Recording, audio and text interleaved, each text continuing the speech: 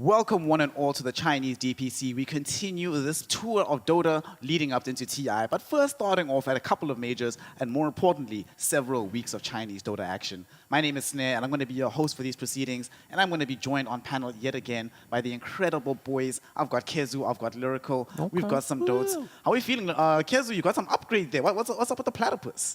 Dude, I just got here and it was here, so now it's mine. It's going to help me get through my day. It's Benjamin's. Yeah. Actually, it is. It's B-Cubs. It says special something something, and yeah, now it's mine. That's right. Yep, he's just going to keep it now. What do you think, Lyrical? Do we all need like some emotional support animals to carry us through some of these games? Maybe a little bit. I did threaten to kill it last tour. So, you know, just maybe keep our distance a little bit. I'll keep him safe. He looks very throwable, you know? I don't know what it is. You could just like sort of drop back a little step, toss it out there. A throwable platypus in the same way that we have some throwable games every now and then. Oh, that happens. It happens. Of course, we are going to be bringing you the action for the day of proceedings here because we have some very intriguing series to bring you on this third day of Dota. But in the event that you aren't up to speed of exactly how we got here, let's walk you through the second day of action where we had an incredible series to start with. Incredible for maybe the wrong reasons. Aster Aries versus the Outsiders from China. And there were two things that happened here, Lyrical. Firstly, right now, Team Aster has the fastest game in the DPC so far.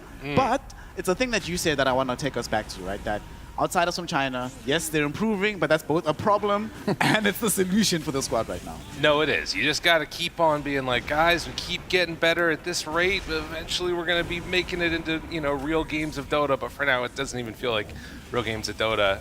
We mentioned this in sort of the lead up to it too, that Outsiders from China, this is their second loss. First one is against Aster Aries, who, you know, got some help, but at the same time, you know, they've sort of been building up this sense of confidence with this match, and then the end of the Tour 1, they were playing against Dawn Gaming. The match today might be a little bit rough, but yeah, solid performance from Aster here. Yep, Aster just did what they needed to do, sort of clean performance from them. One thing that I find very intriguing, Kezu, when I look at this Outsiders from China roster, is the fact that of all the 4 games they've lost, it's all been in the same period of time, 19 to 22 minutes, at exactly that point in time.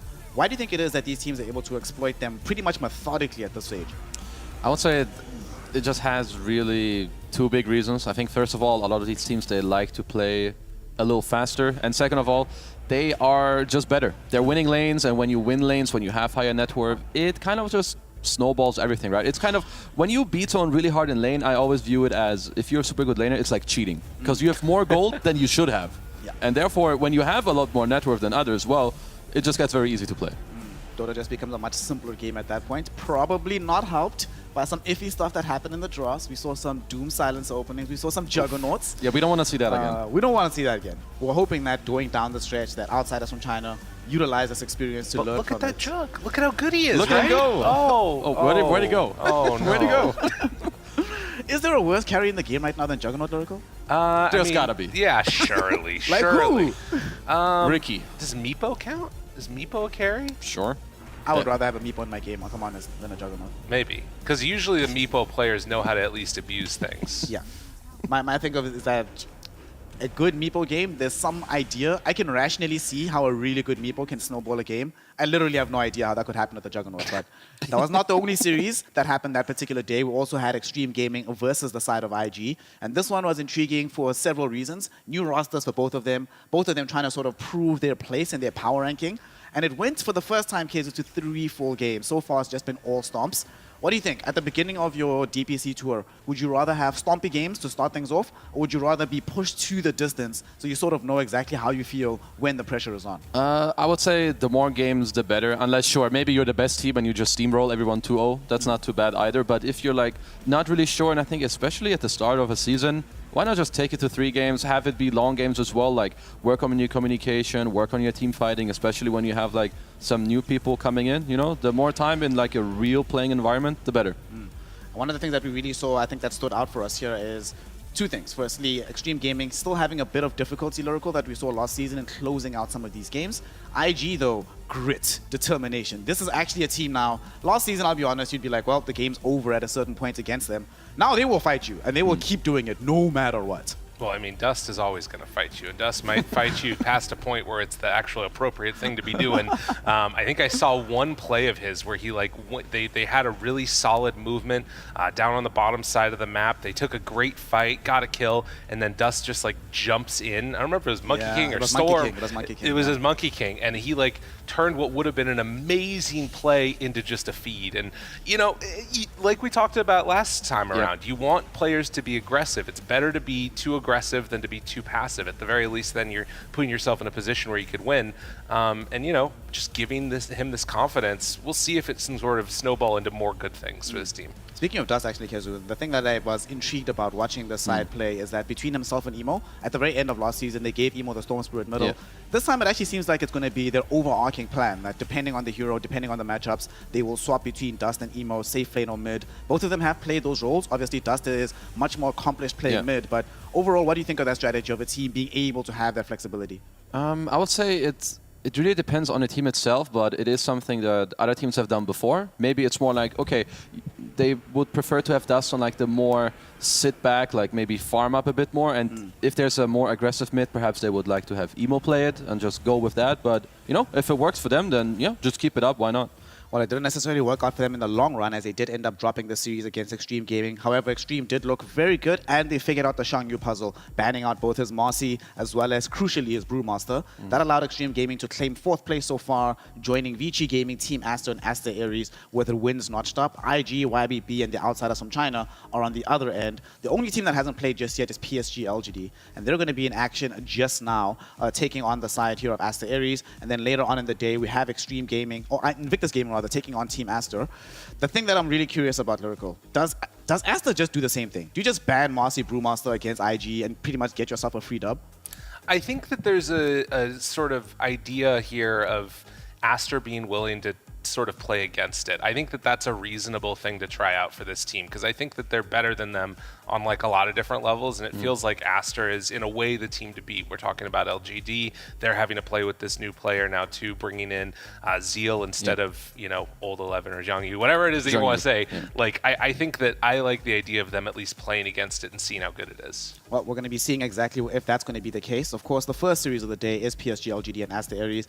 LGD, a very new roster. They have some of the old eHome players, 3 of them at this point in time. It's sort of like eHome LGD. Even nothing to say was an LGD player until eHome player till about a week ago. So I'm very intrigued to see how Zeal fits in. The one thing he does here, Kezu, he plays the Zoo. He plays Beastmaster. He plays Broodmother. He plays Nature's Prophet. He plays an incredible Visage. He plays Brood.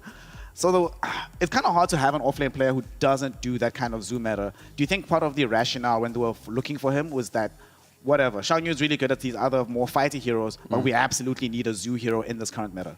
I mean, you kind of, I don't really see how you're not playing Zoo right now if you are an offlaner. I feel like it kind of means you've either been sleeping on it, or it means perhaps you're not comfortable with that, which, is actually not okay. So the fact that their new player can play it is good. I like if you need to be able to play the good heroes, let's be real.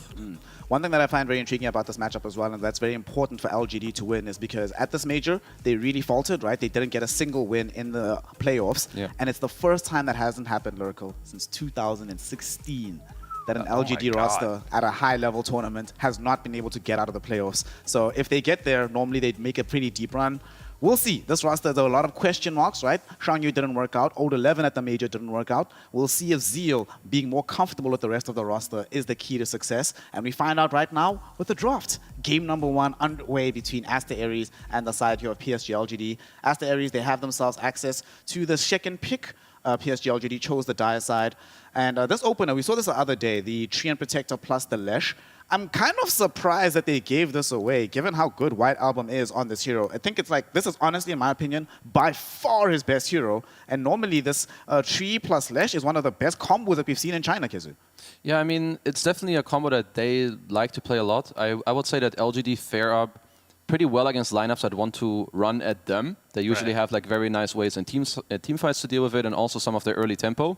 So they started off with an early Eng, which we don't see too often, but they're one team that they played really well. They're going to have the early movements, and I really like the closing pick of Phoenix against this Lesh Tree and combo. It covers the team fight very well. It makes it harder for Lesh to run in. He doesn't really like hitting the egg. So overall, I just love when I see LGD with Phoenix and Silencer. They're the best at drafting these heroes. Yeah, I think also too, you're thinking about why playing on this one, why you smile on the Ench. It's one of his favorite heroes. It allows them to set a tempo in a way where they don't necessarily have to go in for like that all-in Zooey type draft, but they can if they want to. And now you've sort of got that sort of hard start to the laning stage for Aster Ares. They're going to pick up the Primal Beast now, so another one of those that can just sort of be a damage soak for the Leshrac. So to me, I feel like there's sort of more of a mid-gamey type feel to Aster Ares where they're going to be strong right there, whereas maybe LGD can try and push the tempo, come in up under that timing and play for some like Beastmaster or whatever. They did get banned out, but there's still a lot of options available. Beastmaster would have been great. We saw it the other day. Beastmaster Ench, it demolished the laning phase. So good job on Aster Ares to ensure that it's gone. Nature's Prophet is still in the pool. Is that maybe an option that we go for here? Could be. I mean, it's just one of the best heroes. I do like that Aster Ares went for Primal Beast here because kind of a range carry would look kind of nice for LGD later. Again, you have this high range against the Lash. It's going to like support the teamfight of Ench Phoenix as well. But, you know, Primal, he kind of deteriorates that in a way. You don't love range carries because he can just get on top of you. But Nature's Prophet, honestly, I feel like the hero is so good that, I mean, you see him first pick, first ban, so there's a reason for that. Yeah. Oh, gosh. All right. So another hero in my Rolodex of heroes that I hate on pretty hard is this Kunkka. Now it feels like. So the other day we saw Mars, right? For me, Kunkka, Mars, okay, Juggernaut to definitely not to the same level, but Kunkka and Mars in particular, the issue I have with them is that there's so many games they look really good, and you can see the rationale as to why this hero would be picked, and then it even wins the lane, and then you just lose the game. And you're like, well, at some point you just feel like you run out of steam. Yeah, I mean, so outside of Darkseer, Kunkka's my second most played hero. I love this hero so much, but you're absolutely right that like BKBs just destroy him. BKB carries like Lifestealer or that Juggernaut that we're talking about. I know, it's terrible. But they also really cause a ton of issues, and I'm already seeing two heroes that want to buy BKB really quickly. Now, LGD are doing something crazy because they immediately take their next two. So they're saving last pick for Zeal. You know, new player comes in, playing in this new crew, wants to sort of get some new experience with them. I do like the Faceless Void, but they're going to need a hell of a lot of damage to come into it because it's not coming from Kunkka. No. There is a non-zero chance. When you're still on eHome, there was one game I distinctly remember Zeal playing Kunkka from the offlane. I'd be down. There's a non-zero chance that this can happen. So they might still be, I think probably Aster Ares is aware of this, so they're going to leave that possibility available here. But he does have a very good point. The damage is not going to be coming from this Void until much later. From the Kunkka, Phoenix, mediocre. So right now, Aster Ares, I think if they can find themselves another hero that doesn't die very quickly here, they'll probably be in a very good spot for the early portion of the game. Yeah, I would agree. Like, if you look at the LGD supports, they're going to need levels and good positioning to like help offset this damage that they're currently lacking. You're going to need like level 3-4 Sunray, maybe some levels of impetus on Y, which we have seen before. He does get there. But for Aster Ares, yeah, I feel like you have two different routes where you could go some Viper-type hero and make the lane really hard later for the Void, or you just take a team fighter like Tidehunter or some other heroes that are going to build a pipe, and then you really have a damage problem. Yeah. I saw this yesterday. Talon Esports versus Blacklist in the Southeast Asian DPC. They played Lesh Morph, and then they had Io, I believe, instead of the Treant Protector to heal. And after a while, literally no one died, ever. And in this game, I don't know. I'm looking at this Faceless Void. How do they actually kill Morphling here? So I think that they obviously have to catch him first, probably in the Chronosphere, because that's the only thing that you can do. Needs to not have the shard, and then he needs to not press his buttons. So that's how you kill him. But realistically, we could be seeing something like a Nothing to Say Tinker coming out last if they do want to switch the Kunkka to offlane. I don't really like the Kunkka offlane in this draft because, like I said, there's already two BKB answers, so you kind of just do nothing. You can build a pipe. Your lane might be pretty good against Morphlane with, you know, just a tree down there, but that is like the only thing that I think could be pretty solid in terms of trying to double down on damage. Otherwise, they're looking at like snowballing the draft maybe.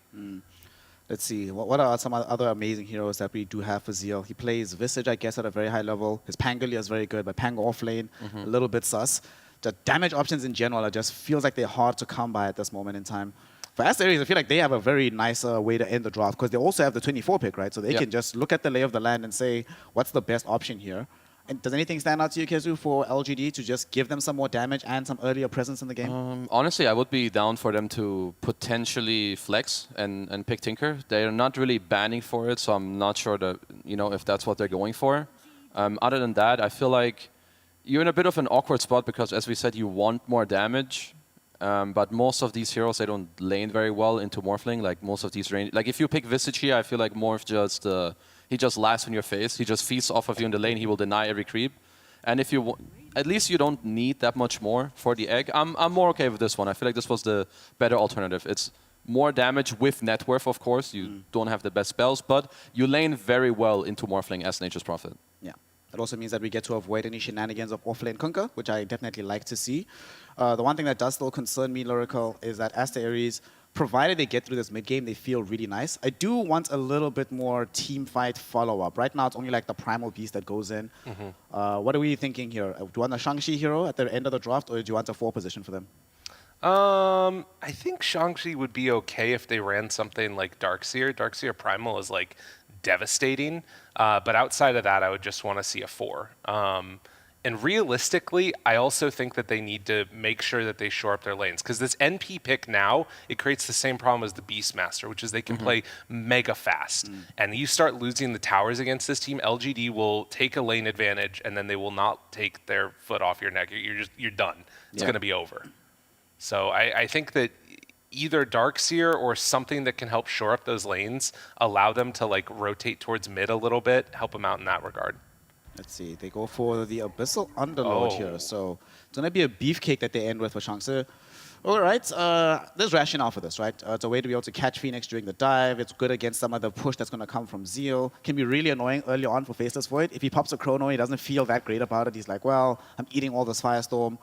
And I think the more crucial thing here, Kezu, is that it's just auras. Auras. You buy more auras, you make sure that this Lesh and this Morphling just do not die. But is it enough, in your opinion, to counteract the power of the early pressure that's going to come from this Ench and this Nature's Prophet? So I think Asta Ares' draft is pretty good. I'm not the biggest fan of the Underlord, but it still ticks some of the boxes that they want to have. But for LGD, I just see like this immense tempo. And if they execute on it, then I just don't really see how they help the Lesh. He should already lose mid against Kunkka. Then you have the Ench, you have the Nature's Prophet, and it's just like everything explodes. I would also agree with that. The one caveat that I would say that might make a difference here is you're picking the Underlord to keep towers alive. And then you're also picking it because it can maybe match the tempo of Nature's Prophet with the global teleport with Dark Rift. Or not Dark Rift, Fiend's Gate. So if they can make really good use of Fiend's Gate, I think that's their way to win this game. But I think LGD is probably going to come out on top.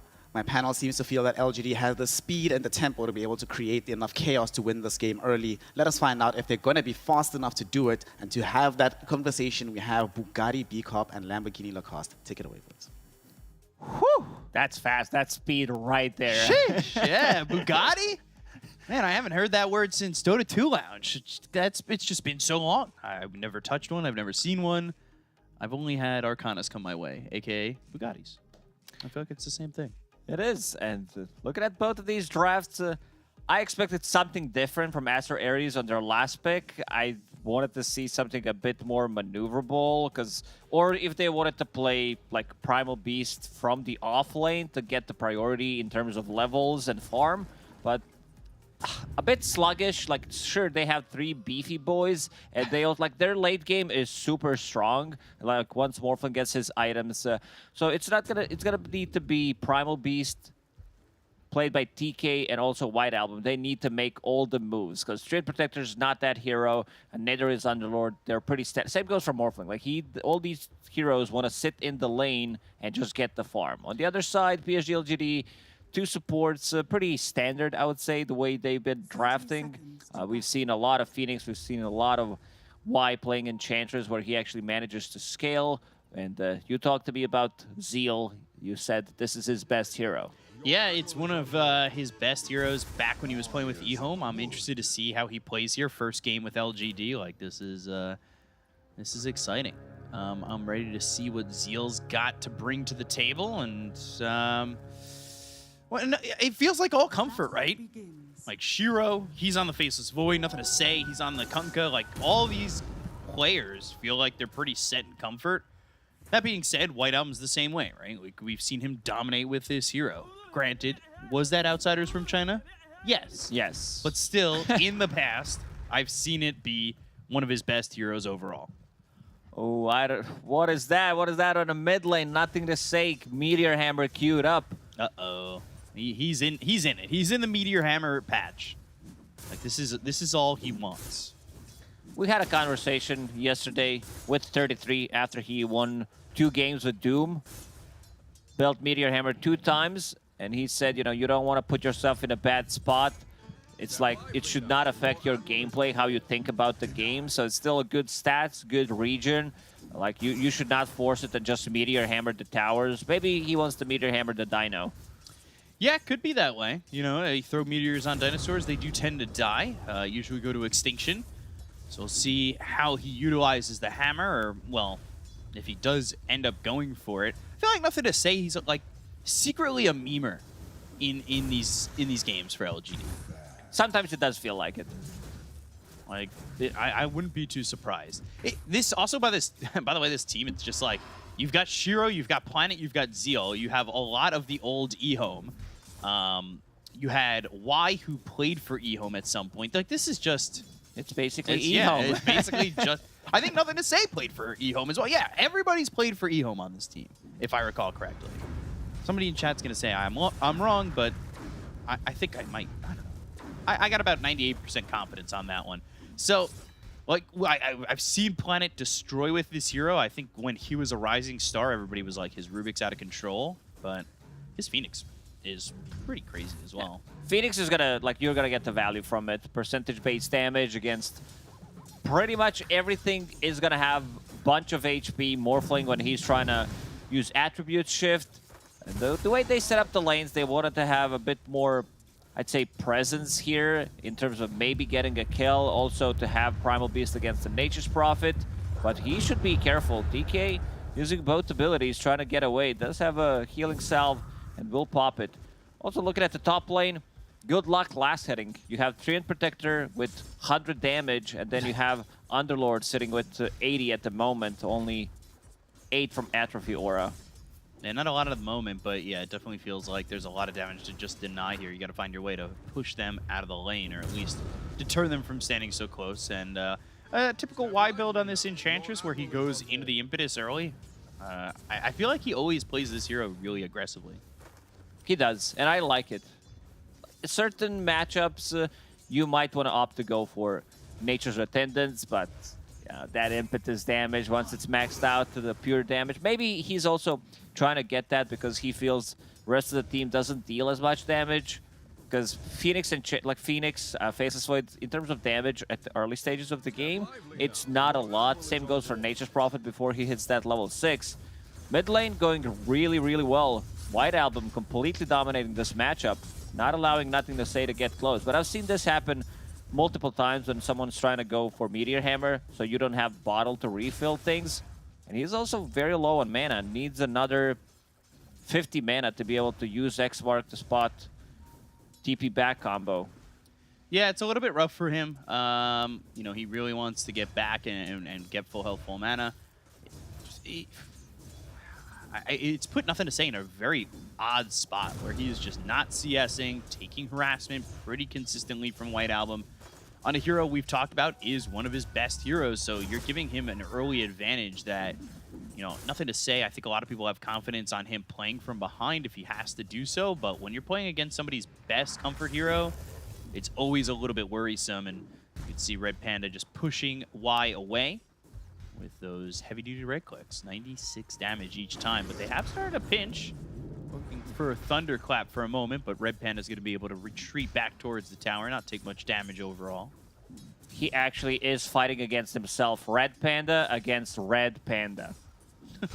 Yeah, both bears. That makes sense.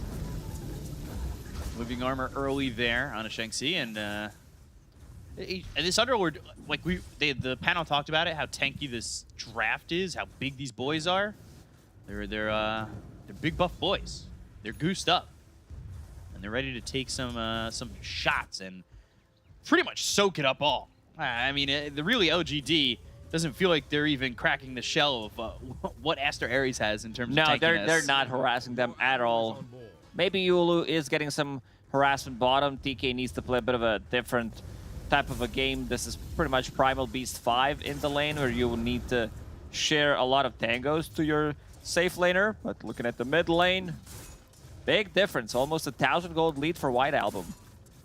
Trying to think when the last time we saw Nothing to Say get beat this bad was. TK And with the that stun TP lands. rotation. Yeah, they might be able to get a kill here on Nothing to Say. They've got charge on forward, and they'll get first blood. TK drawing that and getting the kill on Nothing to Say. Those Fire Spirits aren't going to be enough to get the kill there on the Leshrac either, so now he's level 6, and it's already a 1,000 net worth lead here for Aster Ares. So far, so good. I mean, they drafted themselves, I'd say, a really nice, beefy lineup that PSGLG doesn't have much damage early on. He's going to land the stun. Yeah, onslaught in. That means you're dead too. White Album off to the races here and top of the net worth by quite a margin. This is turning to be an issue. By the way, Zeal first item Ag. So they're looking for, you know, that upgraded Wrath of Nature where you've got the entanglement. I guess, you know, these are heroes that you really want to stop from moving. Primal Beast, Leshrac. Like, you don't want to let them run towards your team. Yeah, you also have root mechanic against Morphling, something that he doesn't like. They have very limited amount of damage that they have. I think also Nothing to Say, the reason why he's trying to go for this Meteor Hammer is so they can actually kill the towers. Because other than that, they don't have much. Like Nature's Prophet, sure, he needs to TP in. But other than that, their tower damage is pretty limited. Maybe Y can pick up some cool creep, Seal? some troll. Getting run down by TK and Ulu, so he'll sprout himself. TP attempt, but that's not going to be good enough. They came prepared. That was with the Quelling Blade from Ulu. So, you know, you start to taunt, you start to TP out, well, you're dead anyway. But I think it's auto-taunt when you TP at like lower than 5% health, right? I think that's correct. Not a big... Not Taunter? a taunt guy, yeah. So, Shanxi, he's just taunting as we talk about taunting. Cutting some pizza. Oh my god, he's also going for Vanguard on this Underlord. He'll never take damage. If he decides to get like Guardian Grease, Crimson Guard, there's not gonna be damage. Like it's just very ridiculous what they have in terms of damage reduction on their side. Double Fluffy Hat. This is very interesting build from White Album. I don't think I've seen this before. Onslaught mid. Nothing to Say. Tries to get the ghost ship off, but it's just not in time. So he's gonna die another round. Oh no! It denying gets the denied. arcane. That rune. would be big. Yeah, that could have been the mid tower. That would have been tough to deal with. Only level 1 of the Diabolic Edict, so not exactly pushing into the tier 1 tower too quickly. But for right now, Aster Ares, they have put themselves in a really good spot. 2,000 net worth ahead. And you can see Zeal trying to do his best to push in with these Treants. They're bringing the Primal Beast down again, though. We've seen just the power of the Onslaught Trample that you really need to be careful with. Nature's Prophet, definitely one of the worst matchups for him. Pre-BKB, where you always going to have hero that can easily get on top of you, stun lock you pretty much, and then buy time for someone else to come on and just finish the job. But I'm looking at White Album. This double Fluffy Hat, I think... He's cold. yeah, one for him, one for the horse.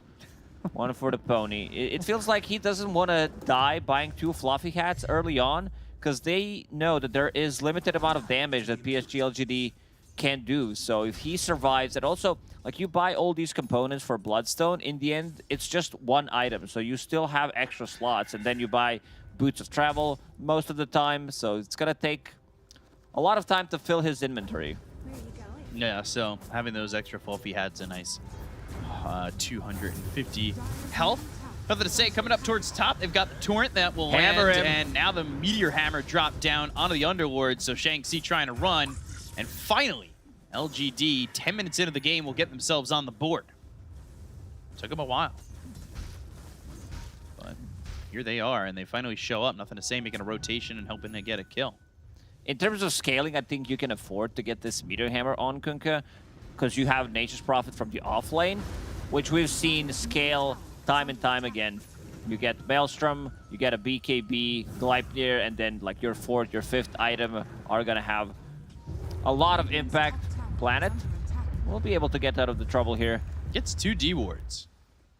It's a lot of gold going the way of this Phoenix, and he's going into the Spirit Vessel. He's already got that urn. He's in a solid spot in terms of gold. He's only 1,200 gold behind Shiro. I guess that says more about where Shiro's at. Yeah, I guess you're right. He's the lowest net worth core. He was also playing into Treant plus Underlord. Kind of difficult to last hit against all these heroes. Now getting close. Mask of Madness about to be finished, and you can see that he didn't even plan to kill them in the lane, has 4 points in Time Walk, understands that there's just not enough damage. So PSG LGD, they are playing for more of a mid-late game oriented timing. Their heroes, they just need extra 15, 20 minutes to feel the real power of it. And I'll be honest, I looking at these lineups, I didn't exactly think LGD were going to be the first ones to get a tower. Torrent lands into the Meteor Hammer. That'll drop down onto the Underlord once again. Puts him down to about half health with those Fire Spirits burning. So, let's see. They did put some pressure on the top tier 1. And they are looking to finish it off with the Meteor Hammer. I would expect Aster Ares to get the first tower with the fact that they've got Diabolic Edict to level 3, but they haven't really put the push on despite the fact that the lanes went perfectly for them. And, well, now they've caught themselves the Primal Beast. The Meteor Hammer lands on him as well as the tower. They've also got the Supernova used. White Album, they're trying to draw him closer to the egg, but he's gone. He got far stunned. enough away. That was right on the edge. Ghost Ship comes in. White Album, he's going to die. The pick goes down, but they just don't have the damage within the Firestorm. Shiro, time walking forward, looking over at Red Panda. They just need one bash. Instead, they'll get an impetus to get the kill onto the Treant Protector. Those fluffy hats not keeping him alive. This is the problem, like we talked about with their lineup. They're really strong, but they're very slow at making stuff happen. It needs to be Leshrac playing with the Primal Beast, and these were the only 2 heroes that kind of showed up there. Look at the damage coming in from the Phoenix. Leshrac 2,000 damage, but still not enough to finish them off. And this was the first usage of Supernova, which did clip him. I think he was like right in the range of it. Right on the edge of it. I thought he was walking wisely north enough, but I guess on the river it just was not going to be far enough away. So not only did they take the mid-tier 1 because they hit that Meteor Hammer onto both the Primal Beast, I want to say, and the mid-tier 1, they're going to get a bottom tier 1 too. Like, I've expected Aster Ares' push to be a little bit more aggressive, but instead I feel like they've been a bit more conservative in some of these fights. And they are going to lose the tier 1 bot. They'll end up trading for the top tier 1. These are really good trades for PSG LGD. They want to get as much gold as they can because their lineup is a bit slow also. Aghanim Scepter about to be completed on Zeal in 500 gold. So that's going to be another big timing, and then he can play with Kunkka. X marks the spot into Meteor Hammer, big ulti from Nature's Prophet. Planet, as you said, so far he's had a really good time. He's level 8. Yeah, he's so far up. It is kind of insane how well he's doing at the moment. And like I said, he's going for the Spirit Vessel. Still about 650 gold away from that. And then when the time comes, he'll be using that on these heroes. Maybe even the Morphling if they fight him. Ooh, just trying to hide out in the jungle and farm, though, for the moment. He's got Falcon Blade Yasha. He's the most farm hero in the game, but Morphling is super sluggish when it comes. They found White Album again. Oh, no. X into the Ghost Ship with the Meteor Hammer and the Torrent combo. Onslaught's not in time. Infinite shots are in. And Nothing to Say is going to get credit for the kill on a White Album. That is 2 deaths pretty back-to-back, and that's going to slow down his game immensely. Every single time they kill him, they're slowing down not just him, but the rest of the team as well. Interesting build from Nothing to Say again. Look at this. He's going into the tidal wave. Wants to be able to split up the fight, create as much chaos as possible for them to, like... It's also very good tool, I would say, to defend the egg with, because they don't really have much other than Faceless Void Chrono, which is, you know, always going to be super potent. It does allow you to dive and use egg aggressively. They also don't have the heroes to kill the egg with, so that's why Planet is having such a good time. And the stun with the waveform, they'll quickly kill Shiro, who's just been maybe a little bit too confident coming here and staying Yeah. bottom. To finish off my point, they do have Morphling, but I don't think Morphling's just gonna sit inside, middle of a fight, and kill Supernova. Yeah, I feel like that's not using him to his full potential if you're doing that. So 11 seconds left on Wrath of Nature coming back up. They've got that Axe going into the Maelstrom. Both him and Shiro going for Maelstrom. See if they could split the map equivalently or equally so they can get some farm together. Right now it's Zeal at the top. Shiro's going to need to recover more so. But I think LGD, like, they're in an okay spot. It's just, I think they're in this spot because more so Aster Ares kind of letting them come back, right? There's 2 deaths on White Album, making a lot of difference. I want to see Guardian Greaves picked up on Underlord.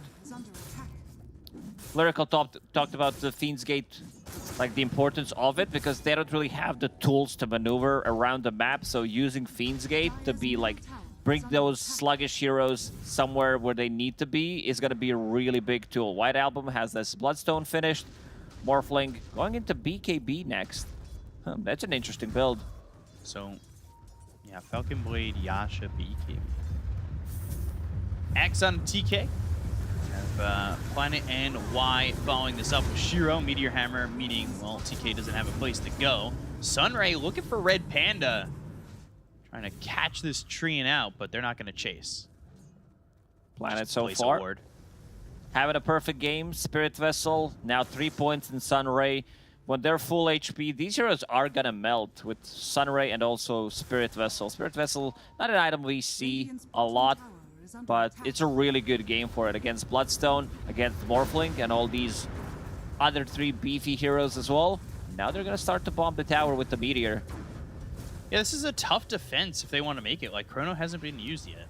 Going into this fight is going to be really difficult, especially when you're looking for the right positioning. Yeah, Red Panda did find out that they had a ward there, Tidal Wave to pull him into the lane. They'll get the kill there onto the Treant. He knew that based on he moved back over and they kind of retreated to go after him for a split second. Knew the ward was there, but he ended up giving up his life for that D ward, or an attempt at it. This tower is going down. One more Meteor Hammer in 15 seconds, and they're going to kill it. Now they know that there is no Treant Protector for another 10, so it could potentially put them in a difficult spot. They place Observer Ward right in front of their tower to see someone. And Malice, Onslaught, and now they've got the Pulverize.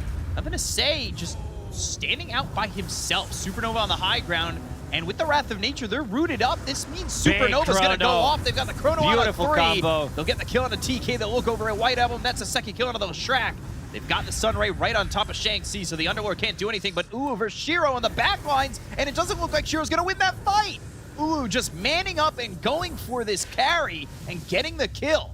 Needs to back off with the Spirit Vessel on him. YM Planet, well, they'll be hit by that overgrowth, but Red Panda, He's very dead he here. needs to be careful because Zeal's looking for a TP position back into the fight. 4 heroes die on the side of Aster Ares, but at the end of the day, you do lose your carry, and Ulu's the one who gets credit for the kill into the Faceless Void. Not exactly what you want from LGD.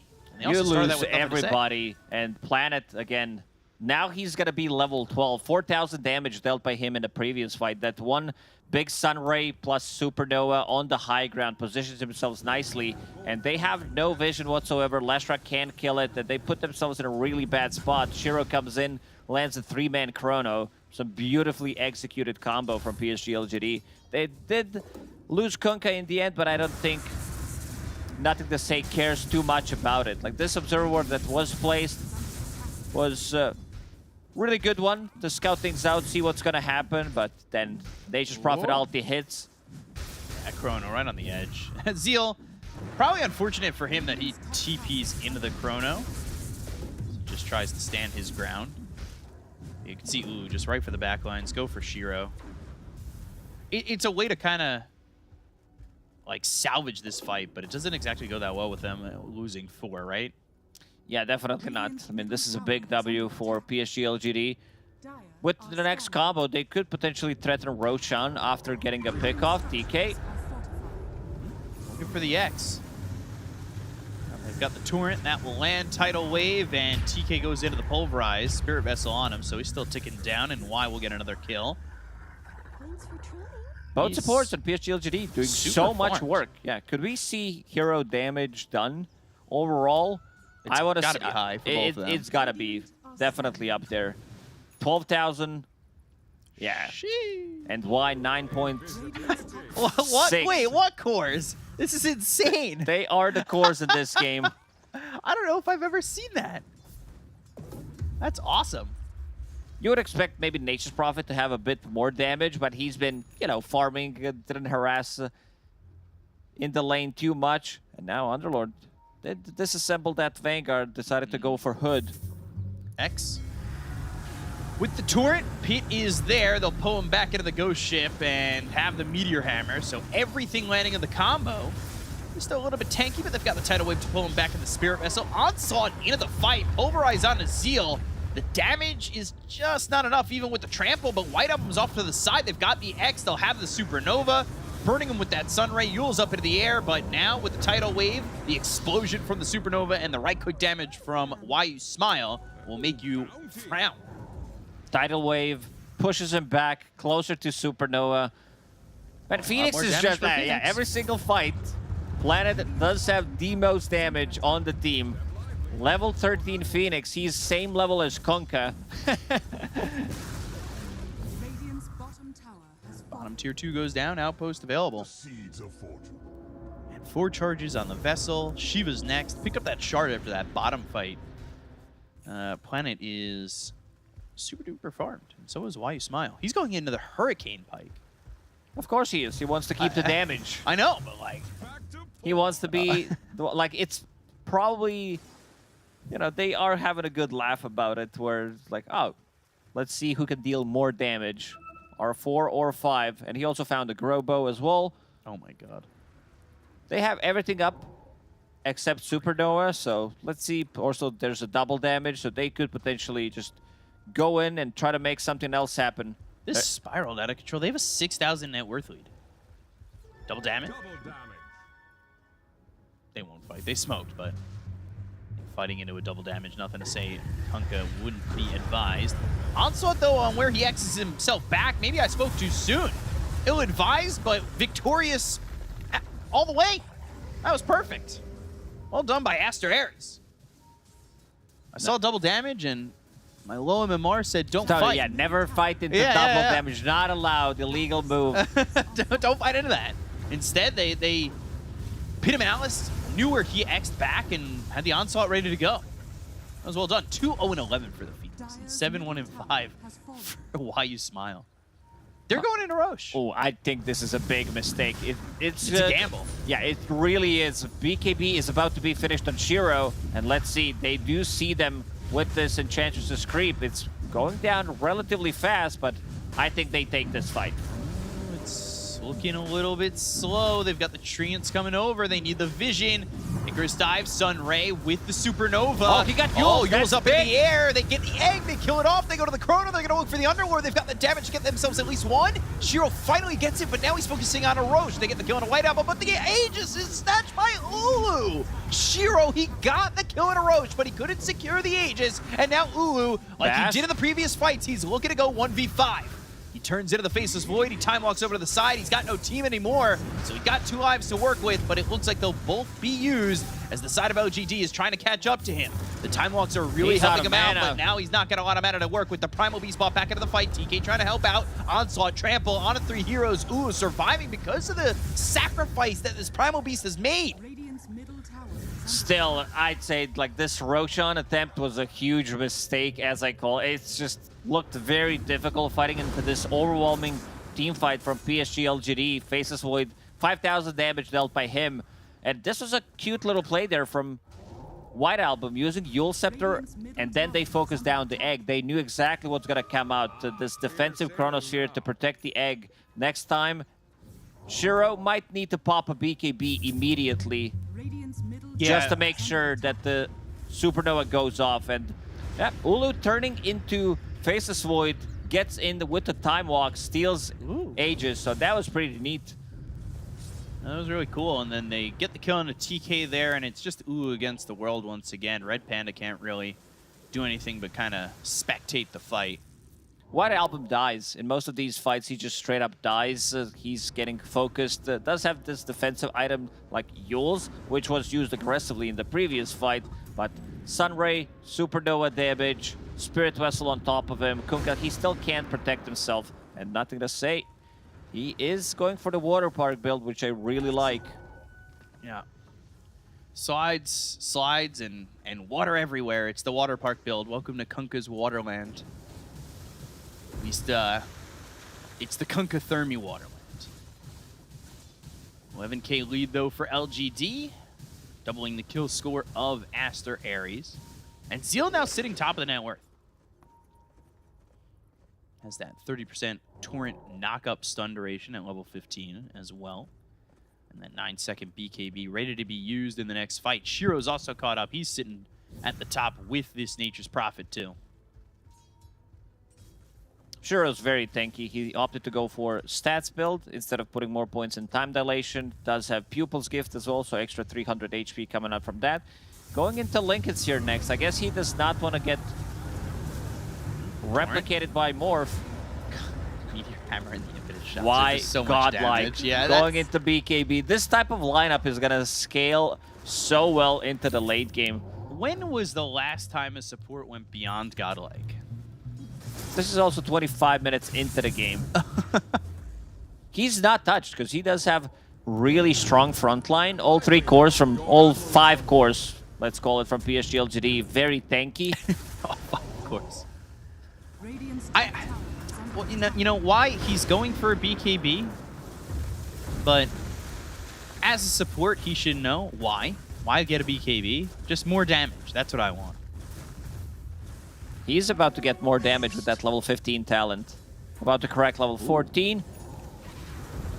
He knows. He knows Torrent. exactly where they are. Does have a Malice BKB. onslaught coming through. There's the tidal wave pushing them away. Why is the one on the front lines? You don't exactly want him there, but Shiro over the side, ready with Chrono. Axe on a TK. Spirit Vessel runs out. Impetus Shot does some damage. Now they go to the Adaptive Strike. They look over at who's going to turn into the Faceless Void once again. Time Walk, Waveform out. And now they're starting to retreat, but they've got the tidal wave on a Red Panda who throws out the Overgrowth. That's going to land on 2 of these heroes. The BKB's getting caught by that's Zeal. an early BKB. Now they're looking over at with the Spirit Vessel ticking him down, but not ticking him out. Chrono on a 2, right-click Xin, gonna try and take out that Aegis as well as the life of this Underlord. They're gonna kill on a Shang-Chi, and now they'll wait for him to respawn. Sunray on top of Uwu. Nothing to say, not dealing with a lot of health and mana. He'll pop the BKB with the onslaught in from TK. BKB's been popped by Uwu. They go to the Pulverize. That's gonna be on the Phoenix planet. Icarus dive away. They get the kill on the TK. They'll take out the Primal those Beast. bashes. And now White Album bashed to death. Shiro's got himself a killing spree while You Smile breaks beyond godlike. And the side of LGD don't lose any heroes. PSG LGD, even with the recent changes like Tour 1, Tour 2 with the players, they still look like the same team in terms of team fighting. A bit of an early BKB coming out from Zeal, but other than that, I mean, it also comes down to Aster Ares not having a real counterplay to Chronosphere. They can maybe try to use Overgrowth, but with no Blink Dagger on Red Panda, things are looking very difficult. 15k gold lead now for PSG LGD. Every single time Chrono plus Supernova is up, and 2 supports still dealing the most damage on their side. Yeah, and now. Man, that is a lot more, too. 21.7k there for Planet, who is 2-1 and 19. All those support assists. He's involved in 21 out of 23 kills as Phoenix. Yeah, same with the Enchantress. 21 of 23. Can you do something for me? Nothing to say. Looking for that water park build, like you said, and he's just 1,700 gold away from it. Meanwhile, Shiro, he has found some space to farm. Lincoln's is the defensive item build. He knows that eventually Morphling will want to get Aghanim Scepter, so does not want to get his stats stolen. And Zeal, also, he's going into the Silver Edge. Just looking at his items. They both went into that Maelstrom. But Zeal, top of the net worth by just a smidge. And, well, he's been doing some good damage in these fights. Not as much as his supports, though. How do you come back in if you're Aster Ares? Like, White Album, I feel like he's been a non-factor since the laning phase. And it's all on Ulu, right? Pretty much, but also he has so many defensive items. This is BKB Manta style. And he also did pick up a shard for himself. I guess he wants to be able to shift during the chrono so that he doesn't die. But again, you're playing into Sunray, you're playing into Spirit Vessel. Maybe if you get that for free from Roshan, other than that, it just feels like you're investing into defensive tool, and I feel like they need more damage. Right. DK had a really good start. Some of his early rotations were really on point for the first blood, then also landing multiple onslaught instant trample. But other than that, like, his game really did slow down. He is trying to get a BKB. Things are going to get much easier once he picks that up, but I don't think it's going to be enough. Yeah, so falling a little bit short of the goal line here for Aster Aries, while LGD just go the other way. They don't exactly have to fight at the moment. Roche potentially up in 45 seconds. And while that time's being used, Zeal's going into the Silver Edge, like I said before. It's just 500 gold away. Why You Smile doing a lot of damage with those impetus shots and gets another kill. So now he's 12-1 and 10 on this Enchantress. My MVP for sure, if the game ended right now. I'd say Planet. Like, Planet has made the moves. Like, Can we do both supports? yeah, we can do. Yeah. We can even pick a third one. Shiva's Guard now done. So you have Spirit Vessel, Shiva's Guard, eventually Faceless Void. We'll get Scotty. So healing is not going to be an issue anymore. Morphling, Living Armor, less rank Bloodstone. Things are going to get much more difficult. Aster Aries, they need to do something. Next Roshan in 15 seconds. Let's see if they can find Zeal here, but he does have a BKB plus Shadow Blade. Zeal throws out that Wrath of Nature, goes after Red Panda. Sunray, just got to pad those damage stats here for Planet. White Album's like, yeah, let's kill him. Red Panda goes in, White Album runs back. Classic move. Classic bait from a core. Seen it all too often. They still do have tier 1 tower there bottom, so kind of difficult kill to get. Roche is up, if they want to back off towards that. Don't necessarily need to. Ooh, getting pulled back thanks to the tidal wave. And Kunkka does have that ag, so Torrent Storm. The water park is open. So many abilities. 6 abilities on Kunkka. So many buttons. Zeal, stunned up, time walk, time dilation, and the chrono committed on a White Album. They really just don't want him to have fun in this game.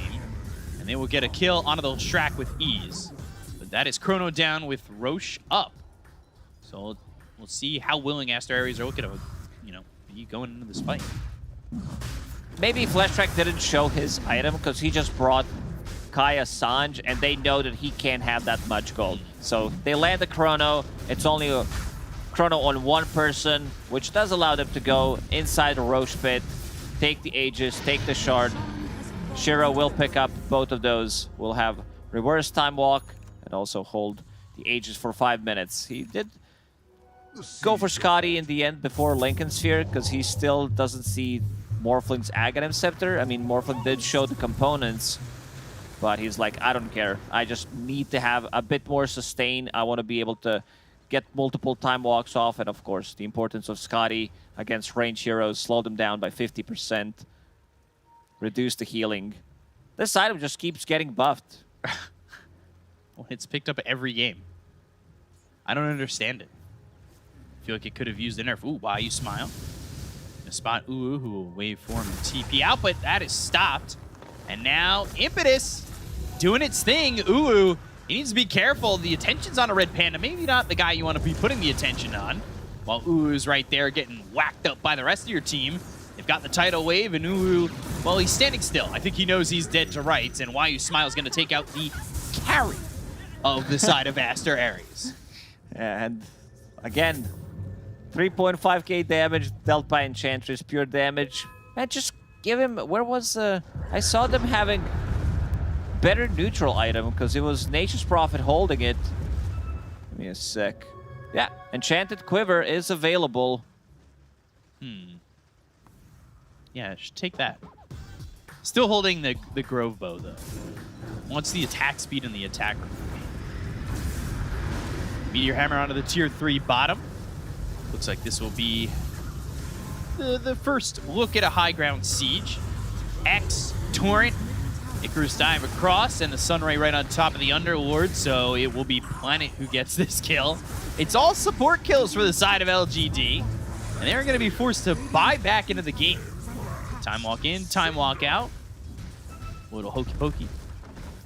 They can't fight. They just don't have the damage. They have one attempt, and that's it. Shang-Chi forced to buy back. Yeah, not great. We really haven't felt the influence of this Underlord. Shiro now dropping low. All right. Was the Aegis usage a bait? Can he get these heroes to commit on him while maybe getting a Chrono off? Supernova, as he's going to be using that Chrono. There it is, and Leshrax's kind of just floating in mid-time in air. They get the kill on a White Album. They'll look over at Uwu, who popped the Manta. He's going to time walk forward, but Zeal got the kill on a TK, who bought back. And, well, now they're still trying to get the control here to get the kill. The Overgrowth comes in under the 3 of these heroes, and they might end up losing Shiro. That would never happen to the Planet and YU Smile support duo. As the wave form away and the time walk out, this Morphling just survives, but another impetus shot from YU Smile to get the kill there on a Shang-Chi, as he is still beyond godlike. I'm surprised the only one they lose there, though, is Shiro getting a little bit too overzealous with himself. Shiro is like, I have other carries on my team. Everybody else. Anybody can carry this game, so I can afford to make a mistake like that. Yeah, not the perfect usage of Aegis.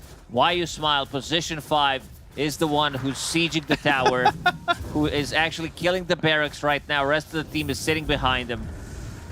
Man, that is quite the scene, as they are going to go for this Primal Beast. Look at the impetus shots coming in. TK trying to run while Uwu, well, pops the Torrent Storm, and that's it for now. They just retreat. Couple of buybacks to use there on Aster Ares to keep them in the game. Primal Beast, Underlord as well. Holding on Holding on, by a but thread. yeah, it's looking very, very difficult.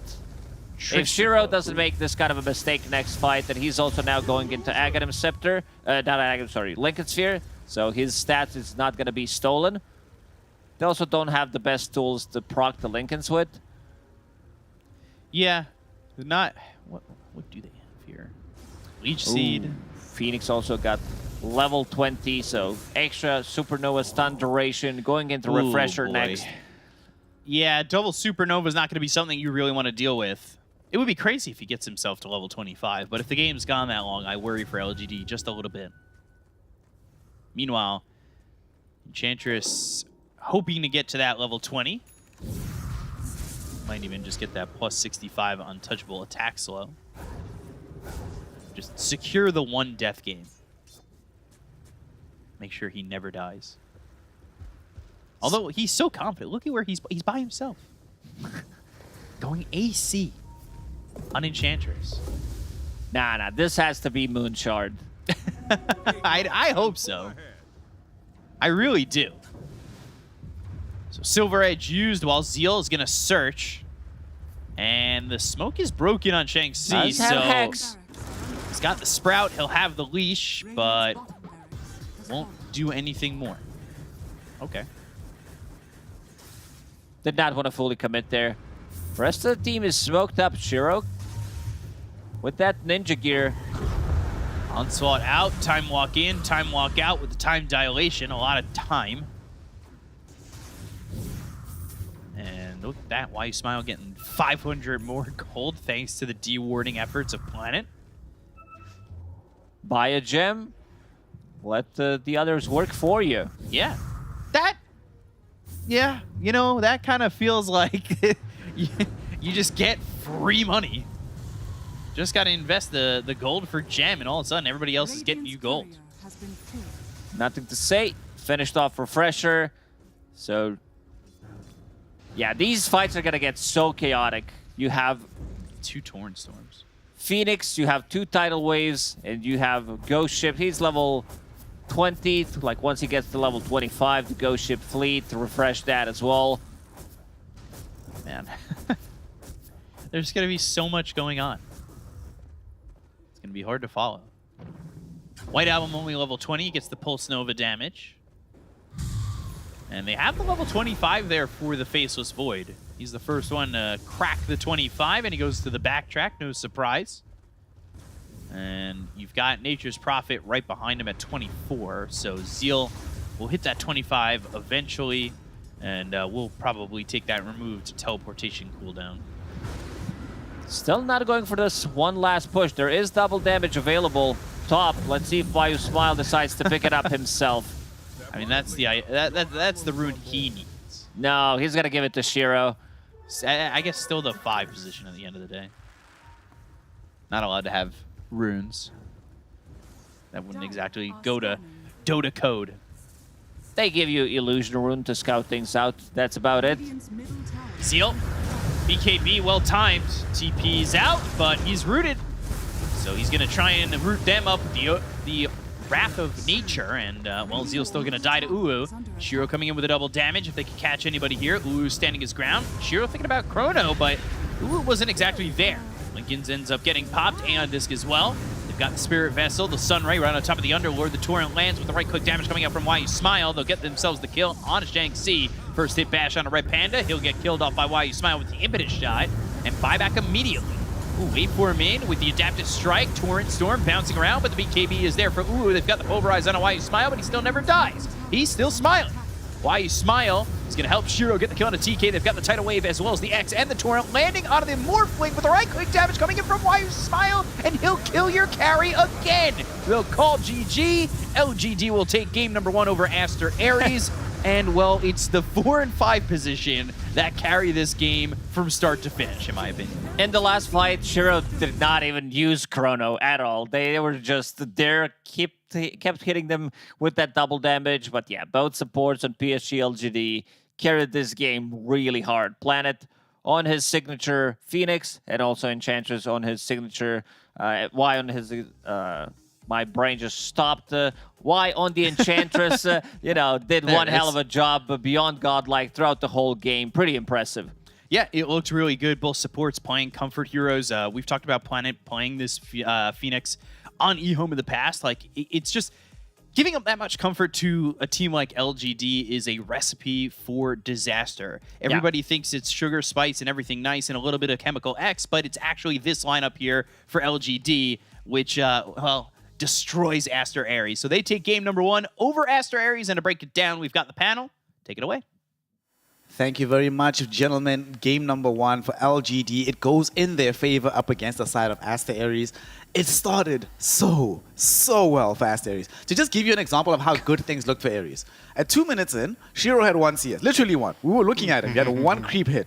Mid was absolutely demolished, right? Nothing to say, had nothing to do in that lane. And on the other side of the map, Ulu was chilling, farming, under a little bit of pressure, but things were not so terrible. Kezu, what went wrong? How did they not... you said to me that if you have a very good laning phase, it's basically a cheat code, right? How did LGD find themselves in the position to beat the cheats from the side of Aster Ares? Honestly, I think Aster Ares, they dropped the ball a little bit from like this minute 9 to 13 mark, perhaps, especially like this mid move where they get to kill White Album, he overplays a bit, and Underlord isn't in the right position to end up defending the tower, and then LGD, they just get the ball rolling, they get their levels, Meteor Hammers online. We're back in the game, baby. All right, my Kunkka player, Lyrical. Yeah. Give me the assessment here. Kunkka, Meteor Hammer, first item. And by first item, even skipping bottle, right? Immediate rush on the Meme Hammer. Does this get the passing grade? Is this the new build to make this hero viable? I think that this build is awesome, first of all, to answer your question. But the other thing that I just need to acknowledge for a moment is how much LGD makes us all just look dumb. You know, we're sitting in there, we're in the green room, we're hanging out, we're like, look at this guy. He went for Ring of Health first. He's got like 4 CS or something on the Kunkka at like however late into it. And then like 1 or 2 deaths on White Album, that's all it took. Yep. And then suddenly you just have this like unbelievably strong timing where everything that Kunkka already does, Meteor Hammer makes him do it better. Your X, your Torrent combos, they take down up top an Underlord with a Vanguard. You start moving down bottom, you're taking tower after tower. This hero already kills creep waves, but now if you're Meteor Hammering the towers, the tier 2 tower is gone super soon. I mean, it's a devastating build, and they played it perfectly. But we would be remiss not to mention the real reason why PSG LGD won. The real cause of this game, Planet and Innocence, YU Smile on their Phoenix and Enchantress respectively.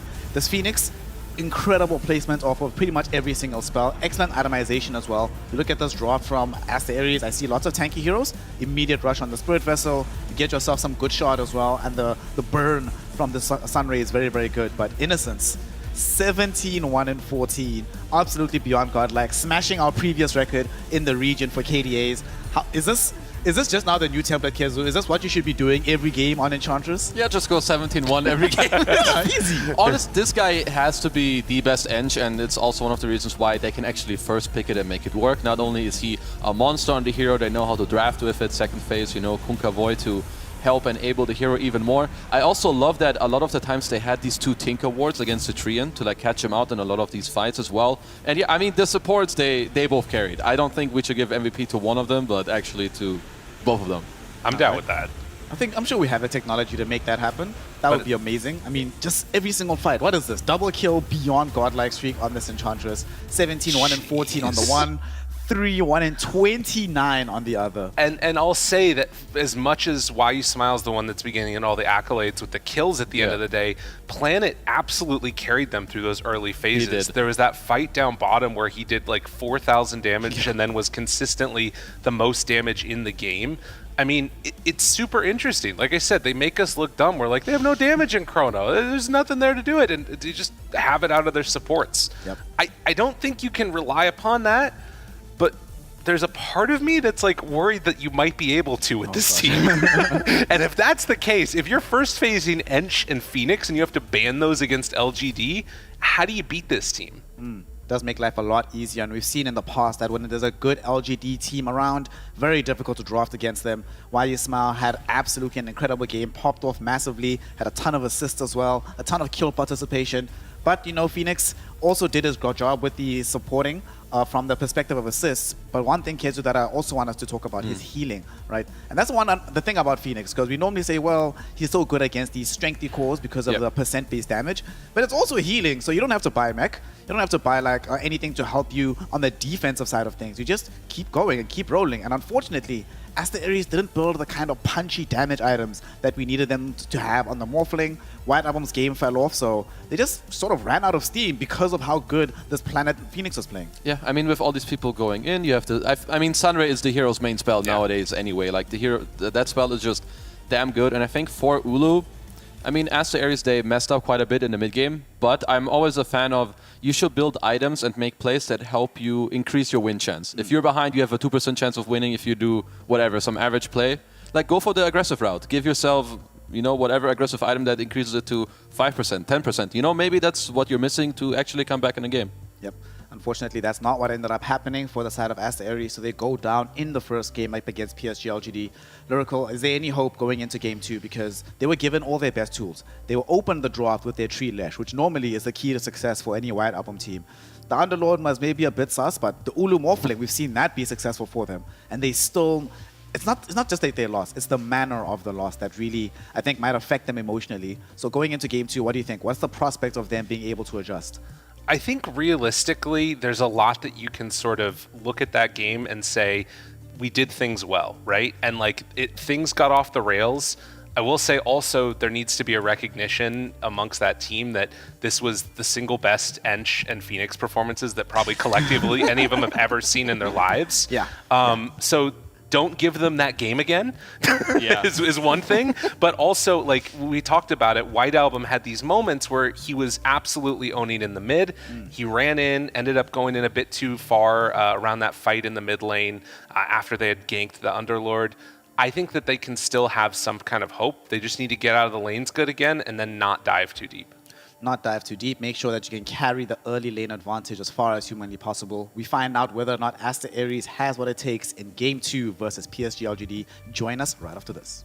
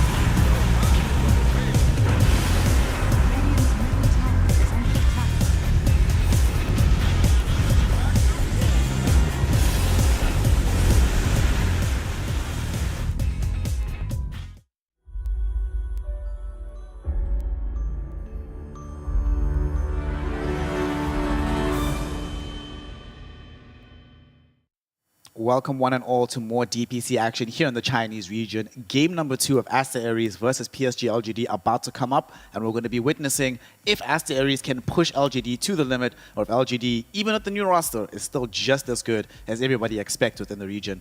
My name is Snare. I'm joined yet again by Kezu and Lyrical.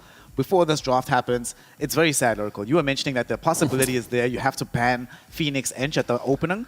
That doesn't feel good, given how many other really good heroes are still left, right? You ban Phoenix Ench, okay, they'll happily play some Broodmother, Right. they'll happily play some Nature's Prophet early on. I don't think that you can, and that's the problem, I think, is that you maybe need to start thinking about drafting to take away those other heroes that enabled it. To me, the Kunkka was a big part of that. Obviously, this is a hero that excels before those BKBs come online. The Meteor Hammer just made it even better. So maybe if you do see those like 2 high damage supports, you go for like the control takeaway after. Yep. Yep, I feel pretty stupid having to now come back and say, Kunkka, good option. Thanks for letting me eat a lot of words here, Jawait. And Kezu, from the offlane here, I think that's also one of the issues that we saw from Aster Aries. After a certain point in time, if Underlord is not having a good game, doesn't provide you the same degree of dynamism. Doesn't feel like there's big moves he can make that can turn, like you were saying earlier, a 0% into a 5%, to a 10%. Yep. So what do you want to see Shang-Chi play in that situation? Maybe like some Tide, some Centaur, something that gives them counterplay no matter what? I mean, I would have preferred the Tide, but they did ban it in that game. So then you're going to have to make do with what you got. And he had a good enough lane where I feel like in the last game their draft is fine, but they just really messed up on where they needed to be as a team. And especially him too in like this mid scenario. They just need to, like when you play against these early heroes that run at you, you need to nail the fact of where you have to be and what you got to do. And they didn't do that and they got punished. Yeah. Well, we're going to be seeing whether or not they have made that adjustment going into the second game, because the draft is about to be upon us to make sure that we have some more interesting heroes. And okay, here's the solution. Take it away. Yeah, take it away. All right, it's ours now. Now, I like that. I mean, if you're comfortable playing it still, which I'm sure that they are, now this does open up another combo, Holy which is going to be the base. Beastmaster Silencer instant pick. Dude, oh my god, because they know what's good against Phoenix. Yep. They're just going to take Silencer. Now he can't dive away. Oh, that feels bad. Yeah, this does feel bad. On the bright side, though, Aster Aries, similar to LGD, they do flex this Phoenix hero. Red Panda does play it, and so does TK. So they'll decide as the draft unfolds where it works the best. But LGD, these lanes, Beastmaster, the Zeal Beastmaster, y'all are in for a treat. So Kezu, as an offlane player, as a Beast person yourself, what do you want to see from Aster Aries to try and contain this hero in the early portion of the game? I want them to either, the best things you can do is to have a strong laner that like shuts it down. CK works really well, you always get on top of him, you have high damage later, sure. This can also work in the lane with an Ench. So now you just steal the 2 heroes, which is very interesting. I must say that that's sick. I am not a fan of first pick Phoenix. I think the way why you could first pick Ench in the last game is that from first pick you want to set the tempo and then your draft still works. With Ench you can do that because you can just play fast with most drafts. But Phoenix first pick is way more abusable, as you can see. You would never see a Beast Silencer opening. Right. It's because of the Phoenix. LGD also, one of the best teams at Phoenix. They know what to do, so yeah, I feel like it will not work out as well for them as it did last game. Yeah, to be fair, it'll never ever work out in the same. There's no way in one game you get your Phoenix having 32 KD and your Ench have 31 No way. in the same game. That never happens again. So Aster Aries, good luck. Prove us wrong again. Take us to a game 3 potentially, but definitely going to be a difficult one to make happen here. So going down the stretch, LGD going to be playing a bit of a different style, even though they're going to still be playing very, very fast. Last game, Lyrical, we saw that they went for a lot of control in the second phase, right? They went for the Kunkka, then they went for the Faceless Void. Do you think they're going to do the same thing here again? But it doesn't feel like that's going to be possible with this opener. No, I don't think so, because they're not going to have the same amount of damage. You know what's going to be really great, though? Last game, they made us eat our words about the Kunkka. This game, they're going to pick Juggernaut, and it's going to be the best Jug game that you've ever seen in your life. I hope not. I know. I don't so think sad. it could happen. But there is something to be said about these heroes. The reason I brought up Juggernaut kind of facetiously is because it can work, and they're already playing around like a very strong timing push with Beastmaster. So you play around that healing ward, that could be a strong one. I doubt they're going to take it, but they'll probably pick some other heroes that want to play fast tempo, shut things down before like the damage starts coming out from these supports. I don't think that you're going to be able to depend upon them just for the same level of damage that they had in the last game. If they pick Kunkka, though, I'm gonna lose it. Like if Aster Aries take that, start building Meteor Hammer, I don't know what's gonna happen. Oh boy, please don't do that. Please don't. Unironically, though, with Juggernauts, they do need an egg hitter right now. And they don't necessarily have one on the side of LGD. Yeah, sure, you have this inner beast aura, but Yeah. I do want to see something that can deal with the egg. So what are our options here, Kiz? We know that LGD plays Snapfire. Yep, that's one. What do you think? Snapfire? Just go for it? I think Snap is good for LGD because what you're going to want with the Beast on the lane is to help him a little bit against the Ench. It gives you this follow-up damage as well, which you don't really have. You have Silencer, it's more about team fighting. So follow-up damage is good. You have good laning. You kill the egg, feel like you kind of tick all the boxes. You have some casual Hoodwink otherwise, or then you can get it from the carry later. Drow Ranger, Chaos Knight. They'd ban the Drow, so I still think there's a super high chance LGD will end up going for that hero. But yeah, we'll have to see. The Chaos Knight, you said? Yeah. Yeah, okay. I like CK. Strong laner. Can actually be very abusive in the laning phase.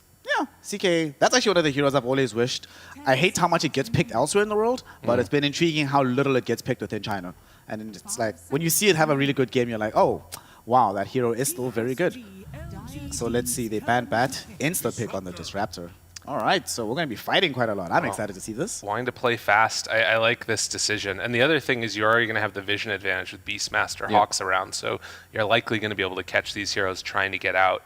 I think Aster Ares, if they wanted to, I wouldn't mind them taking the NP right now. Oh, okay, so they go the other route of trying to play fast. Okay. I do think you have to match the speed of LGD, right? You Yeah. can't allow them to play much faster than you. One thing I like about this as well is that they need access. In the previous game, one of the fights that really, where I felt, okay, the game was over here, was that fight around the Roshan pit. Yeah. They go into the pit, they just took a tier 1 middle. If it was faster, maybe they get away with it, they get to move out on the map. One of the issues is that Ulu didn't have the damage items to make it happen. But here, Kizu, you're not worried about that anymore. You have the Ursa, you'll probably have some Ench following you around with a good creep. And yeah, that should be a lot better for Aster Ares to secure that objective. Ooh, I feel like this Ember pick is very, very volatile. Like we've seen it already before. Silencer is very annoying for you. Needless to really explain, but Silence is pretty good against Ember. You're also going to get counter-picked since you're picking it very openly. There's also Disruptor. There's going to be Roars later. So I think here for Nothing to Say, he doesn't even necessarily have to super counter-pick him in the lane. Like this is kind of a, wish-wash matchup. But later, you ever jump any of these heroes, well, they're dead. Yeah. They're just going to die. You jump in here, global follow-up, then you have Beast running in and Disruptor as well.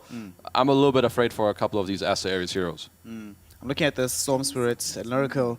I'm looking at Aster Ares' draft, and that I don't see hard disables. Right. I was about to talk about this is the other downside to the Aster Ares first twoing the Phoenix and the Ench. And you think back to what it was that LGD did in the last game. They went mass control. They went Kunkka. They went Faceless Void. Ended up finishing off with the NP that had the Aghanims for the root too. Now they haven't really addressed the weaknesses of these supports, and they're taking advantage of it on LGD by taking the Storm.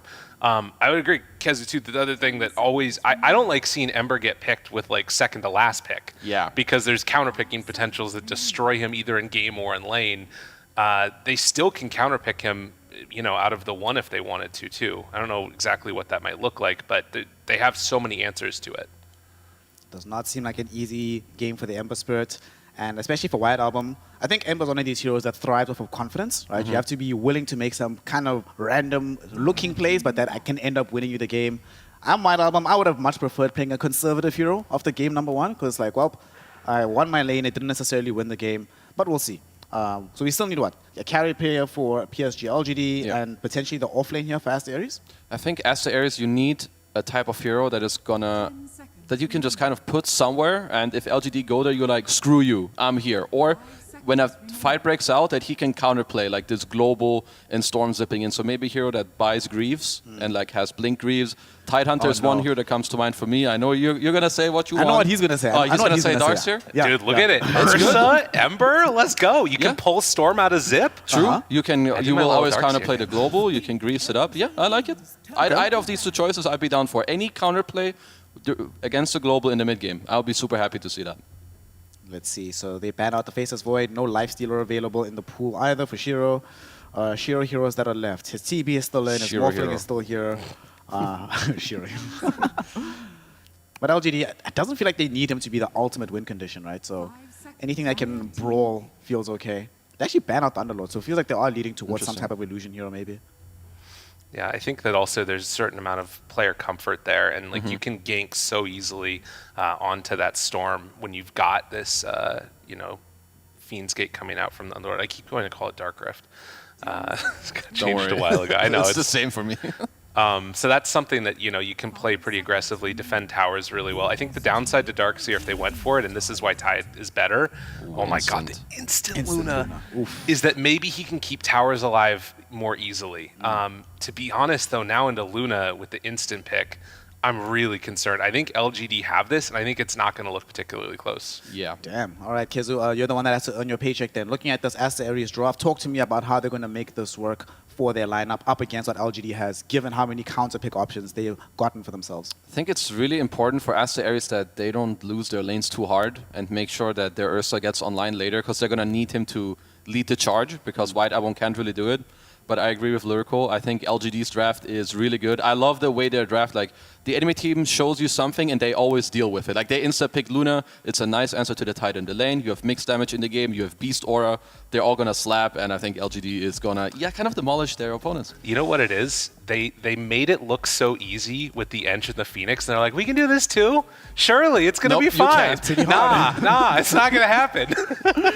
Is unfortunately, if you want to make such interesting drafts work out for yourself, you have to have a caliber of player, which is not necessarily something you find all the time in your world. You kind of have to go to some specialized stores. I don't know where Xiaowei keeps finding these players, but for some reason it keeps working out for him. To find out, though, if they have what it takes on the side of Ares to also level up their caliber of players, we send it over to our casting duo, also rare to find. We have Birkin B Cup and Luxury Lacoste. Take it away, boys.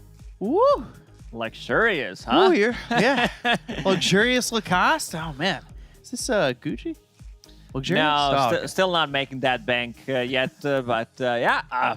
Man, PSG LGD, they are very quick with responding to whatever Aster Ares throw at them. And I see some copy right there. You know, they lose the Enchantress Phoenix. They pick up Enchantress Phoenix for themselves. Let me copy your homework. Yeah, don't make it too obvious, you know? And then they'll start with the first two and change up the other three, right?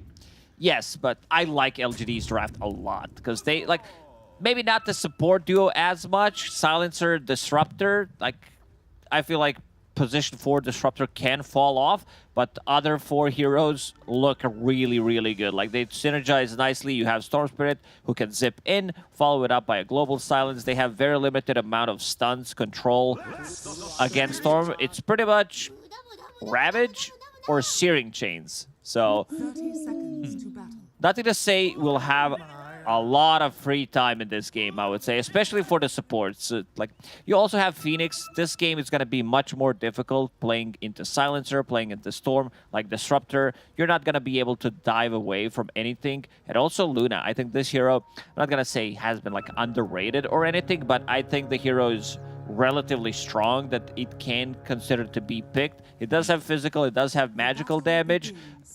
Matchup against Ursa, not the best, but also if you have like an item advantage, you match up nicely. So you keep saying this word support. Yes. Planet and Why You Smile, I don't know if they would appreciate that, as they had the top 2 hero damage scores for the side of LGD last game by a significant margin. I'm interested to see what Planet does with this Disruptor, because I'm almost like hyped to see if he could do it again. Just output that kind of damage. I don't think it's possible. See it's gonna happen. It's very maybe difficult. Why You Smile different can do it. hero. Maybe Why You Smile could still keep it up, right? He's trying to square up against TK and the Enchantress, having Glimpse. It's not really working out well. He's down to half HP. Yeah, they've got Planet up against Ulu and TK because they swapped Red Panda down bottom with Why You Smile and Shiro here. I don't know. You come off a game like that, and I feel like I expect 40,000 damage again. Planet, he's got Glimpse in a second. Uh-oh. He is going to eat that Fairy Fire, start to run away, and he will be safe. He needs to run back almost. Does have a couple of tangos left. Also, what is he bringing? A healing salve, so should be okay. Gave thought he was gonna solo go into XP rush. to Zeal, who does have Wild Axes, does have Inner Beast because he was playing on the side as Disruptor, which means that he's getting all the solo XP here. But so is Ursa. Ulu, level 2, getting closer to his Boots of Speed, and then he can start to run people down. Another Glimpse. Yeah, glimpse towards Zeal, and the Axe's interesting spot from Zeal. I thought maybe they were going to attack the heroes, but Phoenix, Arcane Curse, taking him low, surviving with just 30 health, but then Shiro, the finishing blow with the Lucent Beam to get that first blood. White Oven, by the way, he is 10-0, but I've seen him drop really low with his health a couple times already. No fluffy hats this time around No, for not him. yet. Ooh, TK getting run down by Planet. Maybe it is the same. He gets a kill already. It could be. Nothing to say. Storm against Ember matchup. Storm Spirit has an easy time. You can't really play aggressive on him. One Remnant, one attack. Your Flame Guard is gone, and also Storm Spirit has a decent amount of armor, sitting at 5 armor, level 3. Underneath the tower goes up to 8. So we'll see how that matchup ends up panning out. Is up here top. We're still looking at ooh, and TK. TK sitting level 1. Now finally gets that level 2. Well, he smiled. He took last word as that level 2. I thought maybe he'd go Glaives, but It's too good against Phoenix. Yeah. Can't dive away. Maybe he gets it at level 4, but knowing why you smiled, he's... Oh, nothing to say. kind of Dropping sitting low. low here. Does have a stick. Pops it. Pops the stick, and he's got one more mango if he wants to make an aggressive play. Doesn't have a water rune coming for another 40 seconds, so needs to kind of stay conservative. Doesn't exactly have a support coming over as well. He's got this empty bottle, so I'd like to see it refilled by one of these supports, but Supports are not neither of gonna them- die, Yeah, yeah. they're not going to die on purpose. They look like they're sitting fine. So he's got to figure out a way to get through these next 30 seconds and kind of keep it competitive. He's still sitting top of the CS chart, so White Oven's the one catching up at the moment, while Nothing to Say is just sitting a little bit safer in the lane. Has full mana on Storm Spirit. It's something that usually we don't see. Actually full mana, so needs to start using it, play a bit more aggressive. Brought tangos for himself, now has 5 Magic Wand charges. Now White Album needs to be more careful. Yeah, he sits here. Slight again, Nothing to Say, getting low. Or is low. I don't think it's getting low. He's been just sitting like this for a little while. We'll go over for the water rune for a second, but he's got this ward, so he sees White Album kind of mirroring him, and now the Searing Chains, He's 27 fine. health. Underneath the tower, extra regen. Was thinking about getting the rune, but No way. Ember Spirit, He White just Album. TP'd a slight. Oh, I was really hoping he'd use that TP to steal that. Needs to be careful about Searing Chains. Puts him in place, holds him there. If Nothing to Say, tries to get close. White Album really needs to be careful. If he dies now because he TP'd to mid off getting the water rune, like, the lane might just be over. This is very intense. That was such a wild move by him. I mean, I understand. Kind of shocking. Last word, Arcane Curse coming down into the Phoenix, and looking to get a courier, but doesn't quite get that either. So nothing dying right now for Master Ares over in that bottom lane, while you Smile eats a little bit of the right-click damage of Shang-Chi of the Tide Hunter, but White Album, oh, just surviving 45 health again. It is really coming in close. Why You Smile getting right-clicked down by Red Panda while they go after Shang-Chi. Looks like Why You Smile is going to fall first, and the damage from Shiro is just not going to be enough. Has 2 Fire Spirits available, plus Gush. Shiro could be in trouble. If he is in range to get the Gush off, Shang-Chi, not close enough. Ooh, that was very, very close. Yeah, almost losing both heroes here as they play a little bit over aggressively in this bottom lane. I genuinely watched mid lane for the last 4 minutes. I didn't click on anything else because there was like constant pressure coming up from both of the players, dropping very low. A lot of you know, just everybody's thinking maybe I can get the kill. Maybe there's a little bit of something, but then Magic Wand comes in, Fairy Fire, and this is a big one. Nothing to Ooh. say. Picks up Arcane Rune. Yeah, both heroes living precariously on the edge of death. So now with the Arcane Rune, White Album, he does have a Remnant to fall back to if he wants to TP and Remnant back. TK, as well as Ulu. Now Ulu sitting level 5, but Zeal, he's level 5 too. So eventually, like, the pressure's going to come out, and I don't know where Ulu's going to go if they end up losing this tower too quickly. And it's looking like it might lead that way. The way that they're playing. Planet level 4. Thunderstrike onto Ulu while he thinks about going in onto this Disruptor. They've got Glimpse to throw him back into the Axes, and they'll just get a kill on Ulu like that. Planet taking out the bear. Red Panda was trying to TP. They have 1 point in Inner Beast. Seems like this is going to be a tower, a relatively early tower. Enchantress only level 3. They're going to start the creep skip. Tank the tower, so the siege creep is still going to be alive. Planet's very interesting build.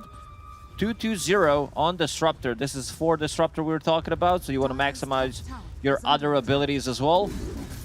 It's the damage disruptor. the Glimpse Thunderstrike damage disruptor. Oh, always nice. That tower just survives. Enchantress using the enchanted creep to pull the creep wave away, so the siege creep ends up dying.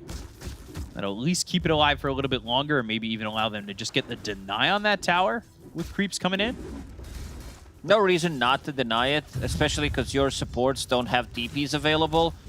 Deny some gold, and he's gonna do it. In trouble, Shanxi. He's gonna be -2 while Why You Smile. With that level 4 does get that glaive point, and well, it is Why You Smile splitting that gold between 2 heroes. So 187 damage. Just enough, yeah. That's some carry hero participation right there. This time around, he's not going to be able to get the Godlike with Silencer. No way. There is not a, like, it's just not possible. All right, chat.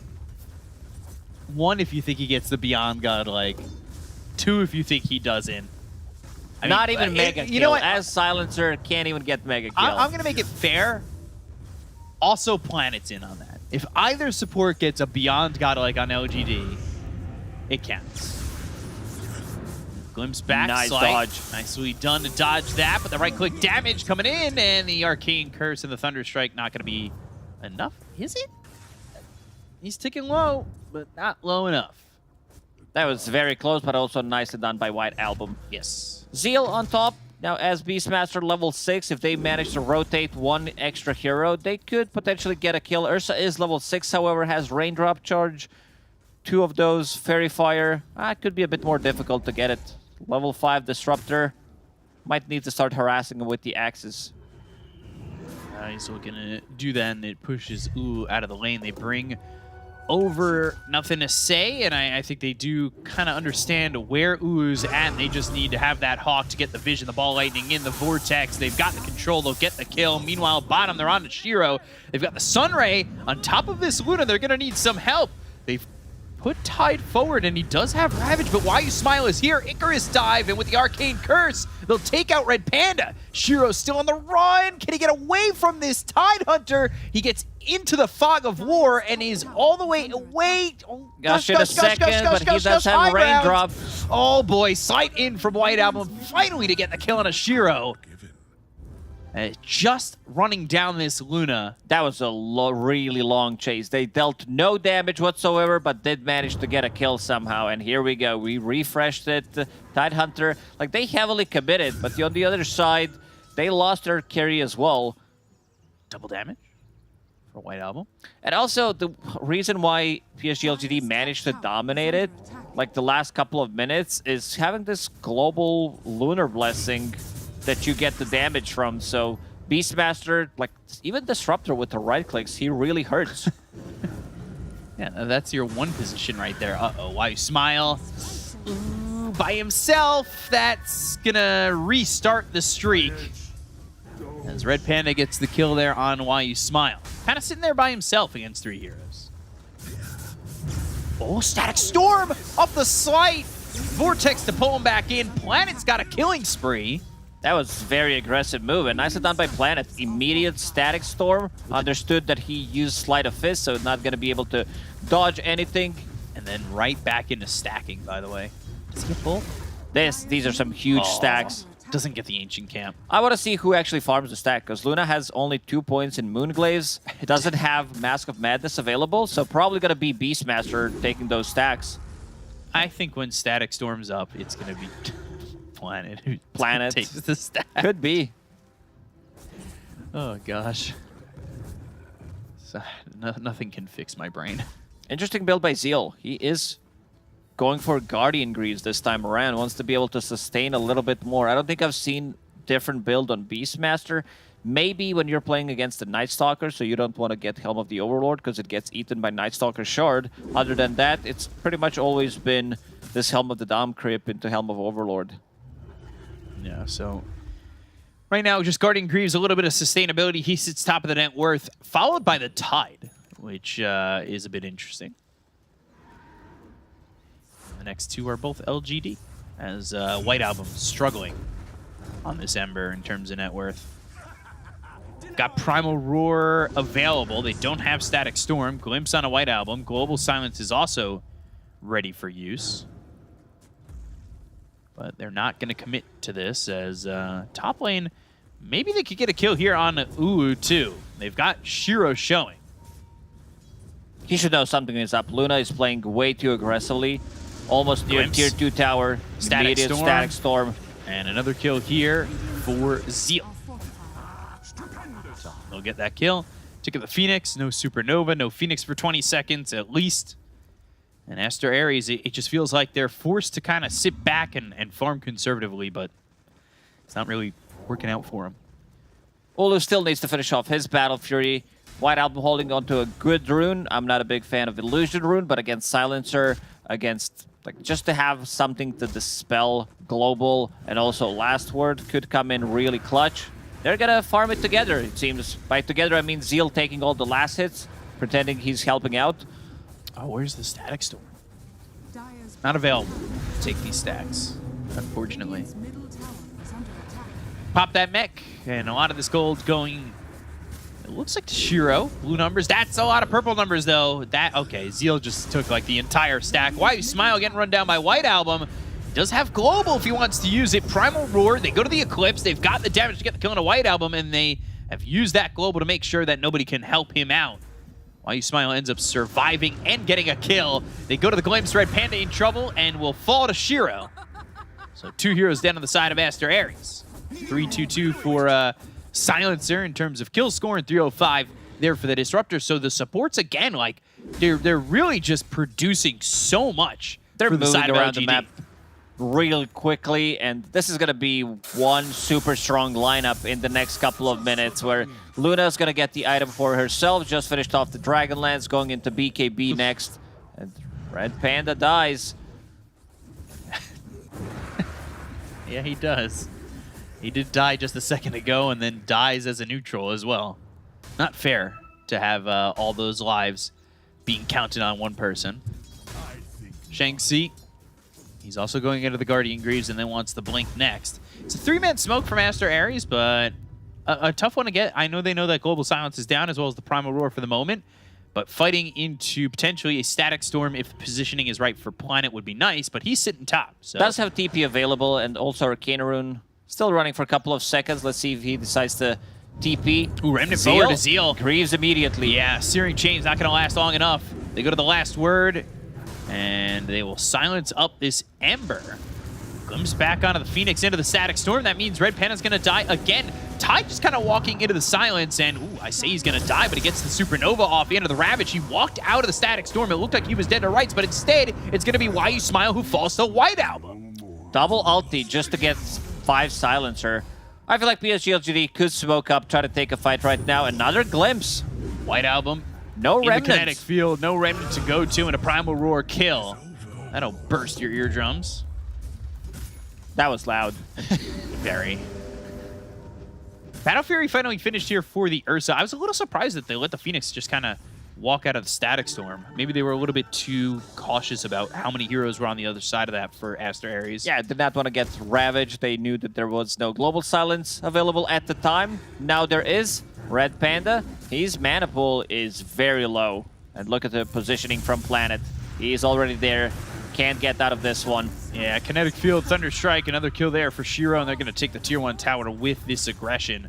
So it's a 6,000 net worth lead for the side of LGD, and Aster Ares really need to find their way back into the game, but the entry points so far are non-existent. Dire's middle tower is under They are pinging out Ulu.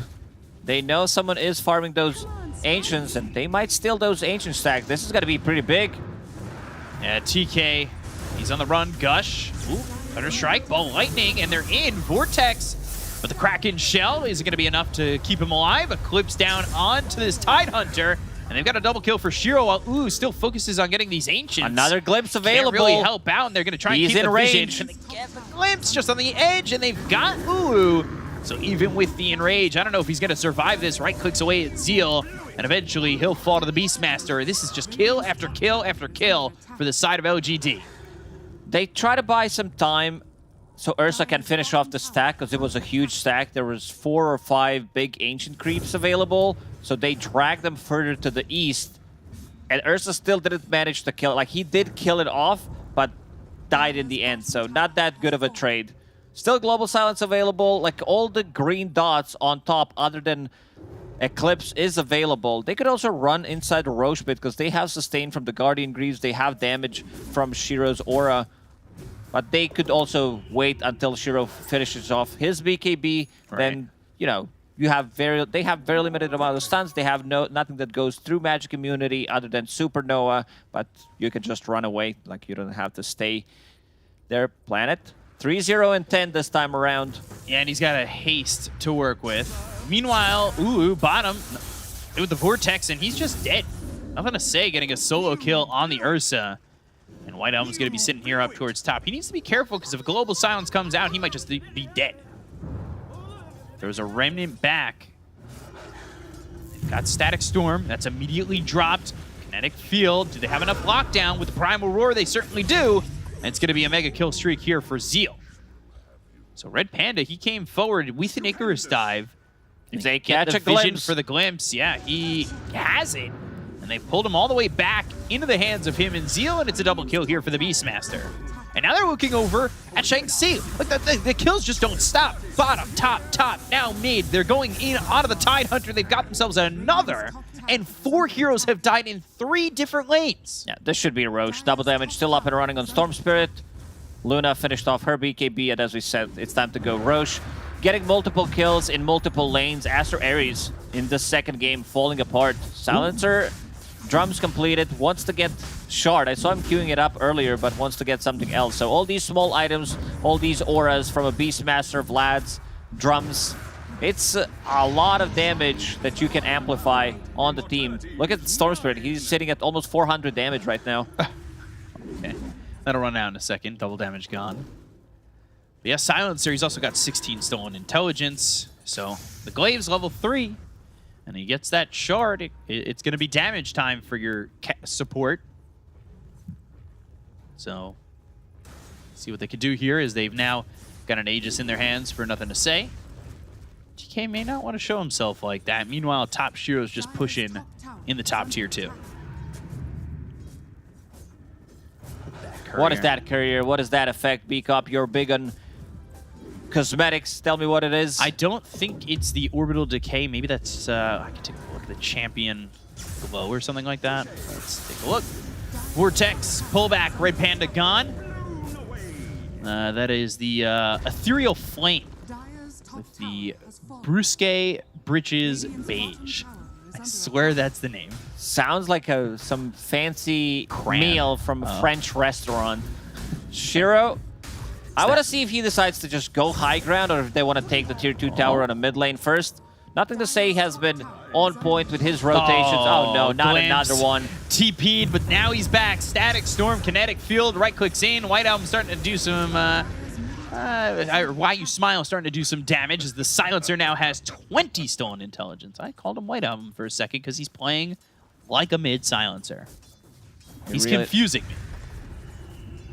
I'm looking at Red Panda's mana pool. He does have Fairy's Trinket, so 5% mana cost reduction comes in very handy to cast his abilities. Global Silence. And that will be a dead Ursa once again. You should get the intelligence on that. For casting Global Silence? Yes. Yeah, you you've should assisted. You should get 10. You team wipe them during Global, you get 10. Ooh, multiplier bonuses for Silencer? I'm down for that. All right, you're thinking like me Silencer's getting nerfed every single patch, no matter what. Beta testers, they don't like to play against Silencer. now. Okay, that was weird. Red Panda, he's going to die here to nothing to say. I think that, yeah, that was the glimpse back on the Icarus dive. That's what confused me. smoke on both the Phoenix as well as the Ember. And Yule's picked up for Planet. It's not the damage item I would have liked to see. So Silencer just gonna farm bottom. Well, there's Yeah, I saw him TP there, and just chilling. Has double rate band as well. Has also Vambraced agility one at the moment. Has attack speed talent on level 10. So Y also wants to carry the game, and we can see him smiling on camera. He's having too good of a time this time around. No global for 50 though. Ravage, BKB, that's avoided the good of the Eclipse with Ulu using the Enrage. This was a last-ditch effort to try and maybe get a kill here on Ashiro. They've got the Vortex. They'll pull back one. The Static Storm, it's on Great top of the Static Ursa. Storm. And Ursa, he's got nowhere to go but dead. They get the kill into Ulu. They're taking a TK. The Primal Roar is onto the Ember Spirit. They've already called GG in this fight. It's all about why you smile and get the damage out now, as it's going to be LGD who takes the 2-0 over Aster Ares as they finish off the team wipe and secure the 2-0 completely. I gotta say, PSG LGD, they look clean. I know that they're playing against Aster Ares, the team that was, supposed to be relegated previous DPC tour. They came back, but yeah, it's looking really, really rough for them. They have one W against outsiders from China. They look good that game, but against a higher caliber team like PSG LGD, the game was very one-sided. Yeah, and this is a different LGD again with Zeal joining into the roster, and it still looks just as good. It really is just Xiaoyu looking at profiles and just going, you. Get me that guy. Next tour, he already probably has a couple of tours up Nobody's front. safe. You might just get dropped. Oh, you're playing well. All right, on to the next one. Bring him in. You do have potentially, I know Faithbeyond said he's retired, but, Chinese retirement means doesn't mean anything. Anybody can come back at any time. So it's still good picks. It's a great lineup for LGD. They take the 2-0 over Aster Ares. And to break it down more, we've got the panel. Throw it back to you guys. Take it away. Thank you, gentlemen, for that game number 2. I'm pretty sure Aster Ares are not happy about how it went down, but PSG LGD ecstatic to be notching their first win on the board here in extremely dominant fashion. I'm joined yet again by my boys, my offlaners. And you know how I know y'all are both offlaners? The moment you saw Tired Luna, y'all are both like, well, we're done. Yep. Time to write this one in. But it was not good. It was really, really bad. In pretty much every respect, the mid lane didn't really go... Well, no, it was okay. That was one of the few places where it went relatively even, but across the map, Lyrical, they just, at some point, LGD realized we're just so strong, we can just keep fighting, and they just never damn stopped. No, they had so many different avenues to try and make sustain happen. It was still supports getting a ton done, Why You Smile made everybody dumb, and then of course also the disruptor ultis were just taking care of business. I think that there was a moment in there in mid lane where things were looking pretty interesting, right? I think that there was we basically just watched mid for the first 6 minutes because everybody was on the edge of their seat about, okay, are they going to be able to take White Album down? Is it going to end up being, nothing to say, finding that first kill? And then it just ended up being the 2 supports that did it anyways. But it sort of spoke to the issue, which is that in the laning stage, there's some amount of parity between these 2 teams, but the drafts, the decisions mid-game, this is what sets LGD apart.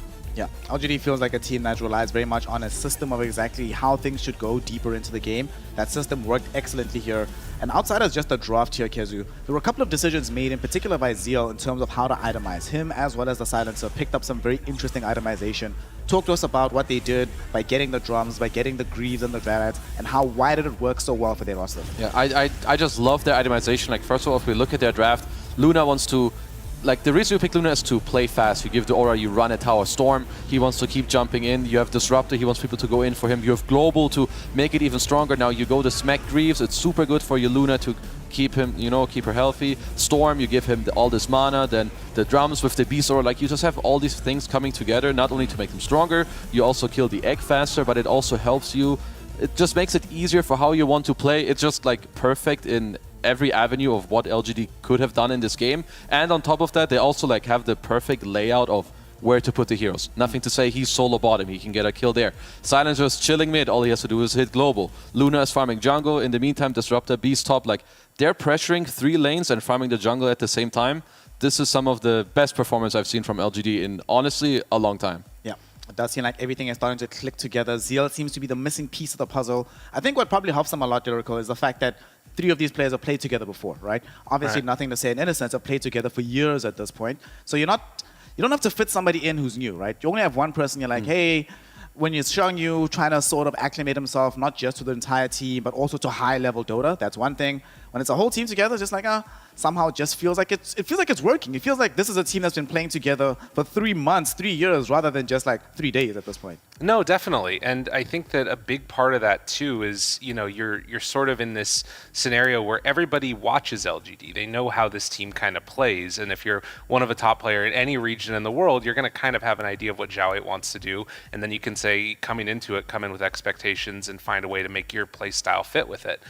So I think that the system makes it easier, but on top of that, Zeal himself has also been standing out as looking really, really good. Yeah, what do you make of him? This is his first match, obviously, in the PSG LGD banner. He took a little bit of a break after last season. Nobody picked him up in the massive roster shuffle. Looks like a mistake now. I can imagine a couple of teams right now who might want a player of his caliber from the offlane position. I mean, honestly, he looks good. He's playing the heroes that seem to be pretty good in the meta, right? Yeah. Nature's Prophet Beast. Of course, we've only seen 2 games, but this itemization he did in this game, along with like how he laned, is giving me, a lot of promise for this player for sure. Let's talk about their opponents. So as Aries, they've now gotten their first loss, right? And it's difficult because you go from playing outsiders from China, you stomp them, you think you're getting some positive momentum.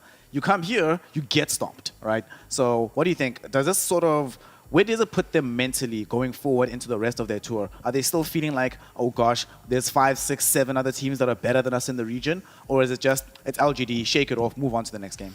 I mean, I think that there's some amount of that, and it's going to depend upon what the mentality is of the players themselves. Because you can take it either way. You can take it as, oh, that wasn't a real team that we played at the beginning, and now, oh, this is LGD, they're so good, it's hard to do it. So it can really go any of those ways.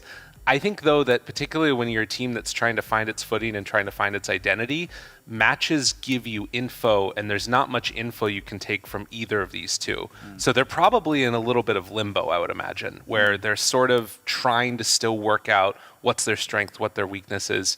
And you didn't really get that much information from these games, except that, in the lanes, they can sort of duke it out with the best of them against LGD. Yeah, I mean, you also learned that only LGD can open with Phoenix Enchantress, if you're anybody else, leave it to LGD. Zhao8 is the only one that has that allowance. As it stands right now, though, LGD have played their first match, so that puts them in the leaderboard. They'll be joining another bunch of teams at the very top of it with the first win. But it's only one, still a long way to go. And we know for a fact that Aster Aries, this is a team that last time around got relegated, right? Yeah. So you can't necessarily say, because we beat Aster Aries, we're a really good team. They might not be as fluid, it might not be as simple in the mid game once they go up against a Team Aster, a VG, or an Extreme Gaming down the line. Yeah, no, but like what I saw in these 2 games, like not only from the draft, but how they moved around the map with the heroes. And maybe this is what they were missing beforehand. Right now, they're offlaner, he can play some of the more perhaps traditional heroes, the ones that also help your team a lot with like more tempo and auras. Like maybe this is what they need, because in these 2 games, yeah, it isn't a very big sample size, but they look damn dominant. Like this is, yeah, I'll have to say it again, some of the best performances I've seen from a team in 2 games in a row. Yeah, this was kind of crazy. One thing I find very interesting about how they played your Lyrical is I'm sort of taken back to the Team Secret run at TI, where a lot of their damage wasn't just coming from the cores, but Puppy was just stepping up every single game to dish out tons and tons of damage, not just providing control. It feels like they're trying to groom Why You Smile Innocence into a similar direction, because even on Silencer, right? He was playing carry Silencer, it felt like, in that game. Do you think it's a plan that they've specifically chosen, or is it just, hey, he's having a very good day, so just let him do what he wants? I mean, I think that there could be something to that. I think probably if we ask them, they're not going to tell us. If I'm going to be real about it, because that feels like it's a really interesting strategy. You think about the last couple of years of Dota and how much things have changed around to a point where you're having supports get items. You're having supports be damage dealers more so than just a sort of position 5, AFK, position 6, Yeah. So that definitely has something that's already been a trend. This would be the next evolution, which is that your 4 is your real damage dealer, your 5 is your real damage dealer, and then it's up to carries to like hit buildings or, I don't know, hit creeps or whatever they do. It's crazy people. It's crazy. You do you. You do you. Don't even worry about it. So LGD, there's a lot that we're going to be witnessing from them, because right now, I'll be honest, I was somewhat skeptical about how this roster would fit in, but turns out I should have just kept my trust in Zhao8. Despite not necessarily the best showing at the major, they still look incredible within the region itself. Still can't wait to see what their next big matchup is going to be. One final point on this game here, Kezu, that I want us to think about is for for both of these teams, right? As we said, laning phase, it is what it is. It was fine. Even from a team like Outsiders of China, we've seen some individual players have some very good lanes. What is it, or how do you train yourself to be able to progress from the laning phase into a strong mid game on a reliable, consistent basis, game after game after game after game? So I would say, first of all, you need to try and have a somewhat stable laning phase. So getting good at that is going to be step one. But let's say you have that on lock. It comes more with understanding, okay, who should play with who? And what is the area we need to aggress on? It's usually like the enemy safe, and it's like the most basic way of opening up the map. You get access to the enemy jungle.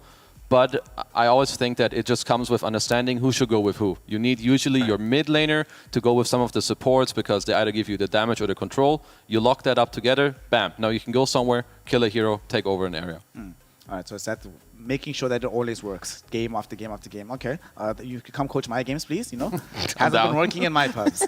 Now I want to make these moves, and nobody wants to make moves with me. We're all just sitting back and farming. You know, it's Just, just a chilling. difficult What thing. can you do? We're just chilling. We're just hanging I out. want to hit creeps, bro. I'm not going anywhere. I just want to hit this guy and then hit this creep and see this gold and see another 40 gold and another 40 gold. Yeah. It's the trap. Yep. To his point, though, Lyrical, one thing that I think is very hard to be able to do is not just do that as a grand strategy, because in China, for the longest time, this was the team fight region. After a certain point in the game, everyone's just playing as 5. We don't have like these small squads going across the map and doing different things together. It's been very interesting to watch. So far, the teams that have looked really strong, Team Aster and PSG LGD, have been doing that, where they're never together, it feels like, as 5, unless they're going for some massive objective. Almost all the other time on the map, they're just making small little plays with one hero connecting with another. You have a mid with a support, you have a carry with somebody else. Where did this come from? Where the hell was this China for so many years? I mean, I think that there's probably something to be said for, the fact that those are the two teams that are looking best in the region. And that's what we see from other sort of regions of play, right? You think about Europe, you think about Tundra and their impact upon sort of the way that the game has evolved. You're now in this situation where, okay, yeah, you still do some sort of skirmishy team fights, but then you pull back when they bring 5 and you just out sort of maneuver them on the map. I think that Dota's always sort of making that evolution happen. So some of the regions are watching China, some of the regions are watching Europe. And I would imagine that for a long time it was everybody watching China. Now it could be switched the other way. Yeah, I think like to add on to that point, Dota just, it keeps evolving. And I think over like the last maybe 2-3 years, people have realized that the map is it's very open and very big. There's a lot of gold to be had. There's like 10 neutral camps here, 10 neutral creeps there. So like it doesn't make the most sense to continuously move as 5. And people just keep getting better. They understand that you can do this play as 3. You don't need me. I can go farm my way to you while you're doing it. So it's more like people are just getting better and they understand their heroes more. And there's more gold because Dota is very farm heavy right now. Yeah. Yeah, it's a very farm-intensive game. We've been seeing it patch after patch after patch. Hopefully the next one continues that trend. Let me be honest. I like farming. I like hitting the creeps. Excuse me? Get him out of here. What are you doing? I want every No. game to be like what we see in Southeast Asia, minimum of 45 minutes, because everybody's just hitting creeps. Yes. That's the next level of Dota. That's what I want to see. But that's probably not going to happen. Right now, I think the place Dota is in, let's be honest, all of us are a little bit tired of the way that the heroes are certainly being played. The map could take a couple changes here and there, but the overall style it's a very good place, I think, the game of Dota 2 right now. Going forward, you were mentioning, Lyrical, that like a lot of regions, a lot of people are watching Europe, right? And trying to gain knowledge from there and see what's still good. Or what do you think it is still that China does, especially from the teams that we've seen do really, really well? Has anything stood out to you that it's like, well, this is very clearly still China exclusive that other regions should be doing, but haven't necessarily cottoned onto yet? I think there's a couple of things that I've seen like XXS do. He's sort of one of the guys that I like to look to a lot to set the tempo in the off lane. And you kind of notice that for him and Whisper, there's some amount of overlap in terms of the heroes. Mainly I'm thinking about Mars in this case. And I don't know if they're necessarily like watching each other as much, but I will say that anytime you watch this Aster team pop off, it's XXS and Bobica that are sort of making a really solid dual lane together work well. Maybe it's again that Monkey King position 4. So I think that more so than like a region specific thing, because these teams are like very different amongst themselves. It's more about like individual players that I think other regions will watch and then try and pull something from what they're doing. We're probably going to see some more Kunkka Meteor Hammer, I would imagine. Yeah, pubs are ruined forever. I think it's good. It's actually It's honestly good. pretty It's good. pretty good. Yeah. I must say, after seeing it, the build-up, it perhaps looked a bit strange for the laning phase, but once he had it, that item, it looked really good. It gave him like all the follow-up damage because you have all the control, but you don't hit towers. And yeah, honestly, it looked very chill. I liked it a lot. Okay, then if it looked as good as it did, right? Why has it taken so long? Was it just the change of the price that people are like, it's a bit worthwhile to buy now? So, but this did legitimately look amazing, right? Why now and not, let's say, last year when the hero itself was still relatively similar and the impact of the item was still good? The timing too. It's only 2 seconds now, so that's a big thing. Like you have enough time in between torrent lift up to get the meteor hammer down, and they're already slowed. So you're going to ensure that you get the connection on the meteor hammer. I think it was always good to take towers. But now it's also good to kill otherwise heroes that you would have had to use boat on. Now you can maybe get them in just a torrent meteor hammer. Does that one change, does it make Kunkka suddenly a viable hero, Kezu? Is this going to be cropping up game after game after game? I don't think so. Kunkka to me is like the type of hero. I think it's a specialist hero because some teams, they overpick it. Because the hero is actually very hard to make work because he has a lot of stages of the game where he's not the best. His item build is honestly not easy. People think this hero is like very simple, but it's not. I think what some players are trying to do with more aggressive early items, like this meteor into shard, it looked very good, or some blade mail into shard. I think it really helps the hero develop. But still, it's more of a specific hero where you want to see your lane, or you need maybe more catch from your mid or a tower defender. Then Kunkka, then he fits the bill. Okay. Speaking about the team that obviously just won the game right now, PSG LGD, they've notched up a first win since their early exit at the major. As mentioned earlier, it's the first time that they've not won a main stage game since 2016. That's a very, very, very long time ago, many years in between. And it's also one of the first times, Oracle, that Xiao8 and the crew have experienced genuine failure at these large events, right? So when that happens, what do you think? The kind of personality that Xiao8 is, right? I think like the big coaches, Xiao8, Lanem, your ROTKs, doesn't that feel like a cheat code? Because if there's anybody that I want in my back corner, right, to help me deal with the emotion of that kind of loss, it would be somebody like Xiao8, especially if it's like my first big event for people like Shiro and Planet in that way.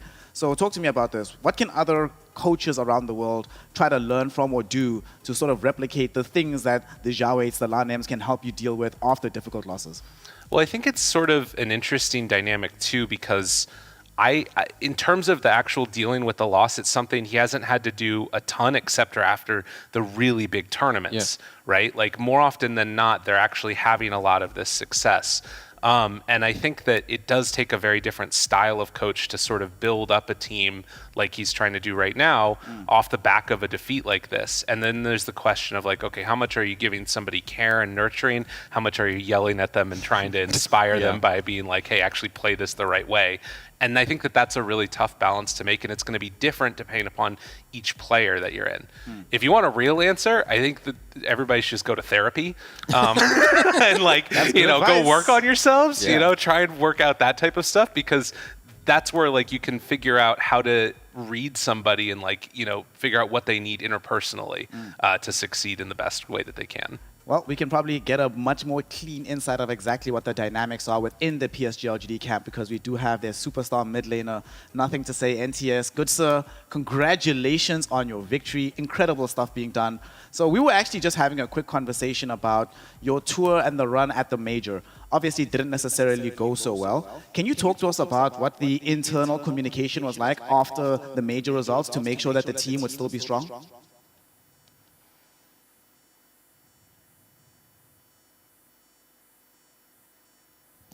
Okay, we might not have a little bit of audio there, so was this quickly dealing with the tech issue? I had nothing to say. Hello. Such a good-looking lad. Also, just one of the best players for so long. Kezu, you've been a player before, right? It's not easy to be at the top of your game. It's one thing to get there, right? It's another thing to like make sure that you stay there pretty much for the rest of time. So for NTS, what do you think the secret sauce is for him that allows him to do this? I think it's making sure that you just most of the time try to not overthink, which is something that is actually a hard thing to do, because for a player of his caliber, he knows that he's one of the best. And if he just plays in the ways that he wants and he doesn't get like caught up in his emotions or other people forcing him around to do things that he doesn't want to do, then I think he's going to be A-okay. On top of just, playing the heroes he wants to play. Right. Sometimes sure, Xiao8 is going to be like, yo, you're going to have to play this hero. And I think that's fine. You should have trust in like your coach and your teammates that they're going to make the right call. But I also don't want that to happen every game. Like when I think of NTS, I think of solid lane into a playmaker. And in the games where it's needed, he can bust out his Tinker and like take over there. But it's more like I just see him as like a very solid and stable player. He rarely overplays, and I think as long as he like stays within this element, he's just one of the best. He is definitely one of the best. We're going to be getting him back on the line right now. Surely everything is all good, all fixed. Good, sir. Nothing to say. Hello, welcome again. And we're still talking about the run and the success of PSG LGD at the last major. When he gets back, I really actually want to ask him about how they got Zeal into the team, because beforehand they had Zhang Yu, then they moved on to Old 11 at the major, and then now they have Zeal. So how that all shook out and went down, I'm really interested to hear, but we're going to be getting him back on the line in just a second to make sure that everything is all good. And I secretly think that he just dipped out. He dodged the question. He's like, I don't want to talk about the major. We're not doing audio, it. Audio issues, guys. I don't know what happened. I don't want to do it. Headset exploded, guys. I'm sorry. Well, of course, from where we are right now, China is a long way away. So unfortunately, we have some issues that won't allow us to speak to Nothing to Say right now at the very least. But given the kind of form that they're in, I'm pretty sure we're going to be seeing PSLGD yet again in a winning position and yet again having interviews. You cannot dodge us, sir. We will talk to you soon. With that, though, we are going to be moving on with our day of Dota 2 action, as we still have one more series down the stretch with Team Aster taking on the side of Invictus Gaming. That matchup could really go either way. Team Aster, in the form that they're in, look a little bit unbeatable, but IG, they have grit, they have determination, and they have a desire to get themselves back into top contention in the Chinese region. So you do not want to miss that matchup. Join us after a break to continue the day of DPC action. We'll see you then for some more hype.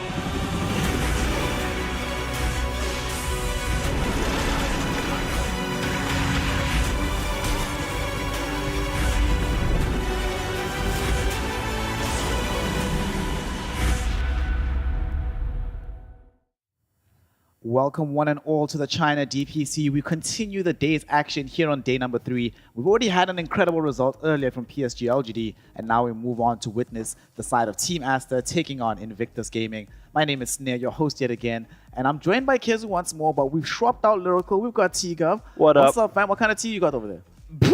Baby. That sweet nectar, that's otherwise known as the opposite of tea, but I can't admit it on camera. It's a black tea. You've got a brand to maintain. Good job. What a legend. Okay, so how are you feeling about this upcoming series? You know, we just come from a 2-0 stomp. Yep. Let's not beat around the bush, right? LGD were far superior to what Aster Aries had to bring to bear. Do you think in this next series, we're going to be having similar levels of dominance from Team Aster, or does IG have a bit more of a shout? I think IG can perhaps put up a little bit of a fight. I don't know if you saw the last series, but it was not pretty. LGD kind of, yeah, they smashed. Yep. They smashed pretty hard. I mean, I would say Aster are the clear favorites, but IG, I feel like they've got something, you know, in their toolbox that they could whip out that could be pretty cool. They have some Marcy stuff here and there. They have potential. There is indeed potential, Okay, right? okay. He wanted to. No. Okay, we're looking at Aster right now. We're seeing some cool player shots, and then I'll get to my IG ting in a second, you know? All right. The thing I wanted to actually bring to your T about the Team Aster lineup, right? Obviously, we just saw them at the major. They got top 8. And normally, this would be a bit of a disappointment, right? We were one of the best teams in China. We get there, we only get top 8. But there's a little bit of context to it. XWY has only played on LAN 3 times in his entire career. And only twice has he played on the main stage. You know, they got to blood him a little bit. Yep. They have Ori last time around. For years, they were playing with White Album, posting up very mediocre results outside of China. In the region, they were gods. Outside of it, Ori comes in, makes them amazing. They look super hot. XWY, will he be able to reach that level at some point? I would like to think so. I think China as a region, of course, is just weaker now. And I think we have to accept that when the region is weaker, the top teams will also naturally be weaker, because the time spent away from majors will be against weaker opponents where you aren't, you know, fully testing yourself the entire time. So it actually is a hindrance that there really is only Aster and PSG at the top. And I think that's where it kind of leads into IG now, where I feel this is the type of team that is moving in the right direction, but I still think they are 1, if not 2 tours away, which again sounds really bad because there's not 2 tours left in this season. There's only 1 tour before TI, but I feel like IG is like 1 or 2 tours away from finding that exact thing to give themselves like a solid top 4 contention reliably. And that's why, of course, I'm still leaning Aster in this series.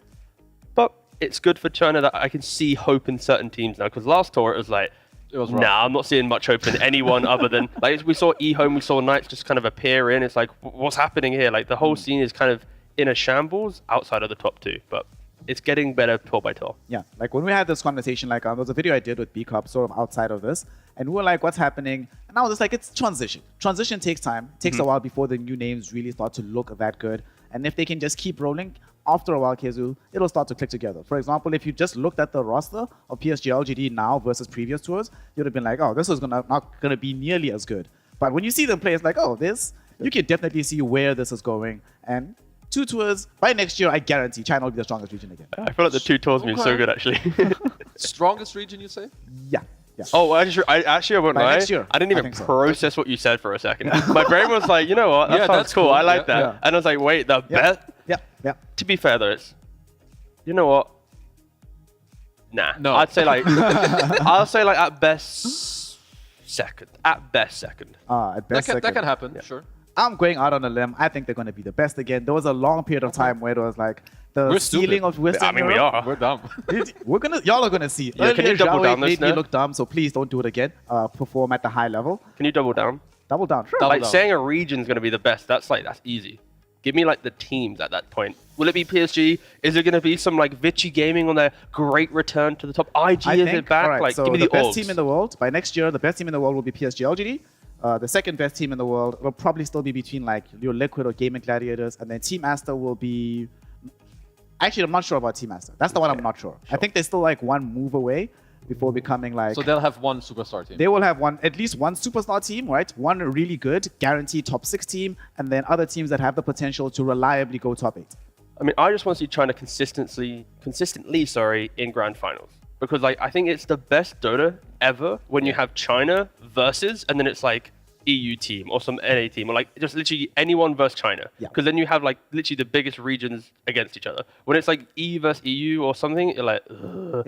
China versus boring. China, It's it's the like same it stuff doesn't have the over same and over. flair. But like we need to have that like massive region. Unfortunately, like SA haven't been able to step up to that plate like China used to back in the day. But we need someone. So That's I why hope believe it in returns. China. It's gonna Exactly. return. Speaking of China, all of us had an opportunity to get some guesses in as to what we thought the whoops. leaderboard is going to look like I at the know. very end of this. And you know, I'll be honest, Oh, coming into yeah, this we did early do that. morning, I was like, we'll see. But I feel pretty positive about what's happening. Although, Kezu, I need you to justify yourself, fam. For which IG one? bottoms 2. Woo, justify, my friend. They're coming up today. Obviously, that mine? some of their people might be looking at this. Yeah, that's what you that's did. you. That's you. That's why I'm asking you to justify it. Just don't forget that Extreme Gaming and YBB, their logo, YBB, It's- has like 2 more outer tendrils on the bot side just before you, Yeah, it just legit looks the same. Legit Yeah, honestly, same. I feel like Asta Aries with what I saw from them in the last tour, of course they were supposed to be relegated, but they showed me a lot of things that don't need a lot of fixing for them to be better. So I do have hope for them. And IG for me is more like a toss-up. Sure, you know, they're probably going to be better now with some of their roster shuffles, but still, I don't have the biggest faith in them. You know, if they surprise me, I'm happy, but I've got some doubts. I actually rate Owen so much. Just seeing outsiders from China, little blip that goes,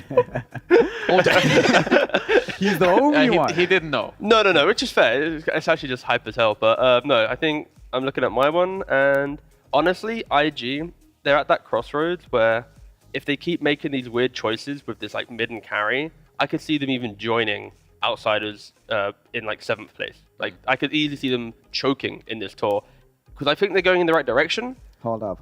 Let's talk about this, though. All right, hit me. Okay. Remember when Team Liquid won TI, right?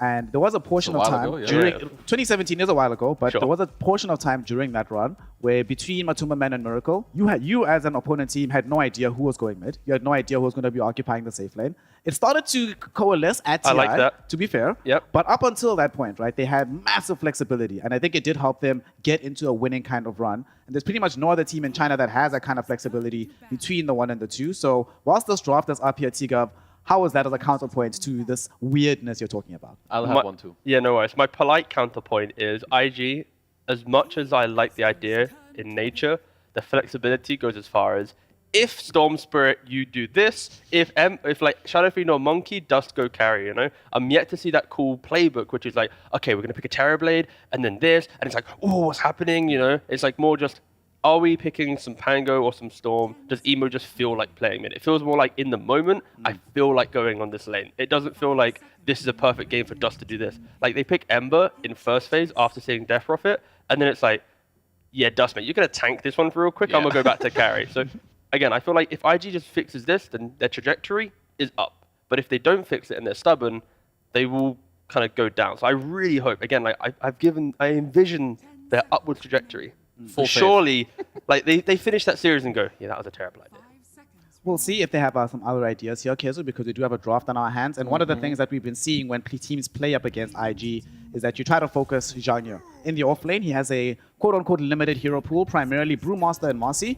Both of them are played at a very, very high level. Personally, I'm very happy I get to see the Brewmaster again. It's been a while. So do you think that Team Master has maybe made a mistake by leaving the Brewmaster in the pool? Or is the hero not good enough to justify banning, even if you have a specialist on the other team? No, I would say they took out the Marcy, which to me is the more scary hero, so I like that. And then they open up with Ench. We saw LGD do the same thing earlier. Asta have also played this hero before, so they know what they're doing. And then Brewmaster, I mean, sure, he's a specialist on it, but it's not like this. They first do Brewmaster, and you're like, yeah, we saw this coming. It's okay. We can have some counter picks later. And yeah, I feel like you don't care that much. Yeah, I think Ench actually does really well against Brewmaster. You know, in lane, you're pretty potent. And also, Brew in the game, when you throw out your first splits, always you have kill threat on supports, and you're trying to cyclone up a big carry. So as long as Asta give themselves a couple of cores now that have big fight contribution, it doesn't matter if you lose one of them to a cyclone. And you already know that Ench isn't going to care about some Yeah. panda running. It's like you have Nature's Attendance, you have your passive, so it's like you can't hit me. So I feel like, honestly, this Ench is a smart way to deal with the Brewmaster. And they've already secured the team fight by getting the XXX Enigma. We know that he plays us at a very high level. Tons of sustain they have available on Team Master. However, they have a lot of sustain, Kezu, but we saw earlier what can happen against sustain if you play Phoenix in the correct way. Planet was able to absolutely dominate Aster Ares, who had a fairly beefy lineup. And he did it just getting super early Spirit Vessel, to be fair, playing out of his mind. Yep. Right now, second in all the DPC for KDA. But, you know, I do think this Phoenix could be nice. And so far, Aster don't necessarily have great options against it at the moment. Yeah, Aster for now, so XXS probably going to be building into some auras, which is definitely very good against Brew and Phoenix because their damage is a bit limited. It also takes a very long time, right? Like Phoenix, he has like his Egg and Fire Spirits, Brew with his Split. So what's going to be important for Aster is that they're going to continue to have heroes that can kind of stop this Brew Split from just like overwhelming them in the fight with the Egg as well.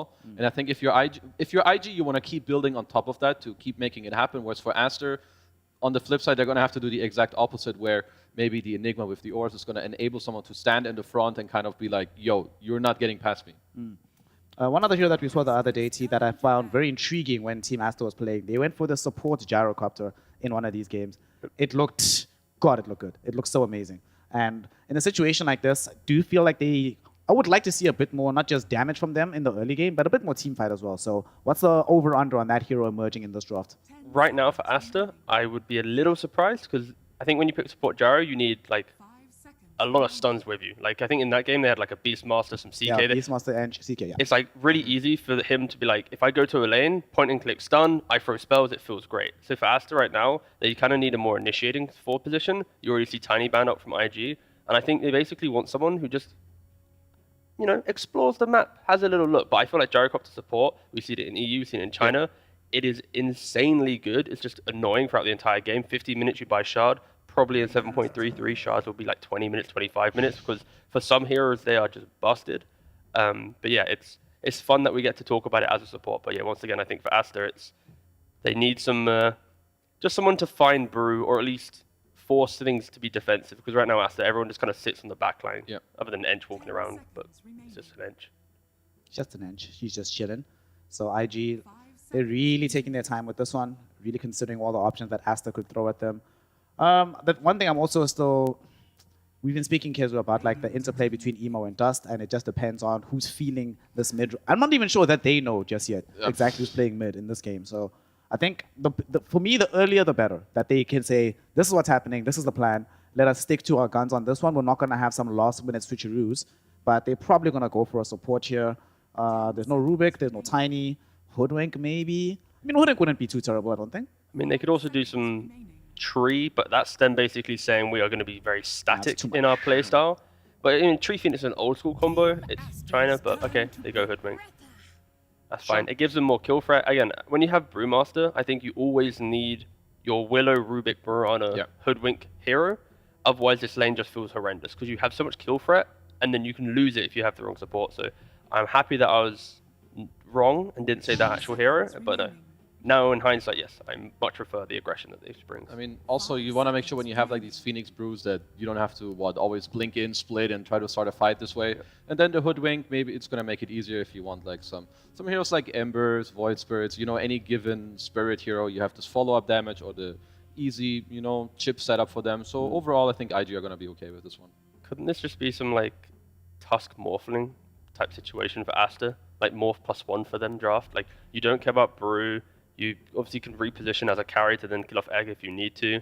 Like, sure, there's a little bit of kill threat with Hoodwink, but I think for Aster, they can be very bold with this pick here because of, like, IG's lineup, it looks kind of fun in lanes, but it has its weaknesses with its lack of lockdown, its speed that it can play around the map, its inability to actually hold an aggressive area.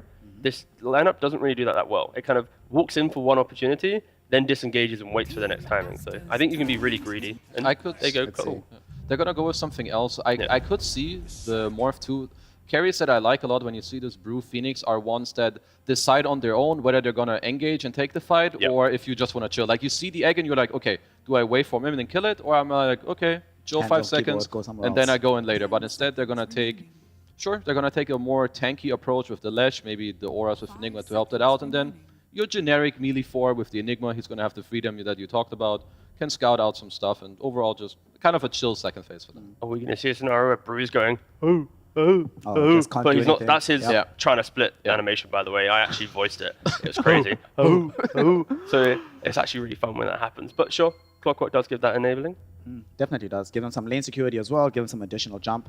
Morphling. Every time I've seen, whenever Asta has a different hero or a hero like There it is. it's like, thank you. Honestly, I don't think he was gonna play it. It feels like lately Monet has been really angling towards these extremely aggressive type of carriers. Your Ursas, your CKs, playing as early as humanly possible. He can still play your Morphlings, your Spectres, your Lunas, your hyper carries, but I think they've been prioritizing playing as fast as possible. You mentioned Ursa. I think there are 2 bans now for IG. Ursa Slark, I feel.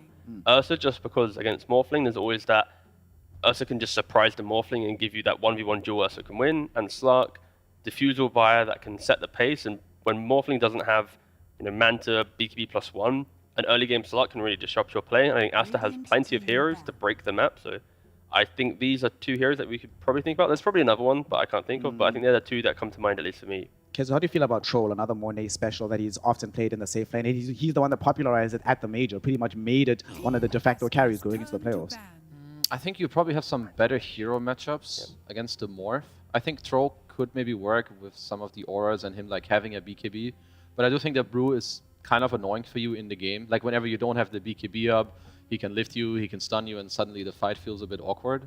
I would agree that, what did you mention? It was Ursa. I think that one should be the next ban. Anti-Mage is a good ban. Yeah, I think AM is a good ban too. There's always like, when you see some Phoenix and Morphling, you might think of Drow, but I feel like that matchup against Brew is not easy. There's always this like threat that he just overruns you, he gets level 6, kicks you out of the lane, suddenly you have some mind control situation where you get kicked out of the lane minute 4 or 5, which you really don't want to have happen, but it would also make Lesh's game better, so if they feel like they have enough frontline for the Drow, then that's a hero I could see come out if they don't want the Slark and if the Ursa gets banned. Nice So- puck ban as well from Asta. Puck band. It does feel like here, T, that I'm looking at the IG log. They need some jump, man. You need a hero that goes forward. Right now, like Morphling is just going to be chilling farming. It's going to take a while before we get a Blink Dagger from this Brewmaster. So what, are you just stuck initiating with Bushwhack? At this point, we need something else better than that. I mean, that's why I think the Storm puck ban is very strong. Of course, that's respect towards Emo as well in regards to the Storm Spirit. IG's already banned out the Pangolier themselves, but luckily they have last pick.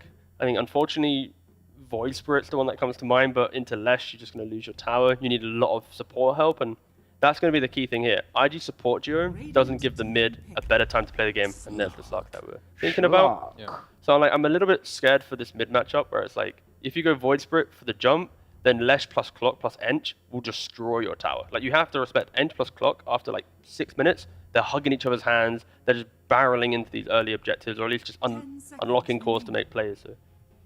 The problem is, I feel like you need this kind of, like the more casual mid that has like a semi-jump, sets up some bushback, some damage. Primal Beast.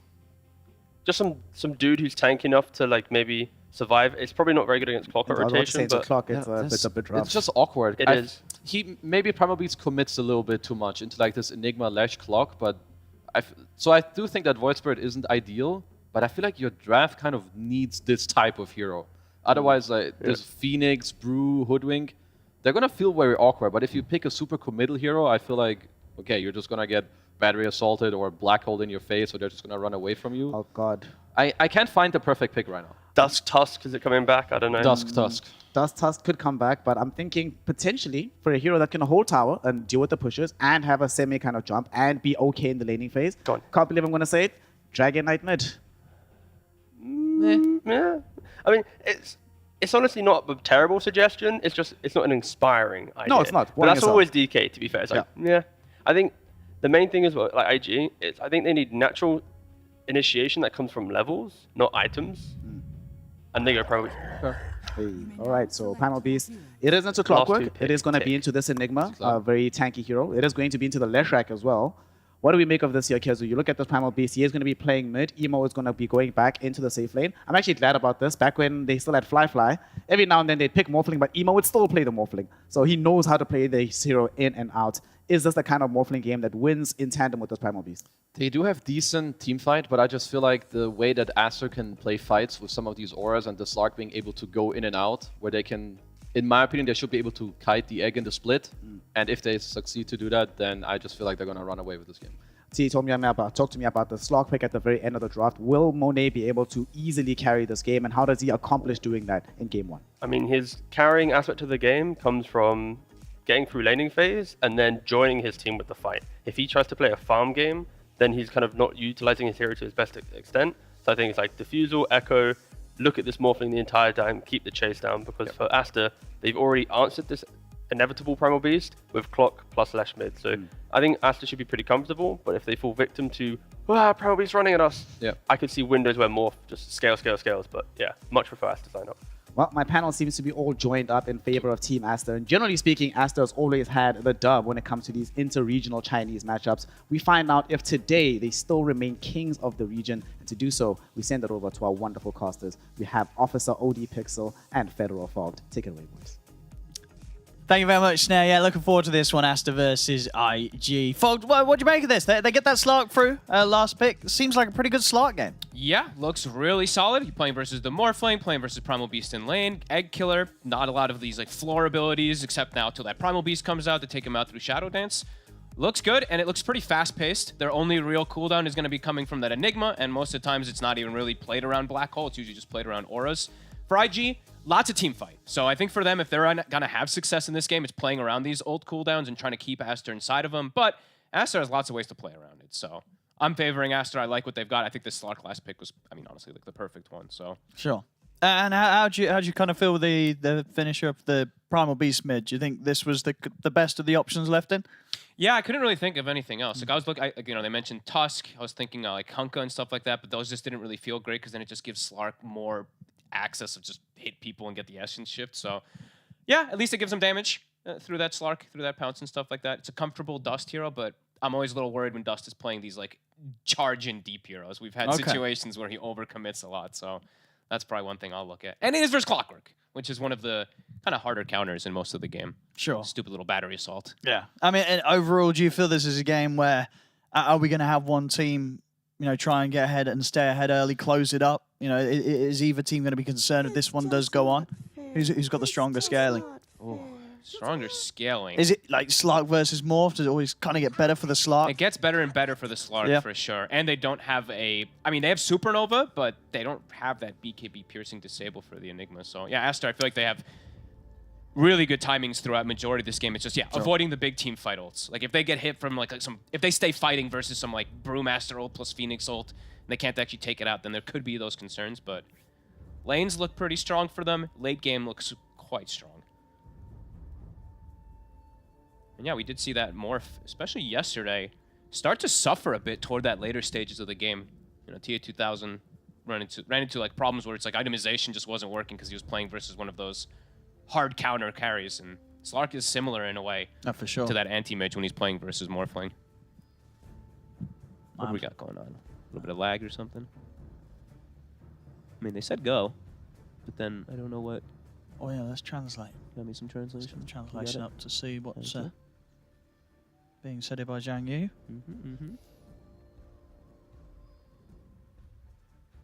Yeah, and let's see how much we're going to have happen out of the greedy position 4s. We saw PYW on his Hoodwink the other day. I think even though they lost, he did make a lot of things happen. He just on said waiting. Just says waiting. Okay. Waiting for what? We don't know. But they're waiting. He's probably telling them wait, right? Like Yes. Yeah. I'm always looking forward to this series, these two teams versus each other, because I think these are the two greedier 4 positions in this region in particular. PYW versus Baboka, the literal greed. Baboka becoming a core most games. That was funny. It's just not fair. It's just not This Primal Beast looks massive. All that dust loading in. We're zoomed in quite close, but terrifying. Oh, and look at that. Look at how good the Primal Beast looks, and look at the pathetic little Morphling model. Look at his face. Look at him. Oh, look at the details. Look at this. Primal Beast even got like scales. Look how beautiful it is. And then Morphling. Look at this Primal Beast mouth and then poor old like Morphling's eye. I love when people always flame poor Morphling's model. Look at him.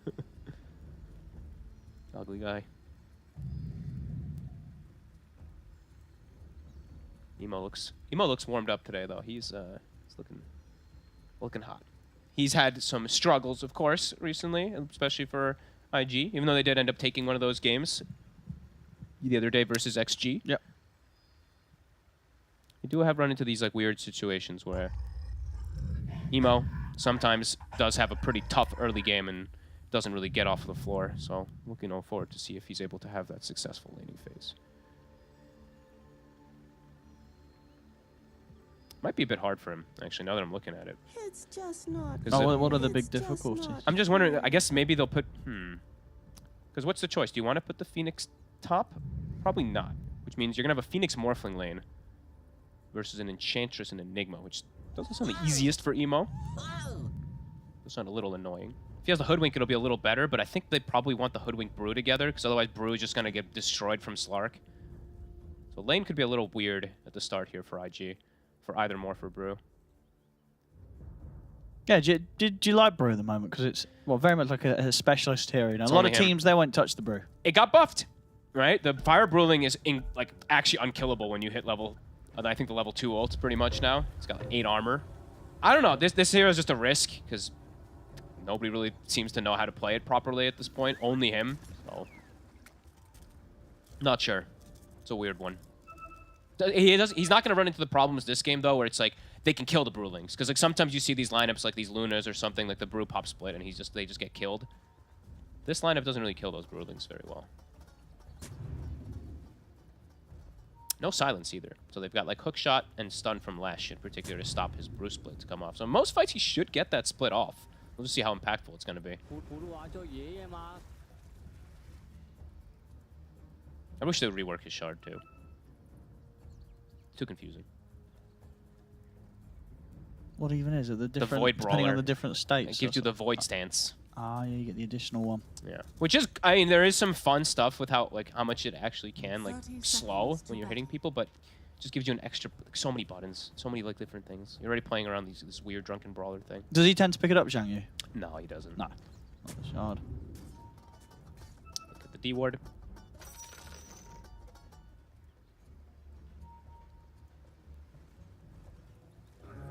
Alright. See what we get.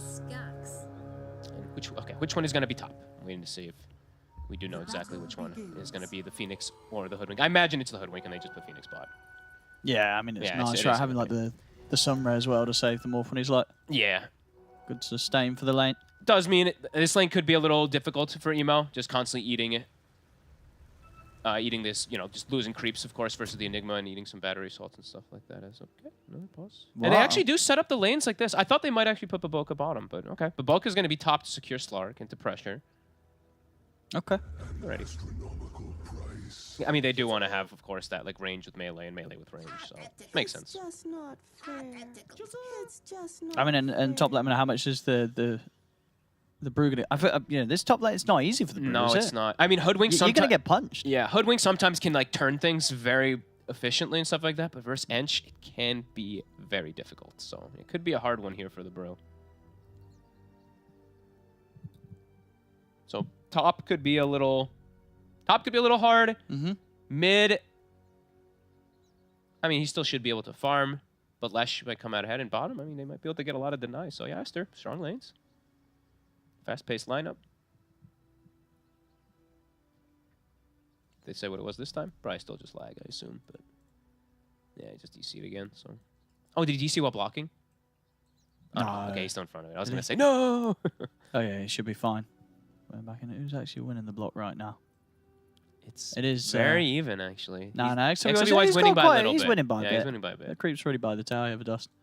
So yeah, he should be able to get It's the just not lane in the fair. perfect It's position not for him as fair. Lash. And he already killed. I They think- already killed the mid ward too, so he's gonna have that easy good access start. to just keep clicking him and clicking him.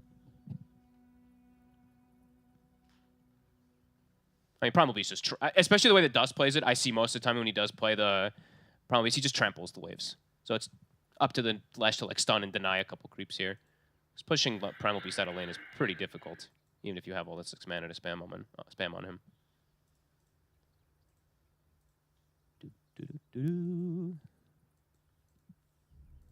Apologies for these pauses, ladies and gentlemen. Damn it, Owen. Hopefully it's for the players. It's only going to be at the beginning. Better to get these pauses out the way before the game starts, rather than have them in the middle of the action.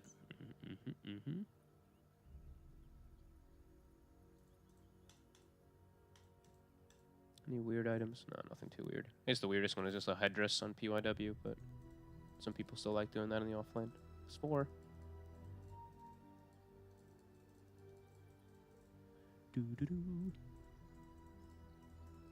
There's no chances for. I mean, yeah. In terms of the Slark build that Mono goes for, is it indeed just kind of Diffusal Echo? Yeah, I'd imagine so. He might not even go the Diffusal, actually.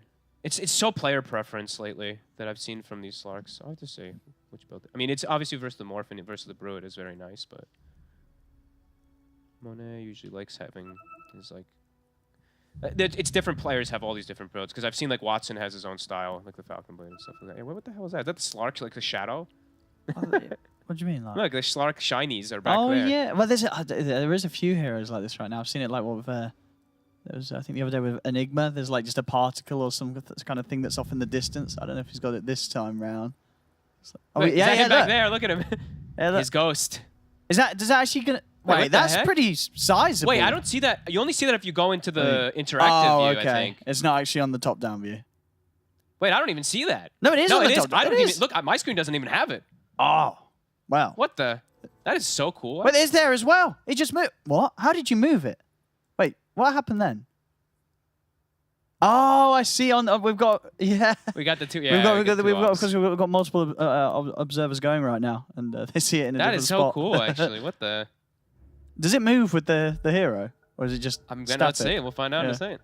It just disappeared. Okay. Oh, it's just a pause thing. I mean, now my Enigma looks you got? weird. Look, Really? look at my screen. XXS has a no, glowing that's line. what I'm talking. We had that before in the observer one, okay. where it's got the All right. line. I have this coming out of huge the Enigma, line yeah. coming out of my Enigma. Yeah, look at There this. you go. We got it there here. it is. Yeah, What there the it hell is. is going on? No, that's what I was talking about the other day. We had this the other day. Yeah. It's getting bigger. Is it? It's growing every time he moves. I mean, that's very distracting. All No, right. I think it happens on Enigma. It also happened on Pudge. I saw the other day. Now I'm looking all over the place for this. All right, so let's see how these battles end up coming out. XWY already getting the initial stop on the first charge, really nicely done. So first wave, also because of his block, should be very successful. And top, they're already playing to zone immediately. Baboka just trading with PYW and Monet trading with the Brewmaster. Tough to trade versus an Enchantress. Just gets Nature's Attendance and just hits you. Bottom, getting aggressive also. Clockwork first battery assault, gonna connect nicely onto both heroes.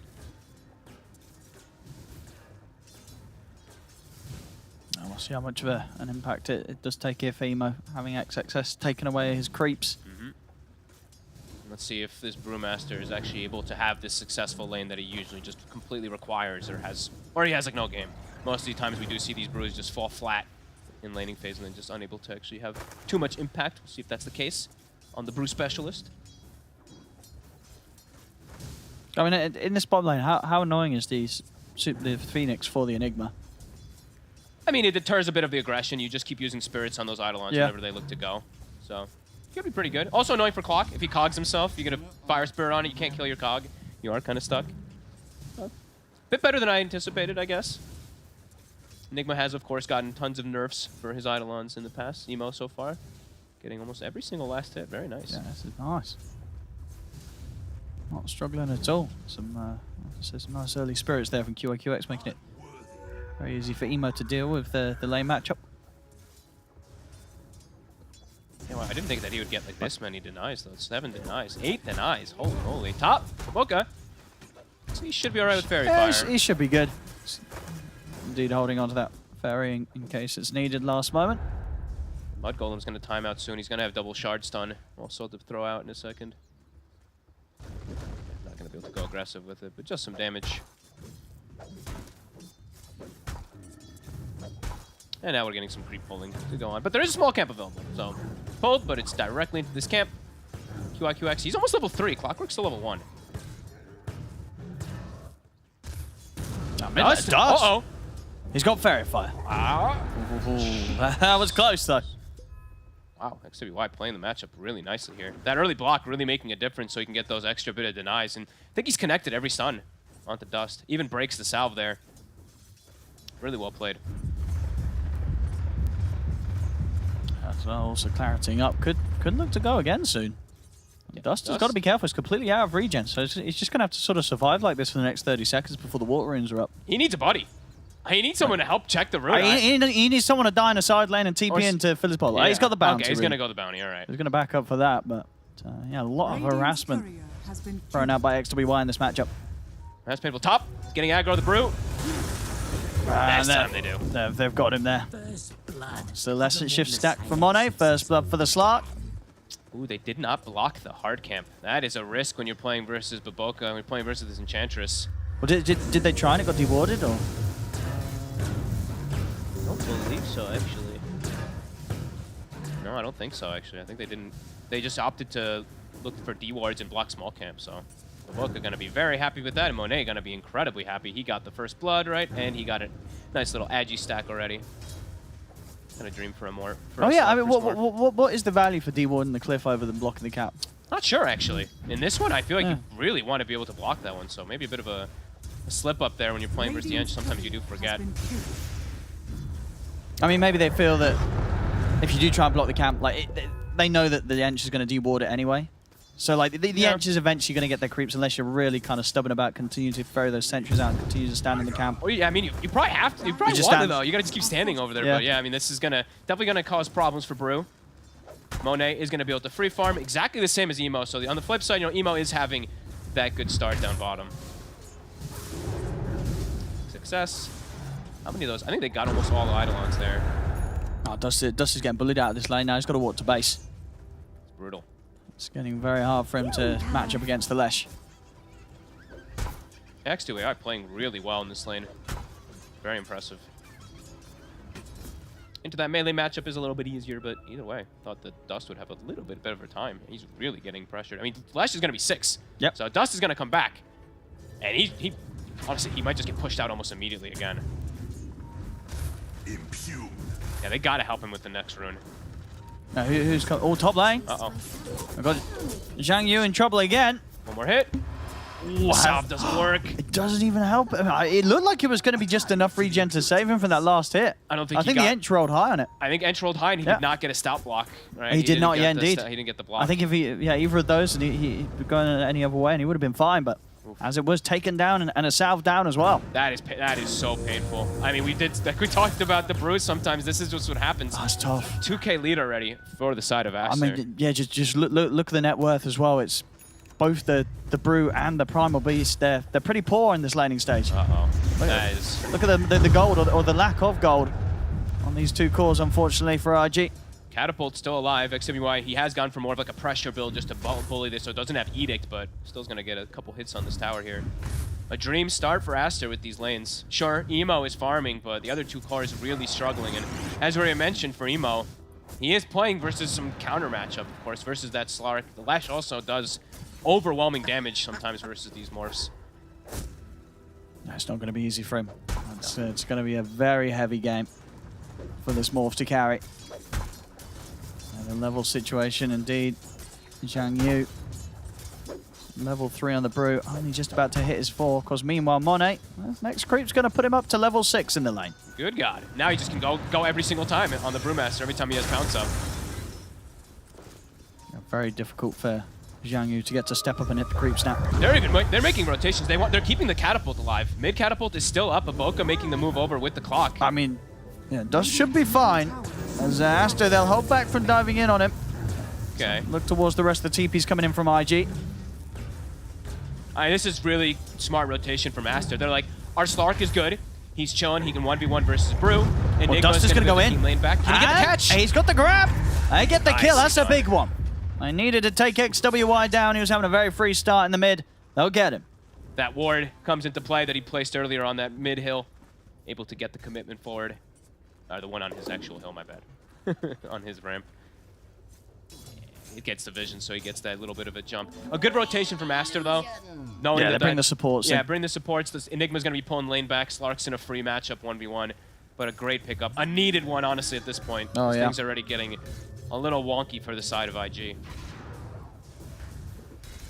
Back to business. Getting this push going. Aster is keeping the supports here because they don't need them in the side lanes. Level 1 Edict. Start to pressure tower a little bit.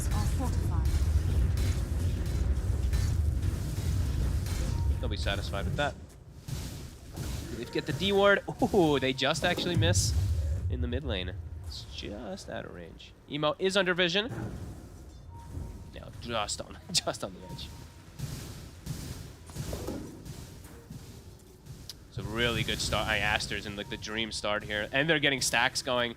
Watching this clockwork, he's got like a 5x stack on his hard camp. Flesh will be enabled nicely. And Maboka just bullying Zhang Yu top. Dude, he's level 4. He's just not letting him get any XP. No. Bottom, they got the catch. Monster Siamese cat. Can they steal these stacks? This could be Oh, huge. I think they can. I think Dust is going to They be able to. definitely can. All right, IG. Okay. I mean, with this is definitely going to help them catch back up. I'll take the entirety of that stack. Poor Pichu. Probably so sad. He's like, no, my hard work. Good ward coming out for IG. Somewhat getting them back into it. Still behind after these lanes. It's still going to be a struggle. And Monet's just massive. And the thing is about with Monet is he can actually turn up to the fights. Like with Echo Saber, he can start fighting. For Emo, he needs way more time before he starts to look to turn up. So when you ever have this Slark matchup, it's you're gonna be able to play with 5, and IG probably not gonna be able to early on. No, especially with kind of the slow levels on Zhang Yu. Yeah, he's still 5. I mean, Monet's gonna go on him again. Level 8 versus level 5. Could he get out? Yeah, he should be right. Okay, power's already been used. Zhang Yu will be fine. But he can't get any last hits at all. No. Every time he shows, just gets gone on. Got the smoke up. Doesn't look like they're able to do much with it. They're going to try for Monet. Okay. Do get the grab. So backups in from Baboka, Shadow Dancers at the ready, and there's nothing else to lock the Slark down with. Good catch. Phoenix, can he time the dive at the right moment? Doesn't need to. And he'll try to slow down this push, but now XWY, he's making the move. Glyph is still on cooldown, level 2 Edict. Yeah. This tower likely to fall. QIQX has to get out of here. Yeah, good time to join with XXS. He's got the mech done. Uh-oh. Battery Assault got him. Caught, and indeed, couldn't quite dive out. Gets interrupted. With the tower. On the flip side, IG, they are starting to get their push going, but it's nowhere near as fast. They don't have Eidolons, they don't have Edict. They got to just right-click this tower down. It's going to take a little bit more time. Now, has managed to at least get some levels here, Zhang Yu now. Level 7. Okay, and yeah, Monet is going to do the build you were suggesting. So nice. Echo and Diffusal. Yeah, Echo Diffusal, cool. I mean, it is very good. Yeah, I like versus it. I mean, Morph some and people Brew. feel it's a bit too kind of mid-game focused, you know, getting kind of both of these items. But if you get that and start running around the map hitting heroes, they're going to have a bad time. No, definitely. I just have seen, like, you know, in the matchup, you're right, versus the Morph, it makes a lot more sense, of course. But yeah, I've just seen, like, even players like Watson and stuff, like, it's just so different. Like, he likes his Falcon Blades, I'm pretty sure. He likes his Aghanims, Monet. Sometimes those similar, but... Yeah, I think that's sort of the other other alternative that's very, you know, very popular, right? Yeah, Falcon Blade, one of these two items, One of the and two. then the Aghanims. Yeah. I mean, I personally just like the Echo, because you just disassemble, and then... Yeah. You know, Yeah. okay. Disassemble into the Ags, or disassemble into BKB. Yep. Getting some push going here, IG. They have ults available. Brew ults ready, Phoenix ults ready, everything is there. XWY, not really the most healthy at the moment. But they're actually just going to rotate bodies to ensure that they can protect this tower. Even the Enigma started to make the move over. 4K lead. Oh, they're going to try and break that here, RG. Monet changed his mind as we were talking about it. Oh, he's just going to go, Yeah. okay, no diffusal. Yeah, so many players just don't really like committing too much for it. Dust. Can't quite get the grab. They really want to try to get this mid tower. What do you do with the 4 of them? Aster's bringing They've got all 5. their ultimates, so they can fight. They want to fight. Dust is in. He's going to jump straight forward. They'll take down the clockwork. Monet turns in towards the primal beast. Uh-oh, that the very egg. quickly kills him. The egg, it's going to be fine. So they have to step away. In fact, caught in the stuns here. XWY, yeah, there's no way to break him out of that. So IG, they get a couple of kills and they get themselves the tower. They don't mind losing Dust for that at all. I mean, someone looked to have made the call on Aster. They were like, hit the egg, because XWY went in to try to hit it for a second. Gets caught. Big commitment coming up from IG, having to use those 2 ults, but that's the way they have to fight in this game, as we were mentioning before. That's their power with this lineup, is those long cooldowns. Now Aster have a big window though. Both of those on cooldown can look to make their own aggressive move if they'd like to. Still farming just fine though, so maybe don't even feel the need to make the move. Bottom. Siamese cat hit. Juking. DPs are coming in. Dust. Uh-oh. Gonna try and run away from this one. Just enough speed to keep the distance from XWY. Meanwhile in the jungle, Maboka and XXS. Gonna look for Zhang Yu. He's got no primal split to rely on. He's got this one charges that actually just dropped the black hole. Why not? I don't want to risk him getting away from them. I mean, the pace of the game is quite slow, so using these ults on solo kills is very worth it. Sure. They're a 5k lead anyway because of all this. And he And, is going to I go mean, for like shard and stuff. Interesting to see what XXS does here, because he's still Yeah. considering, you know, saving up. I mean, what do you think he's thinking about? Getting the blink, finishing the greaves? What's he going to spend this 2,700 gold on? I think he's buying shard. Like, straight up, like he's just going to waiting for 15 minutes. Shard, Okay. and then he's... And then what? 'Cause he's going to have a fair bit of money on top of that. I mean, he could just do like the Aether Lens and stuff like that if he'd like to go down that route, but I could see him even just rushing BKB, Grease BKB. Could be a possibility after the shard. Good game for it all. And they're in such a comfortable spot. I think they really know it. Like Monet is just probably like, guys, I have Aghanims. Yeah, in he's gonna have it 500 quick. gold. Like, and sure, it's not the Echo Saber because he's gonna have to disassemble, but that is pretty absurd. And I'm just looking at this brew, just getting weaker and weaker. And I was saying that maybe their lineup isn't the absolute best of killing Primal Split, but if he is so low level, then they are actually going to be able to commit and just kill it in some situations too. Yeah, they're just farming it up. Yes, there's a no rush. Bloodstone, believe it's done for XWY. And Aghanim is about to be done also.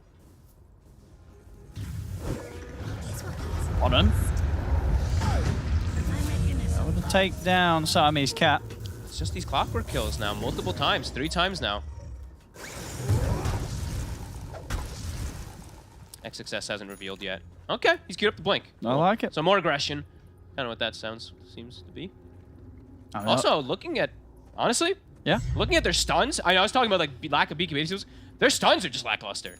So if he just gets a pretty decent like blink That's black true. hole, I mean, who's gonna gonna cancel it? I mean, I didn't really got, look at this. Got to either set up with like an ankle shot bushwhack or hope that the morph's able to poke in. Yeah, it's definitely But not that's the it. easiest. The Dust.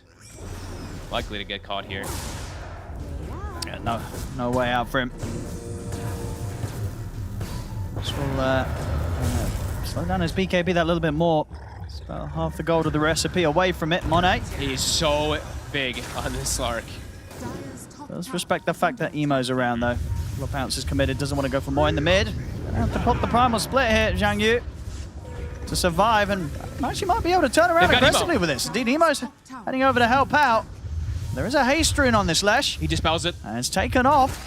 And backup's in for XWY. Siamese cat comes in, drops down the cogs to split up the fight. Oh, will be enough to keep Emo away from XWY. The primal split comes to an end. Oh, my goodness, Zhang Yu is able to walk away. The impetus, not quite enough damage to take him out. Baboka on the retreat. He's actually going to be able to walk away from Emo. They'll be able to settle for Siamese cat instead. Well, maybe even not. Maybe. He's got the cogs down. Caught by the supernova stun, but okay. They have got the reach to take him out over it. So they'll get something, they'll just get the one of them though. I mean, once again, he says, it's only Siamese cat that keeps dying, really. And it's a big commitment again. It is 2 ults that has to come out from IG to be able to set up for these, and they barely even get it.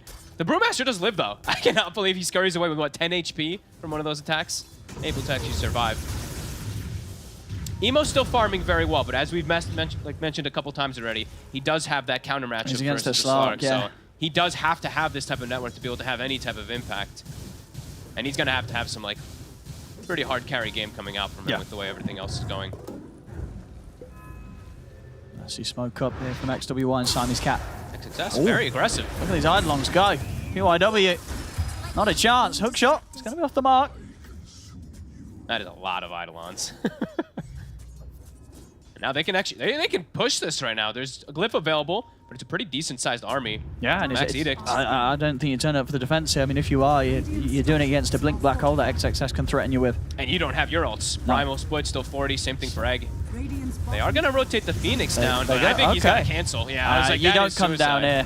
here. Actually, he just he jumped. didn't Okay. cancel out of his own decision. Monet found him with the pounce. I think it was suicide if he went down there anyway, I got to be honest with you. I think XXS just blink stuns him and he probably dies anyway. IG getting pulled around the map, starting to Yep. lose tons of control. Monet. Dire's Seeing if he top can. tower He's going to is under see the attack. courier head over. That is. Radiant's courier That's a big one. That's a big snipe. And he's also going to be able to get the jump in onto Emo. Should be able to walk away from this. TP backups coming in as well, but he taking out his courier. That would have been, yeah, one of the ultimate orbs. Now he's got these stacks too. Still has 45 agility. He was able to punch that morph decently. Ults coming back up. IG looking to really play around these cooldowns. They have to make these cooldowns hit because they're just falling further and further behind quickly. XWY. They're going to catch him with the bushwhack. So pick up the burst. Jump forward as well to Zhang Yu. They're getting him low. They're taking him down. XWY to fall. Siamese Cat also in trouble. IG, they make a good jump. Can get Baboka also from this. I mean, on the side, XXS is watching. Step up, and there it is. The black hole's there. It's going to catch the two of them. Monet's in. Actually, catches Zhang Yu as well as the primal split comes to an end. Dust tries to charge back to safety, but that's him gone. Monet ready to push him for more. Another pounce over towards Emo. Put the supernova. I think Asta can have a chance of taking this down. They're going to try their best to take it out. They'll succeed. Monet jumps forward looking for more. See if the rest of IG can get out to safety. Monet, does he still want to keep diving? He's going to find Zhang Yu. See how much he's able to continue to push for this. PYW and Emo, can they do anything to help Zhang Yu out? They will manage to control the slot with the bushwhack. So Monet not able to get more. They need to have, I mean, IG needs to have way more success when they take these fights. If they're going to be popping all their ults, they can't be losing heroes afterwards. They lose significant ones. XXS, beautiful black hole, catches all three. Yeah, it took them a bit long to kill that last. She was back up, back to farming. XWI a little bit slowed down, but his other two cores are having just the dream. His Eidolons, the damage from them pretty much taking down this tier 2. XXS almost has BKB now too. I mean, limited ways to cancel now, but they're gonna have like none very soon. Very comfortable position. Monet is still cute. I was a bit curious to see if he's gonna go mid for it. He's has BKB queued, a very safe route. Okay. I thought he might just, I mean, we'll see. He might just still go for something like Scotty, because it is so good versus like the Morph and stuff like that, if he gets like another good successful fight, but maybe just wants to be safe, and then they can just look to fight around BKB timings and force Roshan, and then never have to worry about the ults. But we'll see which one he does go for. They're in a very comfortable spot. Continue to play very aggressive. I'll take that. Dire's top tower. What we got next from Dust? He's going to try and get that Aghanims online. Okay. Not the best game for it, but an okay one versus Slark. Well, we know that Zhang Yu is pushing this out. Split in 5 seconds. He's going to get out of it. Good timing. He is still, I mean, he's still only level 11. St. Phoenix only level 10 too. They still have these only level 1 ults. Gold lead, 8k. Experience also pretty significant for the side of Aster. I mean, look at these cores, right? Level 14, level 6, 16, 14, 14 to 15, 12, 11. I feel like that says a little bit more than even like the 8k gold lead. It's having these incredible levels on their cores. If they can get kills, though. If they can, yeah. So they're going to try and look for here, IG. Again, I mean, Siamese Cat's not the big one, really, and going to be able to live a little longer. He's away with the Glimmer Cape. They don't even get him. And on return, looking for PYW. Knock himself out with a sharpshooter, but won't manage to get far enough away. They end up losing a hero themselves, IG, and they don't even get the support. I mean, Pichu probably laughing himself to the bank right now. It's like, okay, keep going on me, sure. Can't even get me, I'm tanky, I got a point booster. Got the Glimmer from Baboka. Good save there from Baboka, 4-staff glimmering him. But yeah, even if they get the kill, it's just like, cool, right? Congratulations, found a clockwork. That's the tier 2 gone. 22 minutes, 2 tier 2s taken here by Aster. Full BKB on its way out.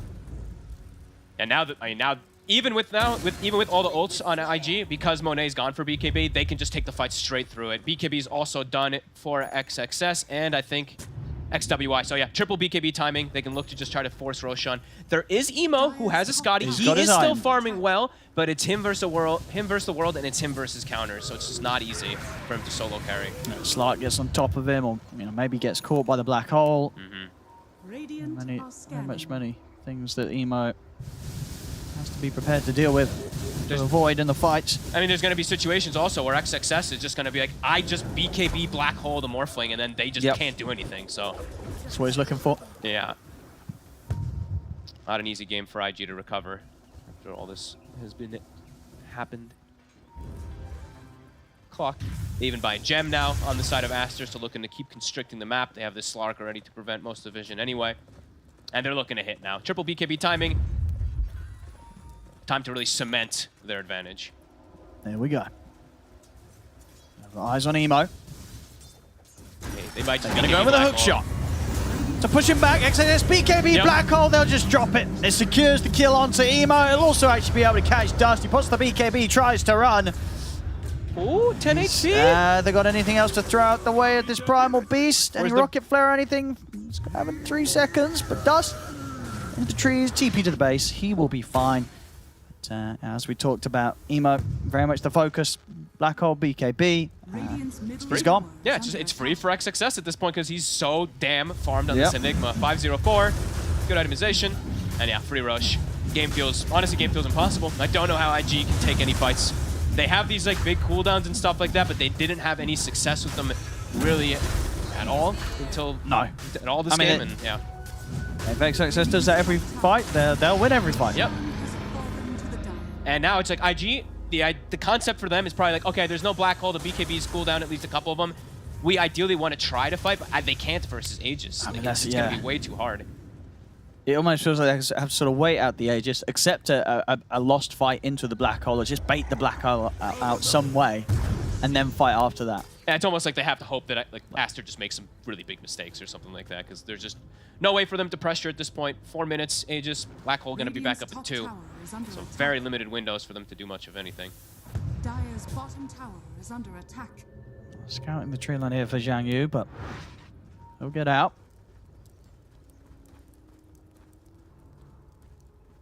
I mean, of course, there's some vision up here. Free wall for him. Oh, yeah, Aster's just going to sit back and chill.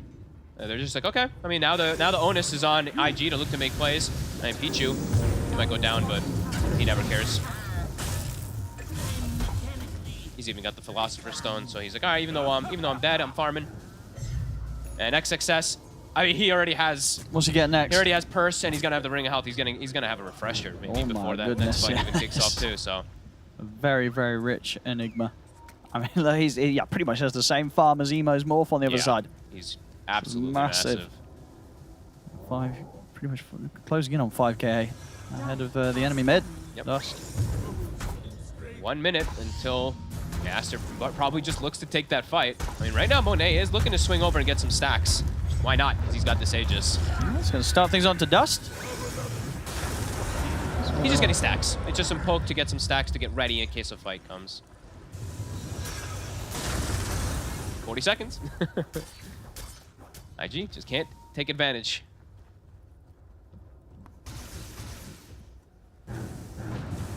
On it. Some more. Tower is under attack. Juicy stacks. Radiant's top tower.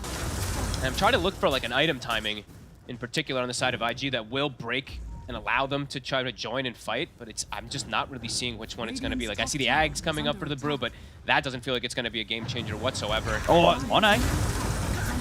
He's going to get it this time. Couple of pounces. No chance for QX to escape.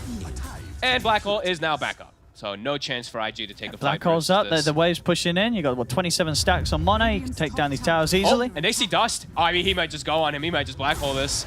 Yep, why not? PYW. He's just going to run. There's nothing to be done to try and help Dust out. And XXS, just such confidence. Doesn't even drop a Midnight Pulse or anything like that. I like it. Oh, and into the trees, Monet. He knows that someone's watching him. And he finds Zhang Yu. And he's going to have to pop the split. Oh, boy. That is brutal. And he's out, Monet. This is painful. No way to fight. Now Bruce put down too. They're on your high ground. I mean, the one plus for them is that there's no Black Hole to worry about. But, unfortunately, there's a lot of other things they need to worry about. With how far Astra are ahead as a team. Force the glyph, force everybody back. Back up, reset. soon that refresher and everything. They're so far. It's crazy. Now, Mindbreaker, Monet finds a dream. Gets himself one of the better neutral items you can get at this point on a Slark. Dire's bottom Emo tower getting close to Ags. I mean, honestly, throughout the chaos, Emo is keeping up very well. You know, the fact that he's still level with the farm of Monet, despite how much this game overall is going downhill for the team, is pretty impressive. Emo keeping his cool. It's just sad because, like, the inevitability is just going to be he's just going to get BKB black hole. He's just going to die, even though he is so farmed. I mean, how do you deal with that? I don't Do you know. buy an Eon disc? I mean, what do you do? You got to do something drastic. You got to get the jump yourself somehow. You got to get some type of vision and kill this Enigma before the fight starts. But it's not an easy ask by any means. Aster, 30 seconds, still got the Aegis. They're sweeping across. They have vision of the Phoenix. QIQX getting surrounded, IG. No, IG's got to really consider if they want to commit for this. They're going to try and turn. On the Lesh. They can get through the Lesh rack. It's good amount of damage here with Dust grabbing him. They're taking down XWY. Nicely done. Zhang Yu pushes in for more. Aster, they're bailing out of this one. XXS, BKB, TPs. Pichu will get left behind. All right. Not a bad move at all there. IG, they make the good call as well. They see that Aster's coming to them. They say, you know, we've got to try and take these fights. It's at a period where there is no black hole. They have to take these fights. They've got this is their only chance to sort of win them. And taking 3 heroes down, not bad at all. No, that was beautiful. QIQX, PYW with some godly positioning, just sitting in the tree lines.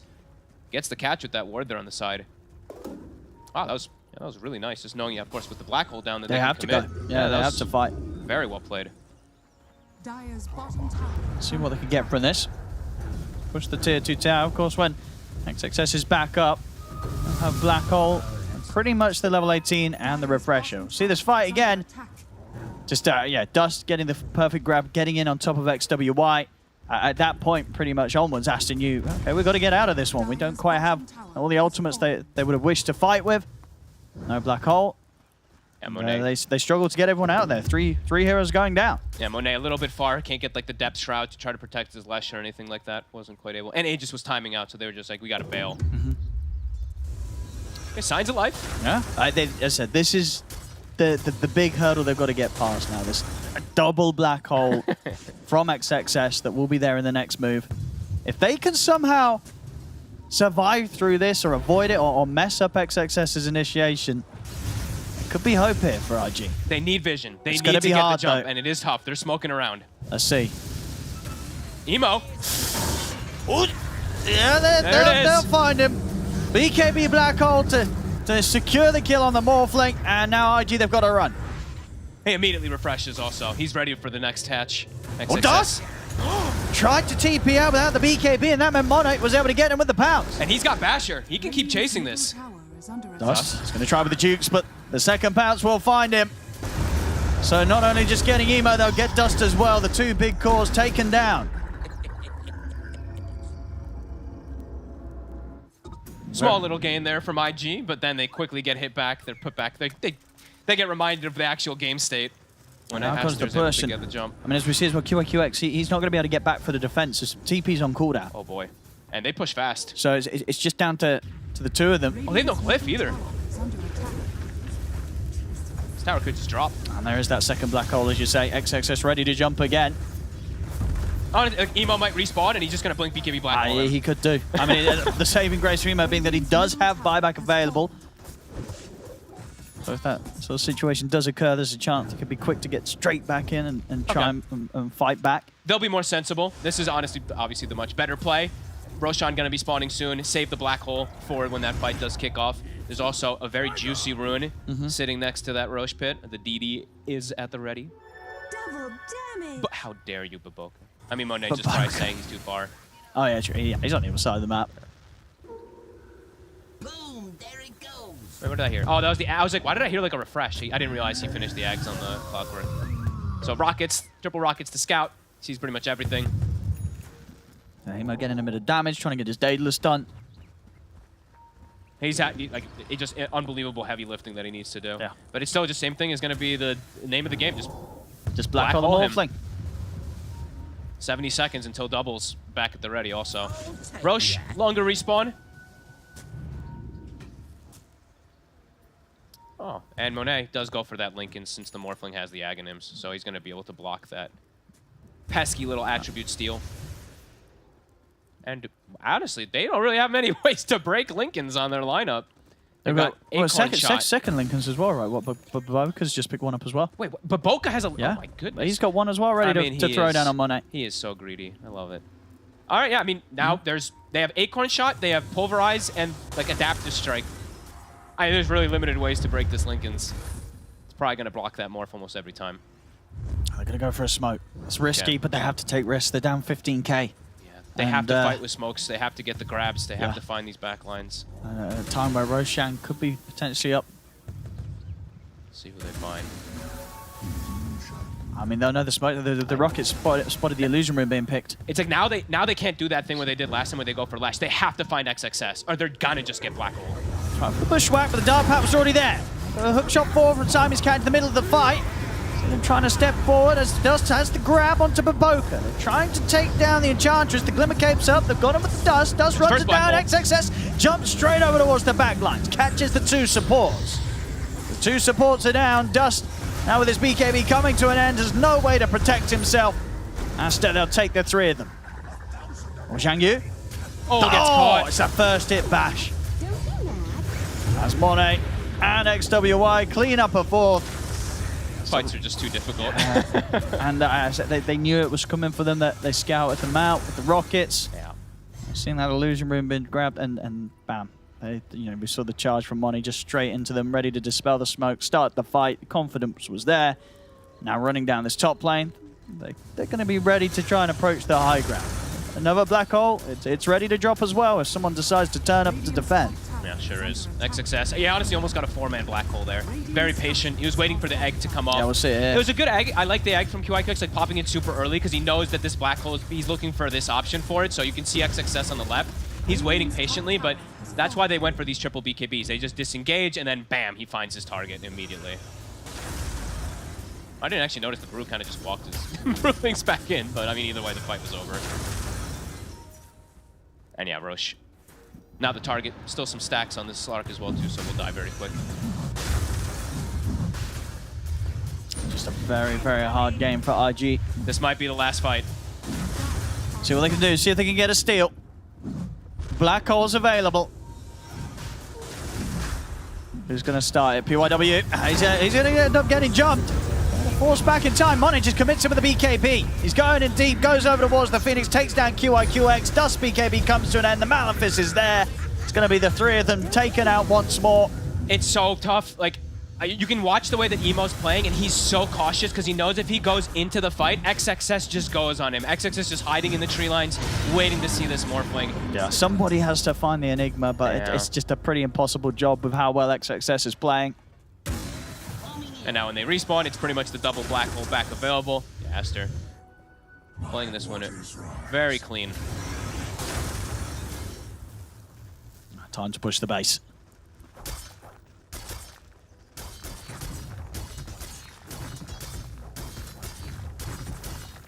Have the full team up in about 10 seconds, but at least one set of racks to be gone, maybe more. Probably more, yeah.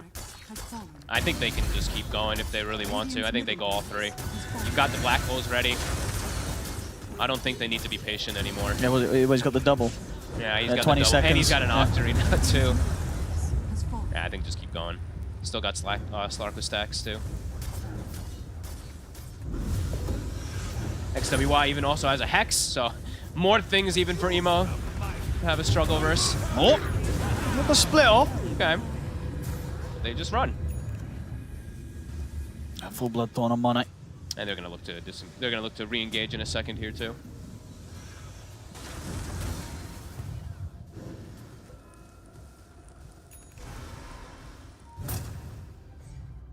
Cute. Deletes the Eidolons there, but no split now. 100 seconds. Master. They got everything. On the side. Okay. Trying to go on to Pichu. Supernova's there as well. XWY puts the BKB. Emo's in. He's looking to try and focus down the left track. The Glimmer Cape there for XWY. He's able to separate himself from the Morphling. XX has jumped in. There's the BKB black hole, and it's going to be good enough. Catches Emo. That's the Morph hexed up. They'll force him Round two. away. There's the second one. Grabs him again. Emo just not able to stand a chance in these fights. And GG, it's called. It's game one will go the way of Aster. I mean, super clean. All the lanes looked really good. Honestly, XXS's itemization was good. This Blink, who goes for this like aggression. And I look at that, all smiles. They were probably like, well, that was XXS is like, well, that was kind of easy. I think he's probably smiling also because he's like, whoops, I blinked into the Phoenix stun. My bad, Sure, guys, but it didn't matter. Yeah. It's all It good. didn't. He had 2 of them to drop. I mean, and as I say, you know, Emo, impressive that he was able to farm as well as he did, but it really did kind of feel helpless at the end of the day. It didn't matter how much this Morph was able to build up. XXS had the answer. Just from draft, from playing from the lead that they had. Tough game through and through for IGS. If anything, impressive they were able to hold out as long as they did in this game one. Yeah, I mean, they just got like that one little bit of a fight bottom that kind of stalled things out a little bit. But yeah, Aster totally dominant this whole game. Slark pick felt amazing. The Lash did incredible versus the Primal Beast. I love the rotations that they did too because they had the successful lanes, right? They're like, oh, Slark 6, Enigma 6, leave them alone, rotate mid, take tower, keep pressure. Well, really well played from Aster. There we go, ladies and gentlemen. Good stuff here from Aster as they'll take game one against IG. Team Aster back to their Chinese best, looking like they're the most dominant team whenever they play up against Chinese competition as they take IG to task in game one. They really made it look easy, boys. Let's not beat around the bush, T. This offlane Enigma, XXX, chilling the whole game, enjoying life. The mid lane for XWI, you know, there were a couple of rough deaths for the most part, but overall, he's chilling. The Slog, relaxed, having a good time. Aster, how do they keep getting away with this? I mean, I think they're just really confident in their strategy and what they need to do to win the game, right? Like, it's the Slark lane, just crushes it. Slark ends against Brew, insanely good. You have Enigma versus Morphling. Of course, Morphling will never really have kill threat, so Enigma gets the free farm, which, you know, even after IG broke from lanes first and found a couple kills, it was then just, okay, end clock, hug Leshrak's hand, everyone else just hit creeps, and you know this game's rough when Enigma at 15 minutes has like 3,000 gold, has already got mech mana boots. He's like, do I want a shard? Am I completing my greaves? Am I going to go blink? And then it's like, you know what? I'll just buy blink shard at 15. Like, he gets to buy both. It's like such a chill game from Aster. I don't think they really had any moment of getting too afraid from what IG had. There was no chill on the other side though for IG. Xiangyu, he was given his signature Brewmaster. They allowed it through the draft. It's the only game so far in the DPC where it hasn't been banned against them. And regrettably, it did not go in accordance to plan. He spent most of the game just so poor, Kizzy. Like, I'm sure you just felt really sad for him as an off-lane player. No, for sure. I mean, like, you watch him and you're like, yeah, this doesn't feel good, or like, he's probably very sad. Because the problem is, I feel like when you play these drafts, if you're Aster, we've already kind of said it, but they don't feel pressured at all. You see a first 2 Brewmaster, you're going to have a good lane. You have Enigma against Morph bottom. He's going to be fine. And every move that IG have to make, first of all, they're losing lanes. And then second of all, the moves they have to make, they're all very tailored. Like, Primal Beast has to go in first. You need the split to be available. Like, everything needs to hit. And in the meantime, there's Cogs, there's Hookshot, then there's some random black hole. Slark can pounce out. And it's like, there's just too much random stuff. And on top of that, Aster are playing better than you are. And then, yeah, I mean, game's just hard from there. I guess as well, the thing is, when Aster close out the first phase with this Enigma pick, IG, it's like, where is the cancel the black hole? You know, I'm not expecting them to pick up some like Silencer or Warlock or some crazy hero, right? But where is like the extra layer of stun that if you're picking up a Brewmaster Primal Beast Morphing style core combo that can be very quick and rapid in the early mid game fights, where's that extra something to prevent this Enigma from playing their game? Because you can't rely on Primal Beast to be too crazy in the fight. He's never going to get his ult off. He's never going to be able to actually lock someone down. So yeah, I feel like for IG, they were just missing that one component to when they did win a little fight or a little skirmish to actually put fear into Aster. Well, probably didn't help them as well as the fact that for them to get any kills, it required everything. They had to drop all their ultimates all the time.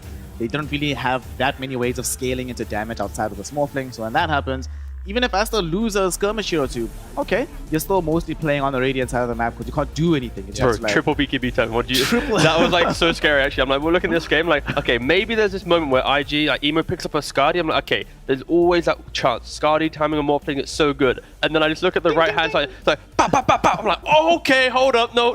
There is not a timing here. IG needs to be careful. And yeah, I think that was the entire story of the game. It was like Emo had great farm, but Dust and Xiangyu, it was like they were always chasing the next item whilst they were behind an entire item. It was like, it was very difficult.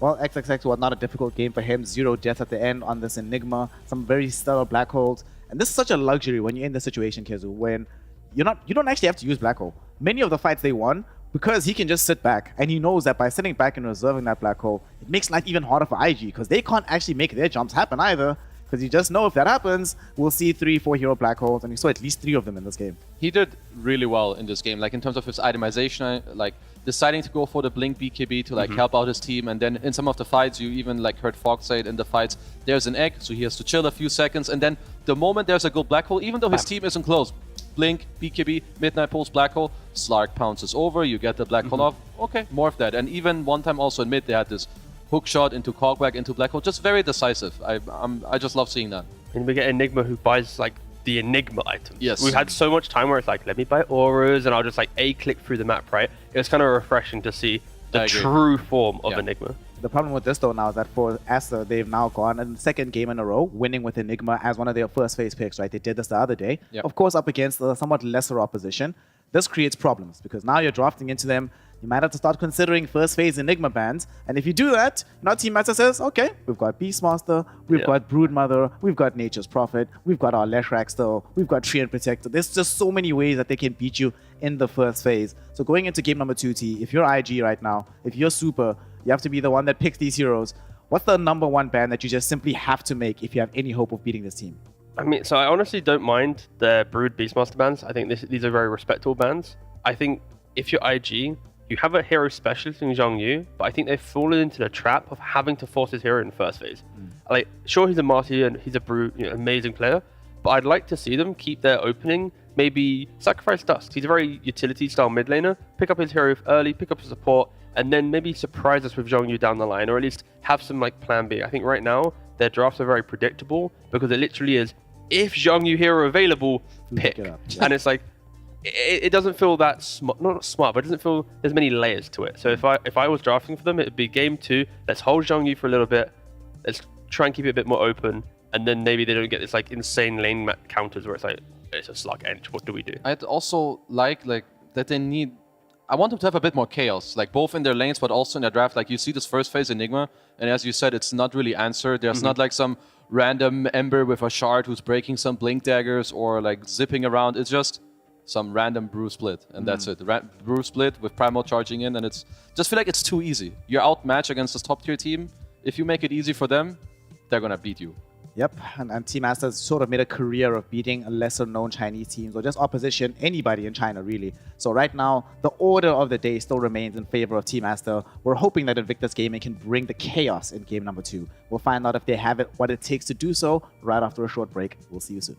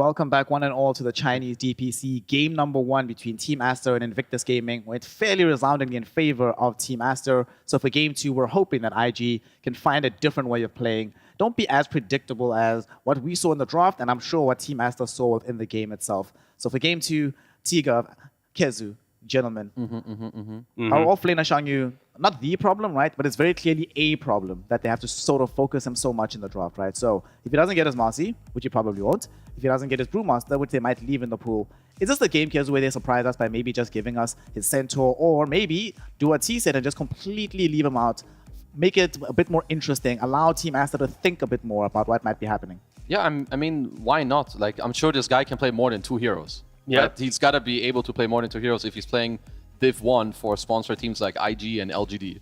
So I'm sure that this guy has more in store than what we've seen. And if you do want to pick his hero this early on, like, then just double down on it. Like, don't go halfway Brewmaster with half teamfight and then halfway some other stuff. Like, go all the way. Like, pick other stuff that will follow him in the fight, that when this brew split is up, you are going to win the fight. And if you don't, well, that's life. We've drafted this way. It didn't work out.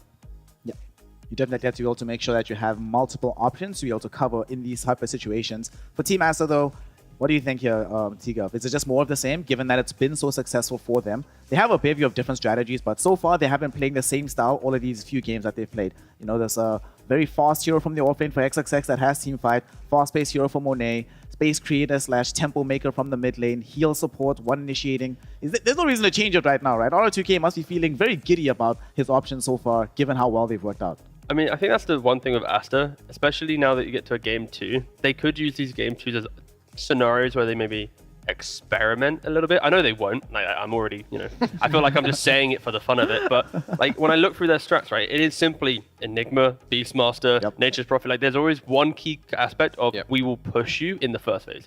And I'm maybe going, if you're Aster, that could be your weakness. Like, sure, you're doing well in China, but when you get to the major, that predictability of kind of foundation, like we're mentioning IG and the Zhongyu situation, for Aster is like the Beast, the Enigma and whatnot. So maybe for them, they might try things a little bit. Again, it won't happen, but that's maybe something they could. They could do it. But realistically, they won't. It will just be that. And if anything, if they aren't going to diversify from that opening, maybe down the line they have some different like flavor picks to enable that opening. But yeah, Aster really is showing how strong they are with this.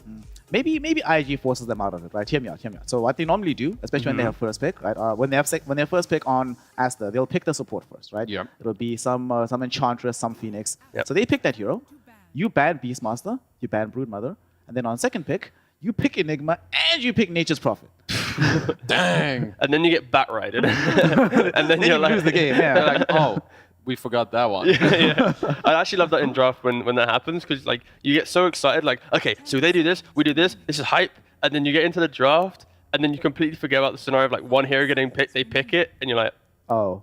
and then it's like, how do you tell your team that you fucked up, but without telling them? It's like, don't worry, we have 3 more Fine. picks. Yeah. It's like when you're playing chess and you just made in your mind, you were mind game this incredible move, and then they just move a knight and it's like, check into rook eat. Oh. Oops. Well, What a mind is good. blunder. This is not chess. This is Dota, much more complicated game, but certainly requires much more strategy. And we have a They're in draft their on our heads. hands. That's a really cool Aster- ban. Yeah. This is actually very interesting, right? I love Because that the other ban. day, when we saw him not playing the Brewmaster, they played Centaur. And I'm pretty sure after that game, IG were really considering this, being like, let's just pick up the Centaur for Xiangyu, his other really good hero. But now you might feel forced into playing this Brewmaster. And they already seem to have the answer. They open yet again. They have an Enchantress. They're feeling chilled. They know they're going to sustain these fights. So IG, they're forced into it here. Okay, so first of all, I really love Aster's ban, because I'm mentioning how maybe they ignore Zhongyu. The only option where Zhongyu's hero gets picked in first phase and they feel good is Centaur plus Rubik on second pick. I think that's a really solid opening. So they ban it out instead. So it's now like you're baiting them to go, pick your brew, please. And sure, IG, they picked Mirana to be a counter to the Eng. Of course, you arrow the creep, yada, yada, yada. It feels kind of good. But still, the issue here is they need to now use like 3 bans, like Slark, Anti-Mage. There's too many. There's so many bans now, and like, I just don't think Brew is this first phase hero. I think third pick, fourth pick, it can feel good, but I'm worried that IG is fixated on Zhongyu has to play this. And fair enough. And Aster, of course, they pick up the Enigma. It's going to be the same story as the previous game as well, right? Like, Enigma should farm, Eng should secure lane. already a little bit worried for IG. Like the coolest thing in this draft to me, with all these picks, is the Centaur ban. Like Yep. between these series, like just talking about, okay, they probably want to do a switch up. We will open Eng again if we're allowed to. What is like their most likely fix if they still want to pick their first phase offlaner? Centaur, chill hero for you, doesn't care too much about the Eng. You take it out, you're like, okay, if they pick Brew again, we're pretty happy. IG, I feel like they shouldn't be, but perhaps, it's so much in their comfort that this is something they want to do. I love how one Centaur ban's got me and Kezu both harping on about a Centaur ban. Yeah, I mean, it's really Centaur cool. ban. I am kidding. We It's- rate it's it. It's like genius. hype. Yeah, it's awesome. It could be like the other day, though. When we played against Extreme Gaming, they did end up going for the same opener once again. They went for the Marcy first phase. And in that game, though, they played it very differently in the laning phase. And that's when he really popped off. We all agreed, undisputed MVP of that Yep. game. He super popped off. So the Mirana's already a different style of hero than they played in game number 1. So I'm hoping that the idea and the rationale is, let's just find any possible way to ensure that he actually has a game of Dota, not spending like the first 18 minutes of the game hiding in the trees, hoping and praying for a Blink Dagger. Yeah, you already see it with their bans. They're trying to secure his lane. I think the main thing for IG, if they are, of course, they're drafting with this strategy, they need to make sure, like we mentioned on the pre-part to this, they have additional ways to continue the fight. Like Asters, they're banning out Bloodseeker, they're banning out Batrider. They kind of have somewhat the same theme. They're heroes that break from laning phase and don't mind joining that quick fight. And yeah, this time around, again, we mentioned after the postgame, Cancel where's Black that Hole. casual hero that goes, you can't play Dota, I can now be aggressive. They go for the silencer. Again, IG, their stuns, it's an arrow, and then you can maybe argue there's a little rock smash from the brew, and then maybe a cyclone kind of. Cyclone into arrow. So I'm counting about like 1.27 stuns right now on the side of IG, and of course it's not going to be great, so they need to fix out the next 2 picks, but IG is very much using getting one and going, okay, Ent was a problem, pick Mirana. Enigma was a problem, pick Silencer. Asta's like, we'll pick the same draft. Literally the same draft. This is, to be fair, this is an ROTK special, right? ROTK used to do this all the time. He would literally go in, it wouldn't even be the same pick, the same bands even sometimes. He'd be convinced that the strategy was not the issue. They seem convinced right now. And IG, here we go, Storm Spirit. The question, Kezu, is it Emo Storm Spirit or Dust Storm Spirit? It's probably emo. It's Storm probably Spirit emo, at yeah. this point. And just to go back about what Astra are doing, why change it? Like the Lesh pick in this game is even better than the last one, in my opinion, because you're playing into Mirana, Bruce, Silencer. Like think of something that these heroes lack. It's damage. Leshrac, he's going to be naturally tanky. He's going to build Bloodstone. If he gets globaled, he doesn't care. Pulse Nova is going to be running. Edict is going to be running. He's going to have at least a casual mech from Enigma, maybe Pipe. And overall, it's just they're running into an issue of damage already 3 picks in, and I don't think that the Storm solves that. All right, bans. I'm already thinking Shadow Fiend, because Dust. Yep. Monkey King maybe ban, because Dust. Yep. Thoughts? So I think for like IG, okay, so I feel like this is perfect, because everything we mentioned was their weakness with their draft, they have picked up, right? So now they got the catch with Storm as well, and if it is Emo playing it, they need to have that Dusk style semi-carry, that because he's not some insane like Terrorblade S player or something that down the line. Wouldn't want Terrorblade anyways, but still. Okay, I respect that ban for sure. But I feel like for IG, they do need to just subscribe to the idea of let's just try and fight them. And I don't think I'd suggest Monkey King in any other scenario. I don't think if this was any other team I'd suggest it, but like I kind of want them to pick a hero that A is comfortable for them and B can just like buy one item, and like Storm has one item, Brew has levels. Let's just fight them. Let's just try and match every black hole for every global. Let's try and dictate the game a bit, but So I'm looking at this draft from Team Asta and thinking about heroes who can fight very often. I would not be unhappy seeing a CK. And they steal Monkey King. They're like, alright, fine. Honestly, I wouldn't be unhappy seeing CK here. Yes, it might not only be the best into like Lesh Enigma, but I want a hero that blows heroes up, moves very quickly, and can be effective during the few seconds of the global silence, because we saw in the last game that if their team fight runs out, things can get very hairy. It's also a smaller stun, so we make it 2.25 seconds a stun instead of just 1.7. yeah, I lost track of the decimal stuns that IG has. Yeah, same. I mean, the Monkey King pick, like, again, when you see these early Brewmaster picks, I think it's just important that you make it a little awkward for him to run into the fight. You have Lesh who's going to stand his ground, Enigma with some Black Hole. You have Monkey King for him in the lane as well to slow him down once again, which will be the case. And now for IG, I feel like this carry pick isn't that easy. I was thinking of potentially Drow before this Monkey. Do you go, okay, so we were going aggressive. There is an option of just going like ultra late game, going some like Spectre route. You have Spectre Storm Spirit, Spectre, of course, fights the Monkey King, stop the Enigma Black Hole. You then never in the fight to allow Enigma to get your jump on him. You decide to jump. The caveat to that will be your early game when Ench, Lesh, Enigma, Clock, they actually, you know what? All Aster's heroes want to sync up and make plays. Yeah. You're now relying on your no damage support duo and a Storm and a Brew. So it sounds really bad. Like IG would need to play some incredible macro game to get this hero through it.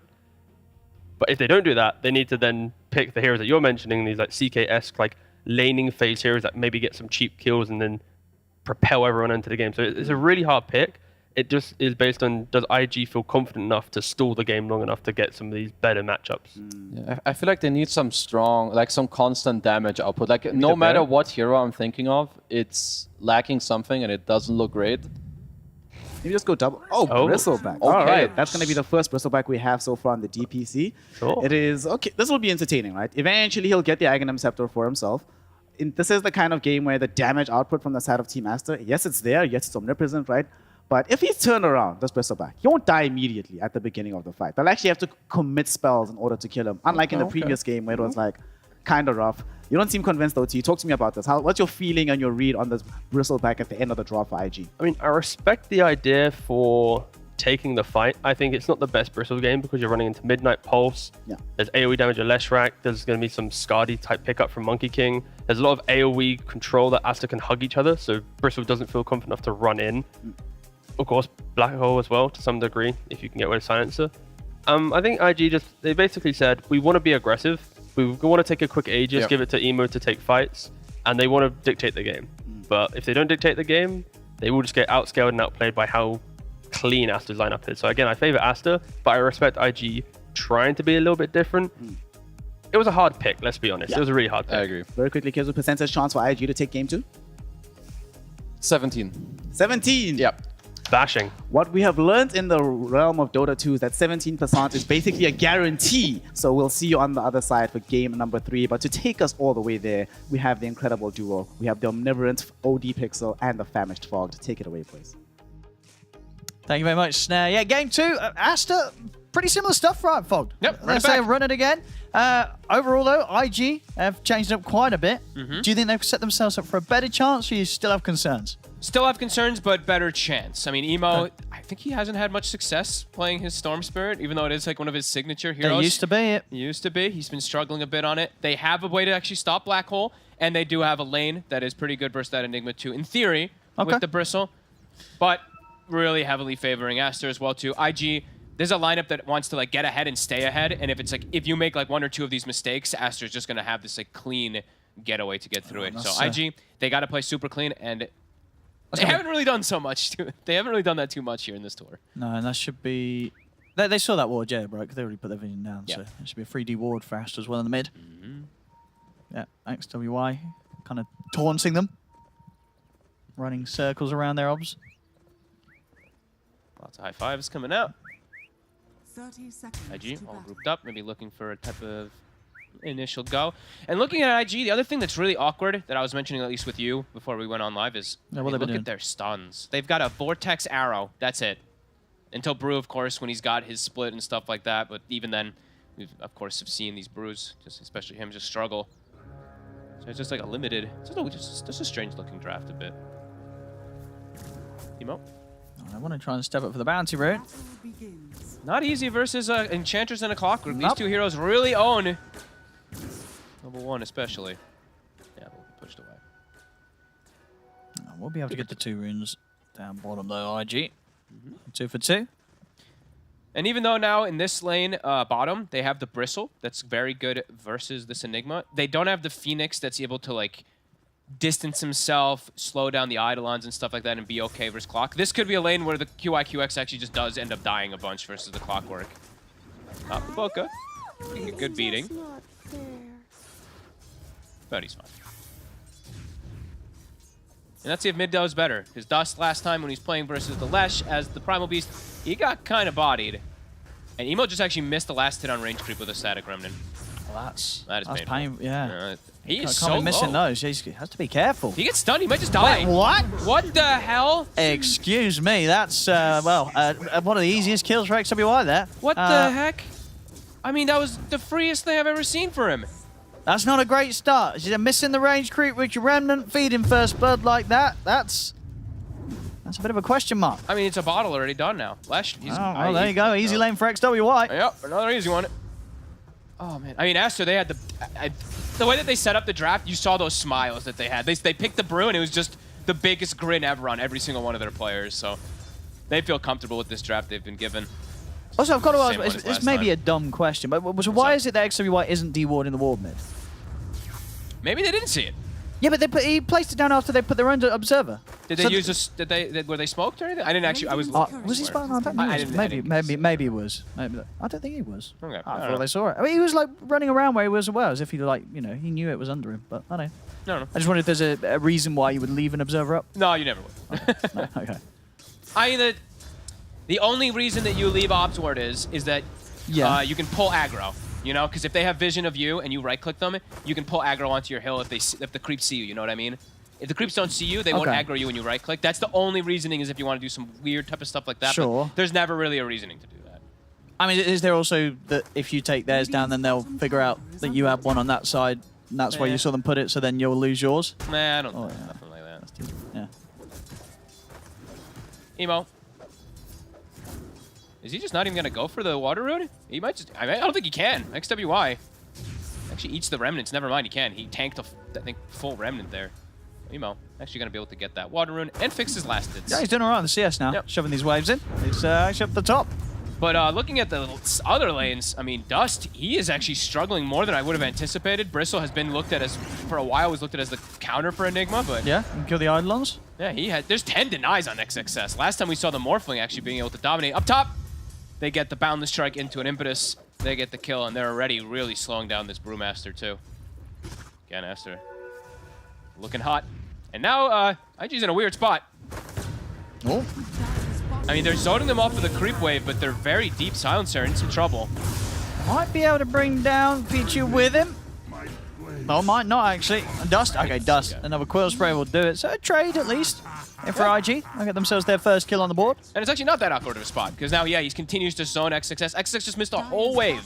Literally all 4 creeps died to the tower. All right. And he got pushed off, so okay. They'll lose the silencer, but honestly, well worth it. And now he can actually TP mid, fill up bottle. Same thing for the Clockwork, but good little play there from IG. Looked a bit awkward. I'm always a little scared when I see like the bristles and stuff. It's like the tier 2s. If they do get hit by it at all, they probably will just die. So it was well played, good discipline from them.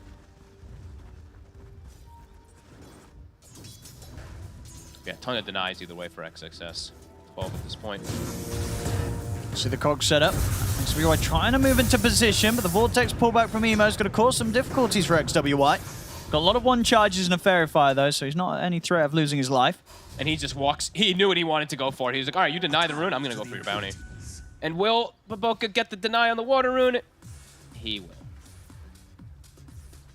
So again, I mean, pretty much the same exact thing that Aster did last game. They're like, our carry is good.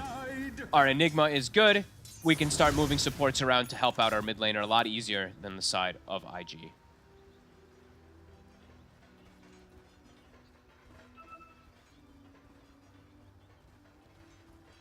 Yeah, I mean, Monet, he can actually get aggressive immediately. Also, QIQX, Pichu. trouble. Does he get this kill here with level 1? It's only level 1 battery assault. It's gonna be close. Oh! One more hit. Oh, so close. Can't get him for it.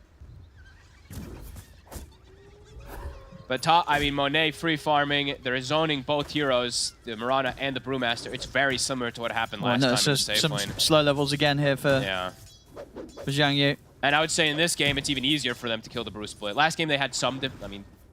They didn't really have to, but this one, they could kill the Brew split really easily. Dust, getting aggressive, has his Vanguard done. Trying to bring that hurt onto XXS, but Creep Wave is dying in a second. Still kind of 2 supports sitting mid here for IG. I mean, they're trying to replicate what Aster's doing. See this time. Okay, this time Emo's going to head over to help out QYQX. I mean, they know they have to help him get these runes because of the way that Aster has sent their supports over, so Yeah, keeping all 3 heroes in the mid lane is going to continue to hurt that Brewmaster, though. It means his start is still going to be super slow. Illusion. And Baboka ends up getting the rune anyway. Dire's middle tower is under attack. There's so much focus around this mid area. Dust has to be a little cautious how much he plays. I mean, I know how he wants to play to be able to pressure this Enigma, but a TP could just come out under one of these Malefice stunts if he's playing so aggressive under tower. Does get some pretty good tower damage, though. Gets it down to 600 down bottom. Just not really one of those important towers.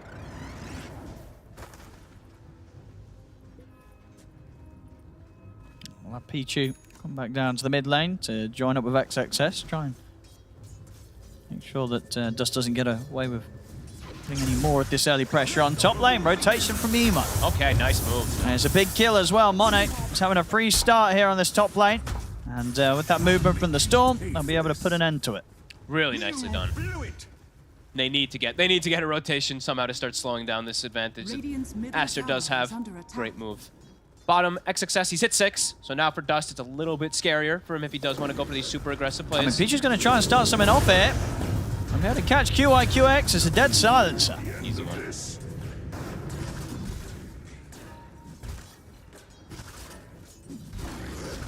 Any big stacks this time around? Not a massive stack like we saw last time that was coming out from the clock. Only a double stack for XWY.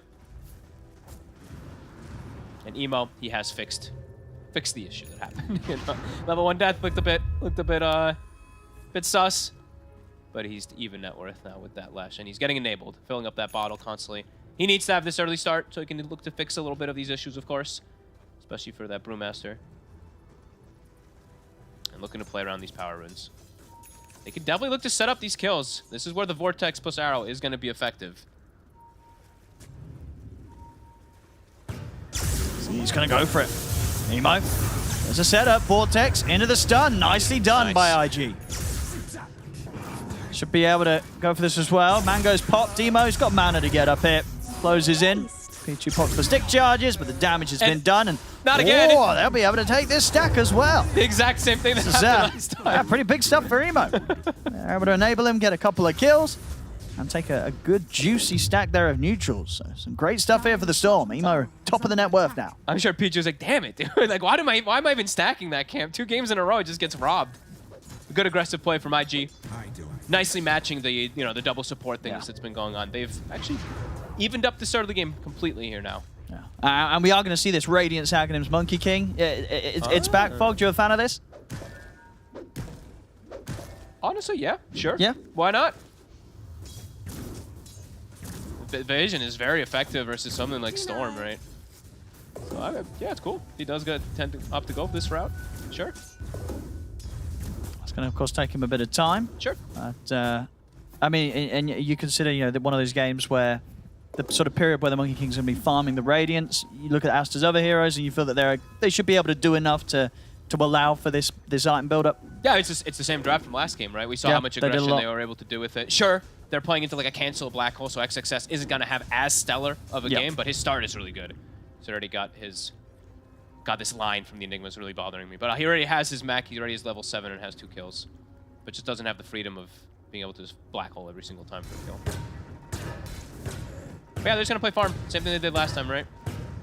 Clockwork start farming, Baboka start farming. Same thing for Monet. Sure, and that's the thing, right? As you were saying at the start, if they're able to kind of get this game going long and they farm up, on IG side of things, it's not going to be too easy for them to scale comparatively. No, they want to close it up sooner. They want to get like an Aegis, get the Storm rolling, get this big advantage, and keep it going. If they start to fall behind too much in this mid game and stuff like that, yeah, late game will be pretty hard for them.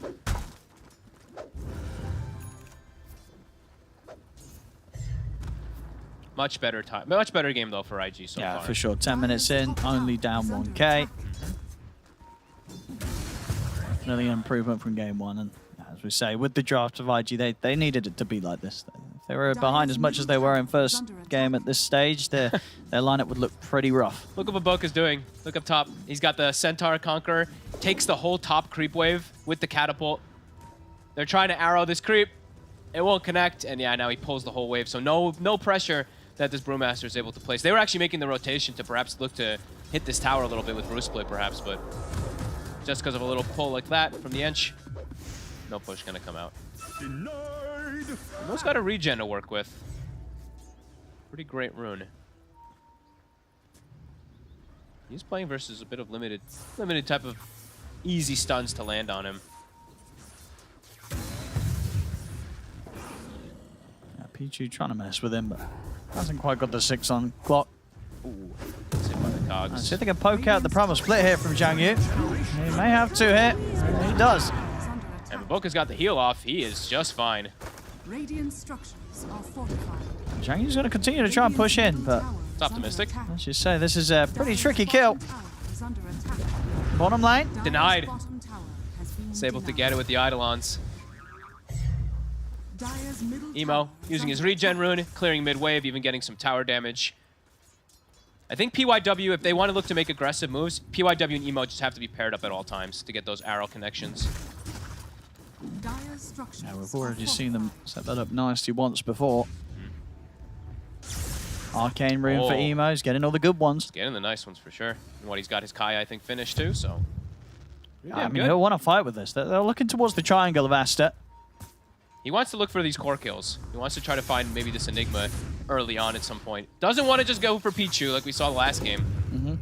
Just did end up like kind of hurting them a bit there. XXS does have to deviate his build, of course. Can't just go for Blink and the aggression. Has to go Greaves. And Monet's also changed his. Did he? He's feeling the pressure. He's just going to go first time BKB. Okay, Feels wow. that he's going to be needed for these fights. Maybe a bit concerned that IG are getting a bit more than Asta would have been happy with them in this early stage. He feels pressured. He is pretty invulnerable with a BKB versus their lineup. They don't really have, they have like nothing really that pierces through it at all. So, okay. I mean, it's very defensive. But maybe feeling like if they get through the early game, if he has his BKB, then they're fine, right? They, like we said, they scale super hard. So, cool, interesting stuff. And Emo. Can't get it. Monet. He's going to get caught by the Vortex. He's trying his best to get the Wukongs out. They'll put the global.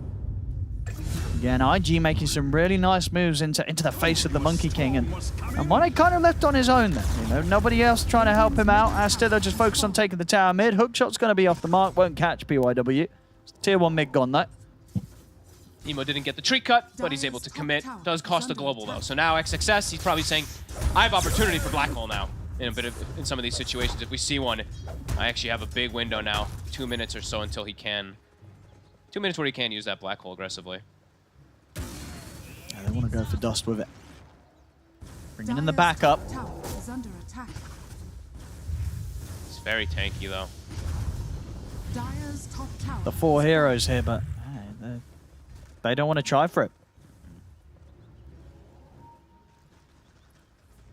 5-4. Bristle having a pretty good start. Same thing for the Storm. Brew actually having a game as well, too. All these things pretty important for IG. Blink is done for the Brew. Able to actually go more aggressive build. On the side of Asta, XXS has got the Greaves done. Much better stuff. IG, they have to keep it up, though, as we said. You know, they got to keep momentum going with their lineup. Storm, Emo, stun connects. That's going to be the combo to take him out. Push back into the stun. Really well played. Big kill to open up if they do want to look to make another aggressive move. Or just continue farming. I mean, Aster, they do like to just farm it up when they have this late game scaling. Monet playing very cautious. Saw them with the ward. And he'll just back away. Baboka going into triangle. Not to ward, but to just steal some farm and scout out those ancients is going to be that quad stack now for Dust. He should be able to farm this pretty easy. No one on Asta going to be able to head over here to stop this. Good preparation from IG.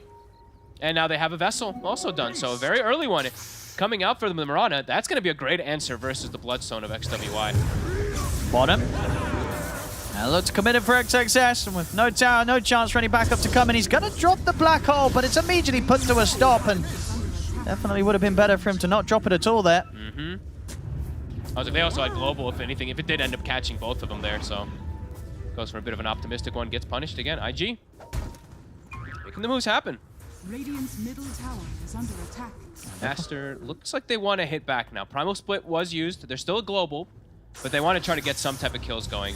And they do see this Bristle Dust. It's going a bit far up. It could be still a bit of a difficult kill, or do you feel that they'll actually kill him quite quickly with these heroes? Does a lot of damage.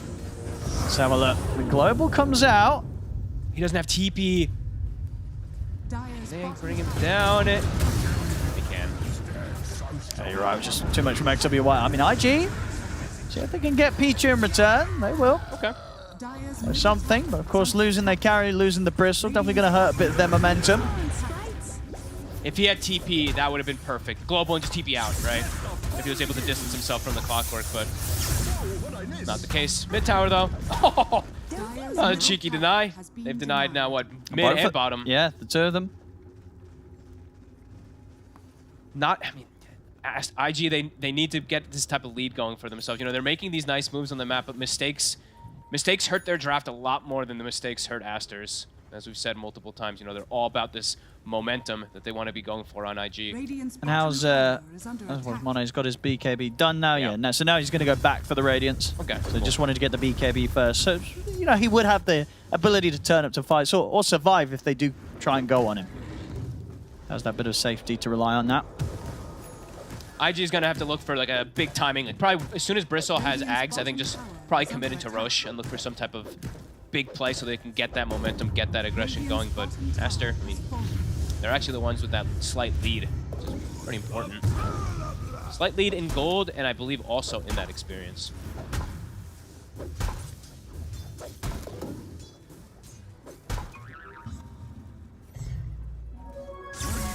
Nemo.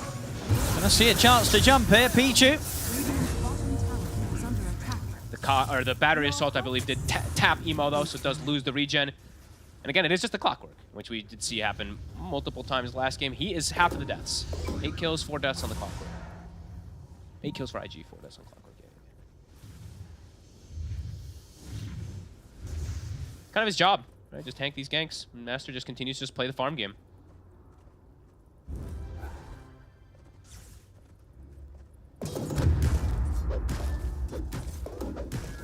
How close to that Ags dust? Pretty much gonna have it done now after this, so see if that does open up the opportunity to get that early Roshan that they are gonna need to be able to continue to at least try to get an advantage. I mean, would you imagine Aster, they will turn up to the Roche fight? Yeah, especially turn with, up. I think that's why Monet went for BKB early, is to be able to contest that. Might not be the easiest of fights for them though. They're already looking to start prepping the area. You see the ward coming out. Pichu, he puts down an obs and a sentry to check the area outside the Roche pit. They know that it's going to start coming. Oh, for sure. And what if you, as you say, IG don't get the Roche, that's going to feel pretty rough for the way they want to play. I mean, if they don't get Roche in this game, their draft is going to start to really fall far behind versus what Aster's got, it feels like.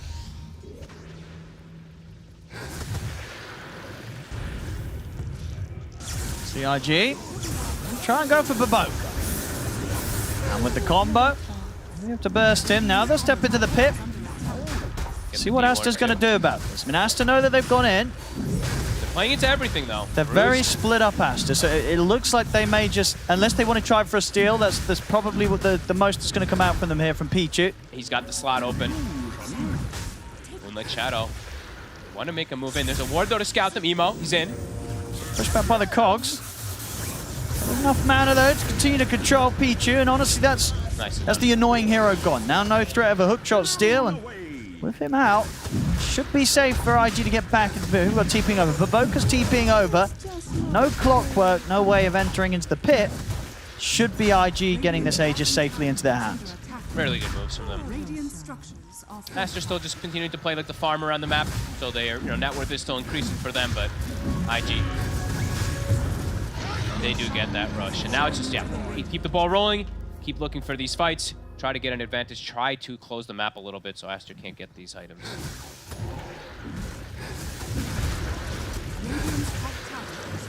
See how close are we to the Radiance now, Monet? He's 2,200 in on the Relic. Still going to take some time.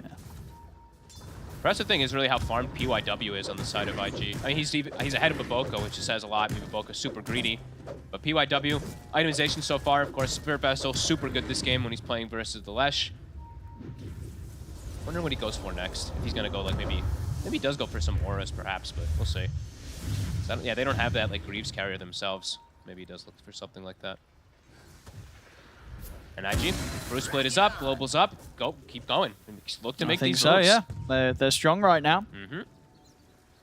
This is how they get stronger. Keep these kills rolling in. Aster's literally just farming though. Like Baboka hitting neutrals. Clockwork hitting neutrals in between the location where it would be to gank the Leshrac. So he would break the smoke. If they do go for this Lesh kill, they'll just find a Clockwork. And again, look, they're just finding supports. So it's you know, it's good to get kills on the side of IG, of course, but they're not finding cores.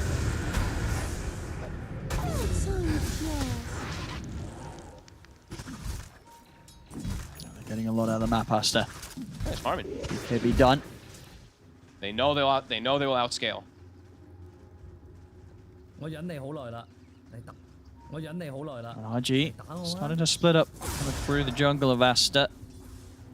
This has to be frustrating for IG a bit. I mean, they probably feel pretty okay with the game state and stuff like that. It's but just they've got this 3 minutes of Aegis. What are they going to be able to get done with it? They've got to get something done. If they don't get anything done with this Aegis, they're not going to be getting it done after it. No. And now there's a Leshrac with a BKB, so he has counter versus the Spirit Vessel and stuff. The jump in. Looks to be maybe another support going down on Aster. Pichu. He'll slowly tick down to the Spirit Vessel. He's got XXS trying to stand his ground. He goes for the Black Hole, but immediately put to a stop. Well, he's in with the ultimate. And managed to get on top of Dust. Dust able to step out of the Wukong's command in time. XWY tries to chase him out. But won't be able to continue to stay locked down onto the Bristle. In fact, Dusty's going back in. He'll lose the Aegis. They've taken out 2 members of Aster here. BKB from XWY also used, so he'll now retreat. That was a good hit. That was a nice move there. They force the aggression. They try to help out their buddy, their Clockwork, who goes for that initiation on side of Aster, and they do get punished for it. 2 BKBs used. IG. Sure. So now they should be able to get the tier 2. Would you imagine? Yep. At least you can hit it a little bit and maybe get some more aggressive wards. No, they're actually back away. Okay, that's good. Respect. Okay. I mean, you feel that is enough from IG with that use of the Aegis? Not quite enough, but at least it's a hit where they get a core, they force BKBs and stuff like that, and they force a reaction from Aster. What's the next move now? Now they've not got the Aegis. Sure, there's no Black Hole. What are IG able to go for next? We'll probably try to like control the area around the enemy jungle, but it's kind of difficult. Nemo. They actually get stunned. Not quite able to get the follow-up there. The back of the cog push back. Kaya Sanj. Bit of that status resist, keeping him alive. And right now they have to wait for downtime because of that Bruce split. Probably wait like 50 seconds. And he's got the full Ags. Was unfortunately for him on the courier, so he has to wait that extra time to get that. We'll have it in a minute. Okay.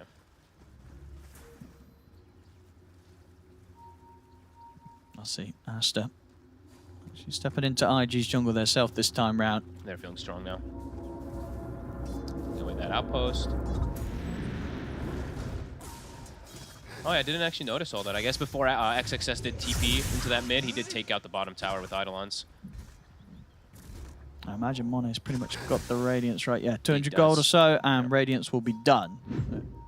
Starting to get a bit scary on the Monkey King. Mm-hmm. IG need to find another big connection here with the Bruce split. Bruce split in 5, Global in 5.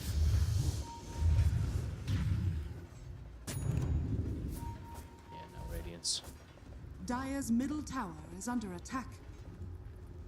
Scary. It's tense moments really. Because one fight where IG like loses 1 or 2 of these cores, it could just swing massively. It really could. They can't afford mistakes, IG, when they're playing with this sort of lineup and the way that this draft needs to win. Like Shadow. They've got great vision right now. Nemo's in. Gonna start things off straight away onto the left, but the hook shot's there. They'll put the global. Nemo turns his attention over towards the supports, wants to get rid of Pichu. Focusing the clock down, but Pichu's able to get another round of the cogs off, pushing them back, still does. Pichu's gone, but it's just the one support here that Astra have lost in this fight, where IG have committed him with the global. They'll lose both supports. Baboka also taken down. XWA starting to charge straight back in. The BKB off, same to be said for Dust. Dust trying to get in onto Monet, but Monet, BKB's at the ready as well. The Boundless to hold back Zhang Yu. Buyback comes out from Pichu. Bit awkward here for Aster. Black Hole's back up in 1 second, so now they might look to make the hit. Let's see if he wants to drop it here for Zhang Yu. He's considering it, and he will. Let's see, he's getting sniped by the arrow, but not before Zhang Yu gets taken down. Aster, they'll get one. God, they kept all their... Again, it's just supports dying, right? It's the Clockwork and the Enchantress who die. The cores end up surviving. How many deaths? Yeah, 10 of the deaths on the side of Aster are those supports. And they will find that ward. That's a really cute one, actually. I've never seen that position of the ward. I usually see the northern ward on that ramp spot there, so pretty cool one. IG gets some kills, but Aster's still fine. Didn't lose a core. XWY probably does need to be a little bit more respectful, though, versus the Bristle. Popped his BKB, walks on high ground, and he's like, oh, wait, Bristle has plus 200 damage. That's right. Gotta get some armor soon. So plate mail is queued up. Does have to be a little bit more careful versus those right clicks. Of course, does survive, but yeah.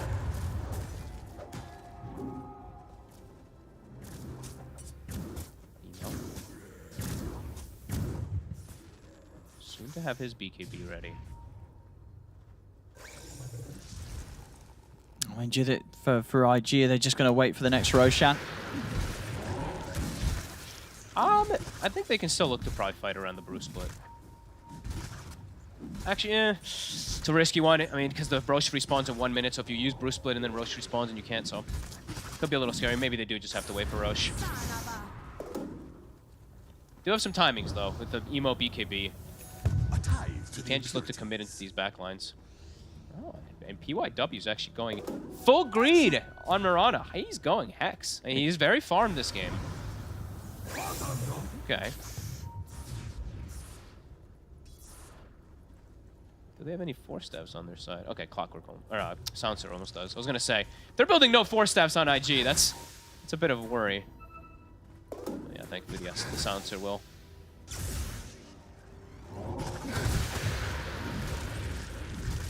Black Hole 70.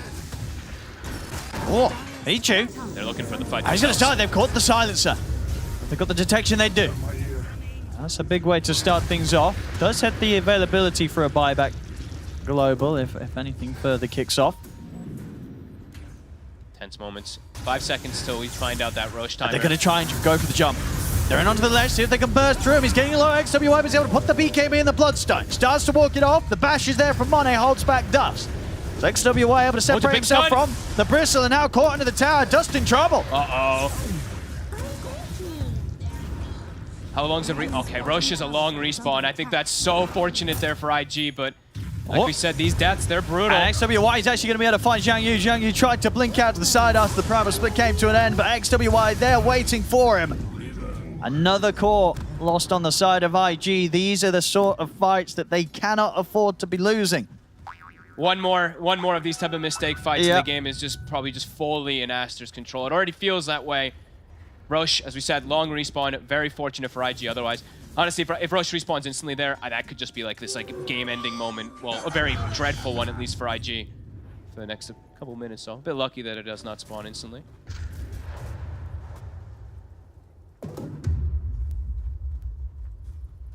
They have to be just so careful how they make these type of plays with their draft.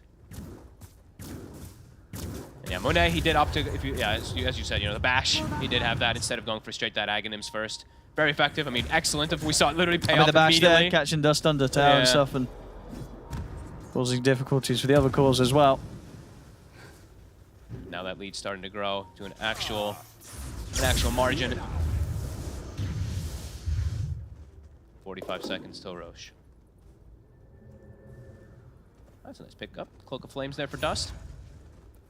Got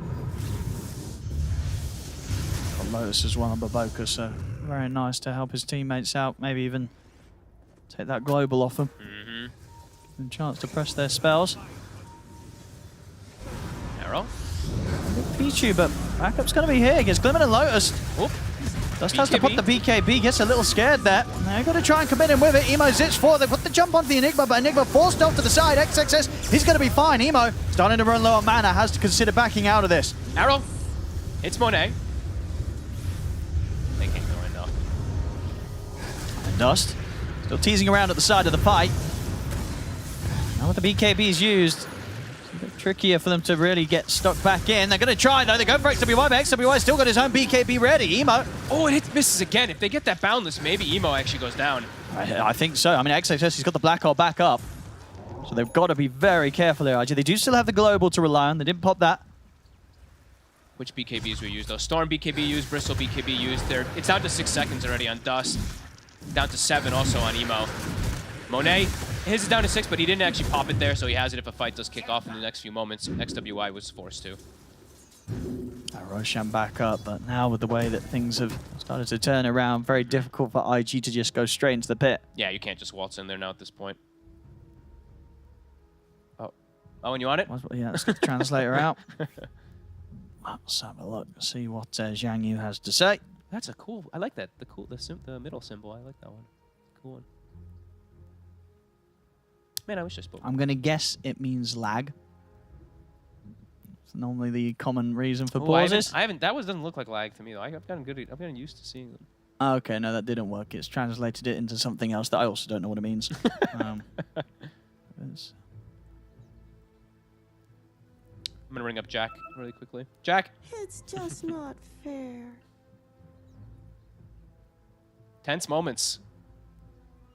There's something about echo. Oh, it's probably echo. It's like sound, maybe sound. Oh, so yeah. Okay. Probably just sound. Sound stuff. There you go. Okay, cool. We figured it out. Very nice. Yeah, tense moments though for IG. This next Roche will dictate pretty much everything.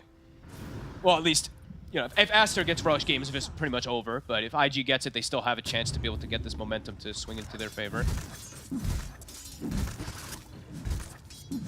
It's starting to definitely feel that big concern that we were all having for IG. Just have to play super clean.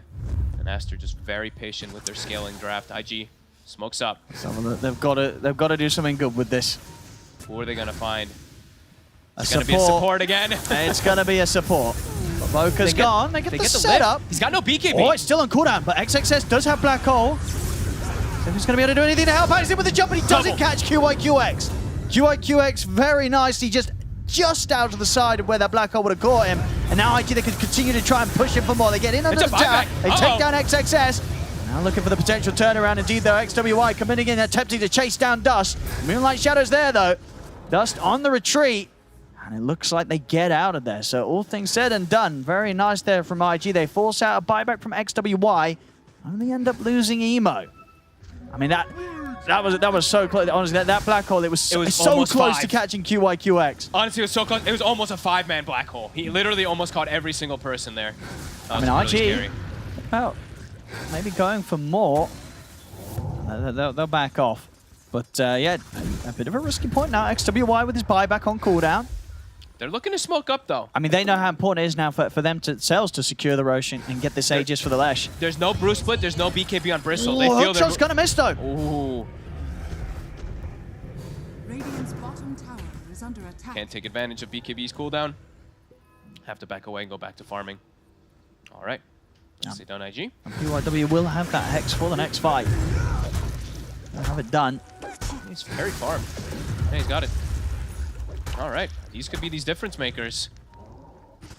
I think they want to go again. There's no Black Hole. You got a smoke. Yes to do. Yep. Let's go. Any second now? Nope. I guess Emo's making. Emo's probably like, wait for me. Okay. Or something. He's going to be under this ward mid. 15 seconds on Global. 60 seconds on Black Hole. Stupendous. Let's go over the rock. I mean, Aster know that IG's hanging around as 4, so whilst they might not have seen the exact smoke, they've seen the grouped up. So likely to be expecting this, Aster. Yeah, they're up on the high ground. They know that this sort of move's coming. Walking into these areas versus Monet is very scary too, Monet.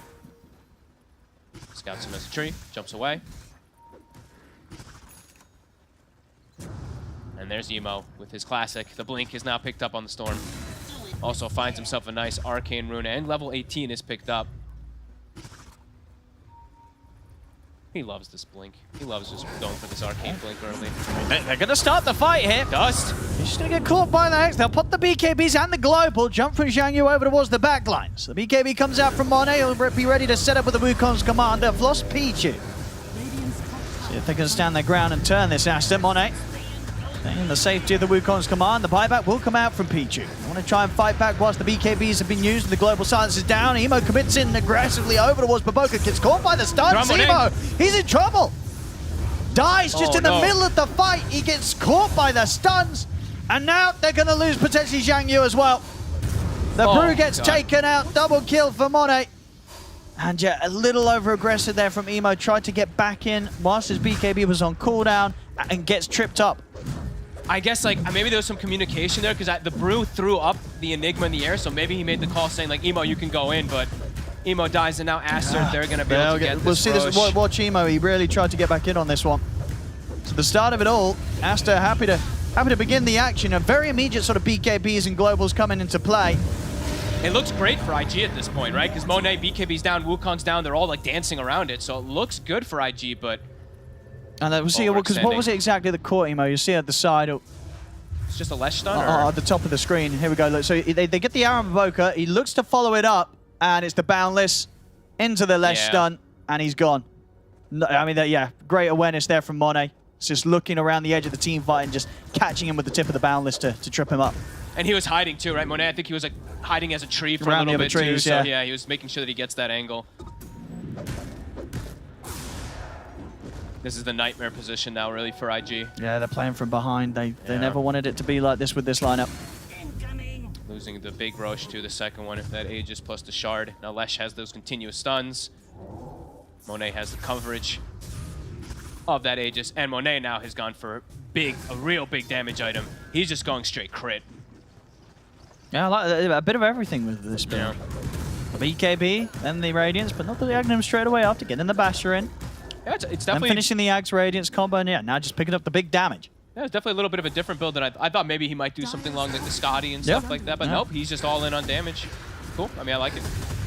IG will be able to force the tier 2 top, but at the same time, Aster's bringing in the push down the mid lane. And down the bottom lane as well. Eidolons. That's a lot of them. A lot of lons. Really, that's nearly enough to take the tower out. Let's put the fortification here. We'll see the hook shot for Pichu. Gonna try setting things up. Oh my. PYW was able to hex Monet. So stop to the potential for him to keep attacking. BKB comes out from the bristle. That was terrifying. They are getting some split push. That Earth Brewing is getting a little bit of extra damage up there. That's Demolish that comes into play. With bonus building damage, of course. Gets a pretty good damage. That was so scary for Dust, though. He gets pushed and he was facing them, too. He actually had his face completely pointing toward Aster. Good control onto Monet. Probably saves his life. Now no BKB, though, on the Bristle. He is incredibly fragile if he does get caught again. And they're doing this fake back. Back up. They immediately smoke. They want to fight.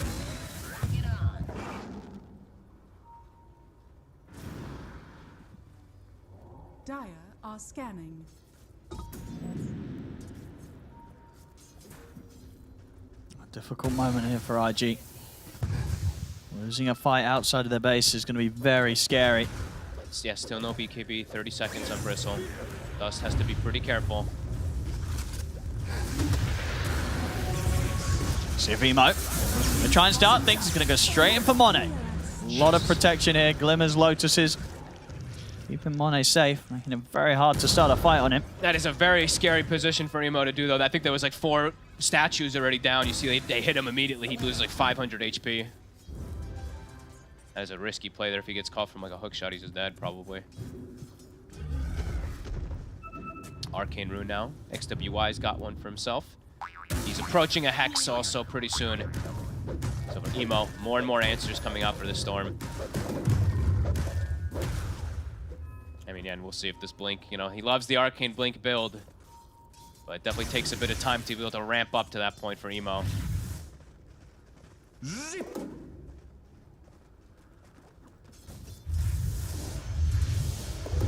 And XXX actually has a Hex of his own, so lots of different forms of control now. As soon as these BKBs end, I mean, Brewmaster also could just die in a Hex. They're able to find Zhang Yu. Monet, soon 25. Push is starting to go. It's holding on to an ascetic cap. I like it. Big fan of this item, actually. I feel like it's a very underrated one. Radiant's top tower has fallen. Final tier 2 gone. Let's see what they get. IG. Oh, they get the dream. All right, ascetic cap no longer. Probably going to be used for Monet. Gets a penta. They're getting the push going. 30 seconds on Aegis. What are they going to do here, IG? Got to do something. Tough to go. The Lesh stuns are just already planted on him. And there's so many of these Monkey King Aghanims statues around. You don't want to step up through those. Yeah, even the whole creep wave gets farmed. Look at that. Almost the entire wave just dies to Lesh stuns plus statues. DD rune as well. Nice moves from this Brew, though. I mean, he is putting pressure on the other sides with his Aghanims a little bit here. But yeah, DD now for Monet. Is he gonna get... Where's his Penta? Oh, yeah, did he not opt to... He's got it on the courier. He's got, okay, yeah, I was going to say. You definitely... Yeah, he's coming out. The literal best Penta edge carrier in the game. Having that extra attack range for your statues and for your Wukongs is pretty absurd.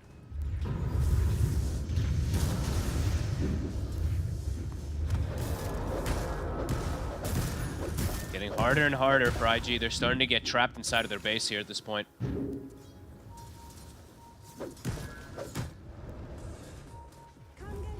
Oh, gee.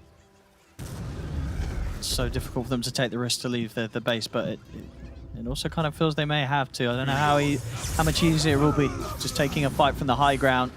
And Emo has had to divert his build away. Of course, he wants that Arcane Blink, but he's like, okay, they have double Hex. They have like Abyssal. He needs some type of extra form of protection. Pressure is done for Brew. But still just wondering what... even though it's a level 3 Brew split, just still wondering how much impact it's going to be able to have when it is into something like the Wukongs in particular, which is now level 25, so it's massive. See how much he can do.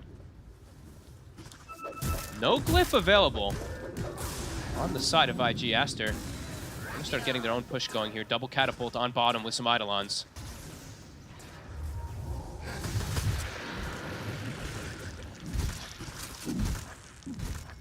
They're playing patient. Trying to find some type of catch. Look for someone before they inevitably try to set up for this next rush. Emo. Find a regen. He's spotted though. Nice to go back.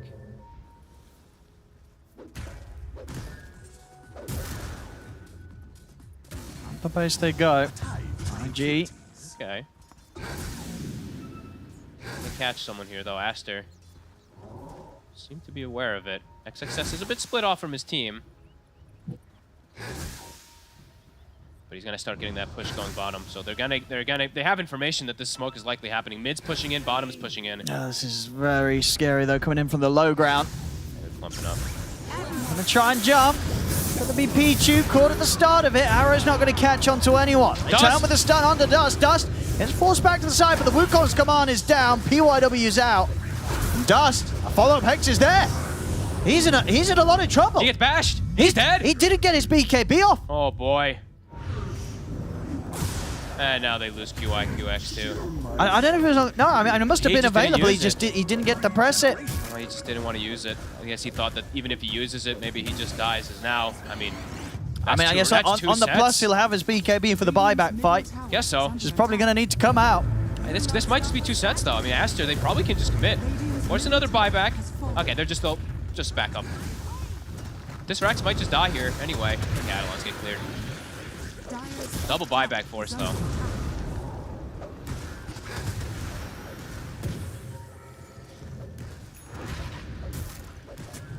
Aster, I mean, they're just really understanding, right, their strengths, their weaknesses, etc. Playing this game very patient.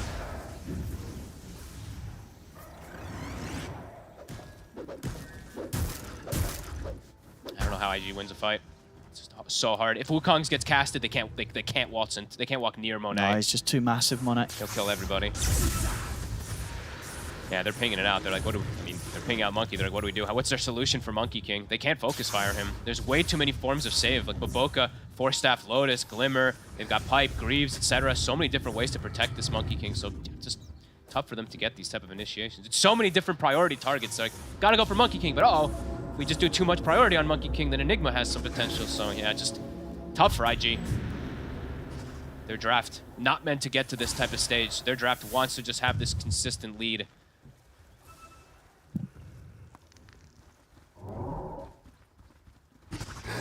Looking out for the Roshas. There's still going to be a minute until it's there. IG They're able to get themselves back out on the map. Yeah. Get that Earth Panda. See if they can get this and turn it into anything else. They're Dire's bottom tower has fallen. thinking about pushing forward, IG. Dire's bottom All right. tower I mean, they is will under poke this tower decently. That Earth Ruling does good damage. They're going to have XSS coming up. is under attack. Try and push this back with his Eidolons. But It's beefy. Rosh and 10. We'll send the Lesh back. Tower is dropping. And he's in. yeah, he's going to keep this going in. Zhang Yu.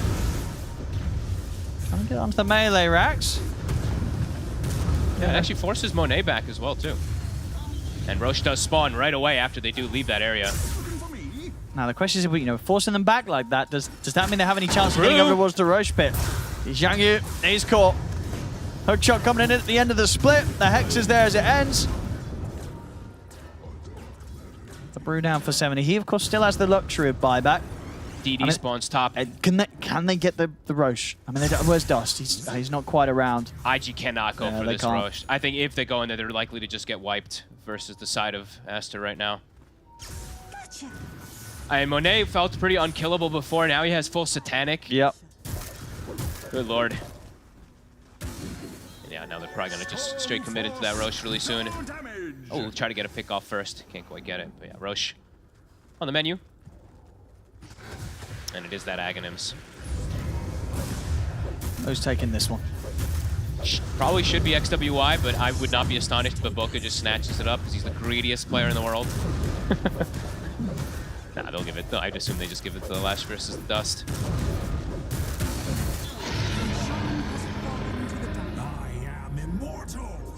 They're not picking it up. Oh. Oh. All right. Okay. Didn't expect Give it a that peachy. one. All right. Sure. Sure. Triple Rockets is pretty awesome. Does he use it though? I think maybe they're discussing it. Nah, he just does. Okay.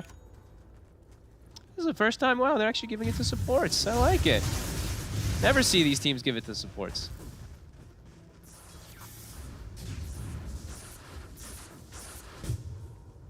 Emo. Yeah, let's be careful here.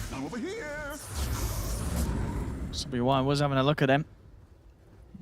Okay, He's Emo. got the full Ags coming out, so... I mean, why does he go Blink then, man? Like, Oh, Blink Ags, you know? Yeah, but like, It's, I mean, it's so emo. I mean, you can't say anything about it. It's his build, so.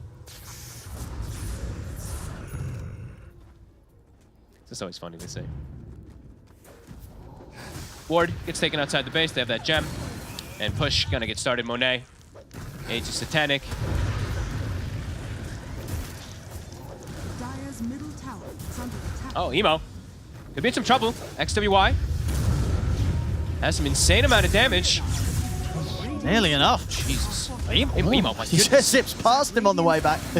He's going to be okay. The push, though, Monet just drops Wukongs to secure the racks, and that's gonna be it. Radiant's bottom Another set taken. has fallen. Radiant's bottom has fallen. See if they can go for mid next. They're going to try and get the creep wave pushed in. Looks like maybe they'll just chill. Wait for Wukong's 50 seconds or so. There's the smoke from IG. Okay, IG's gonna try to force something. It's difficult, but it really is their only chance. They've got to try and catch Asta by surprise.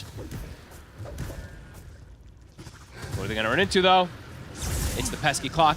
They'll commit What for success, success? though. They can take down this Enigma. Aeon Success. The Aeon Disc is going to help him. He's able to turn, stand his ground, but the Global comes out. Global putting a stop to the black hole. Primal Split's able to come out from Zhang Yu. They're focusing XWY. The Lesh potentially in trouble here. XWY getting low. They'll take him out. He's got buyback available. We'll see if he considers using it. Monet committing him with the BKB towards Dust, but Dust forced up to the high ground. He'll get away. All right, not bad. Great control coming out from the Brewmaster there. He just threw Monet in the air multiple times. Oh, refresh. Now, though, But the Hex is in. They can't get that second Primal off.